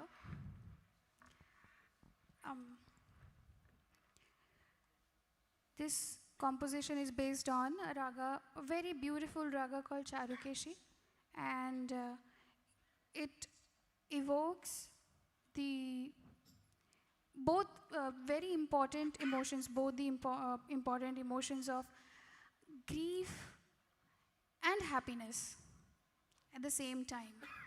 It's very interesting that one side you are thinking of, how can I say it, कि आपको इच्छा हो रही है कि मुझे इस चीज़ से बाहर निकलना है, and the other side उस चीज़ से दुख भी हो रहा है कि मुझे इस चीज़ से बाहर निकलना है. That there is a feeling of कि आप निकलना भी चाहते हो लेकिन नहीं भी निकलना चाहते हो.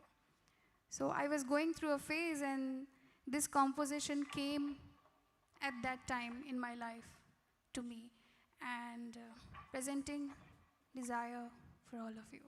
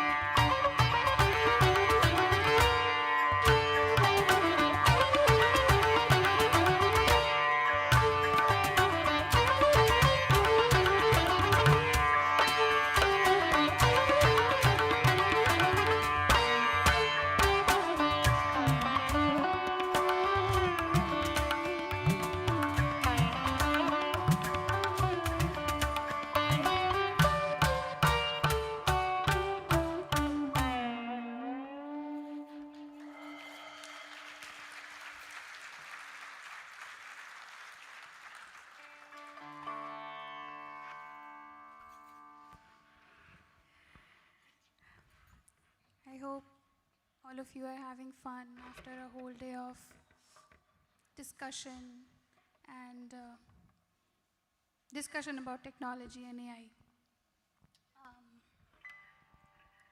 Before I move on to my final piece, I would like to thank Frappeverse for creating this opportunity and doing this festival. Thank you so much. It gave us an opportunity to perform for all of you and to present beautiful music for lovely people. Thank you so much, Anupam Sathe and Prashant Raneji for lovely sound. And yeah, without them, we are nothing. We will be playing on our own. Thank you so much, Anush Bajaj and Naya Budasri for bringing this event together and doing it seamlessly. Thank you so much for everything. And thank you so much for being on stage with me, my band. Vaibhav Vavekar on multi-percussion, Advait Kashikar on flute, Priyam Soni on tabla, myself, Megha Raut on sitar, once again, for all of you. And we are Megha Raut Live. Moving on to our last piece of the evening. बचपन में कितने लोग बारिश में कीचड़ में खेलने जाते थे? Hands, everybody. मना करते थे आपके पेरेंट्स आप लोगों को, सब लोग, कि मत जाओ मत जाओ, बट मज़ा वो रूल तोड़ने में ही आता है ना, कि मम्मी पापा ठीक है बोल रहे बोलने दो, but we want to go. So this is what happened with me when I was walking from my house for my lesson, and there were some puddles on the road, and I was thinking ki I want to create some composition, and it was raining, of course. So then Mumbai, we have many puddles. So I was thinking of this raga called Ragdesh, and also thinking about this raga called Vrindavani Sarang, also thinking about this raga called Tilak Kamode. So these are like family, Rag Megh, Madmat Sarang. It's same notes almost, sounds same. So I thought of breaking the rule of this grammar in raga, classical music. And मैंने सोचा कि क्यों ना इन सब से एक composition बनाया जाए, सब मिला के. So I was thinking of this composition, and I came up with the name Rain Soon. So rain soon for all of you, like monsoon.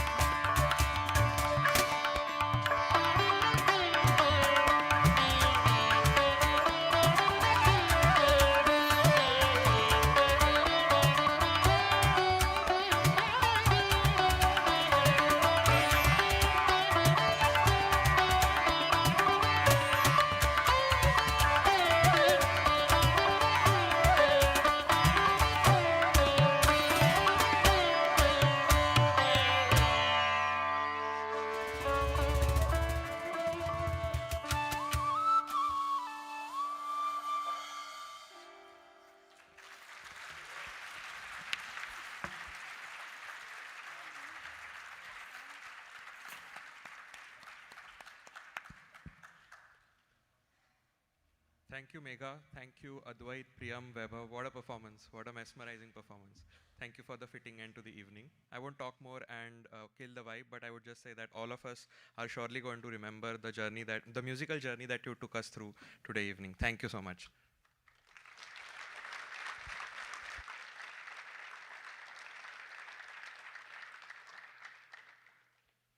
And finally, that's a wrap for day one. We'd once again like to thank all our sponsors for this evening. And before we head for lunch, let's give a round of applause for our sponsors as well.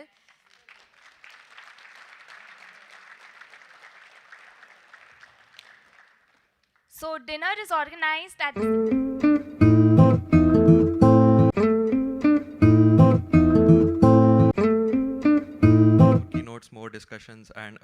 networking opportunities.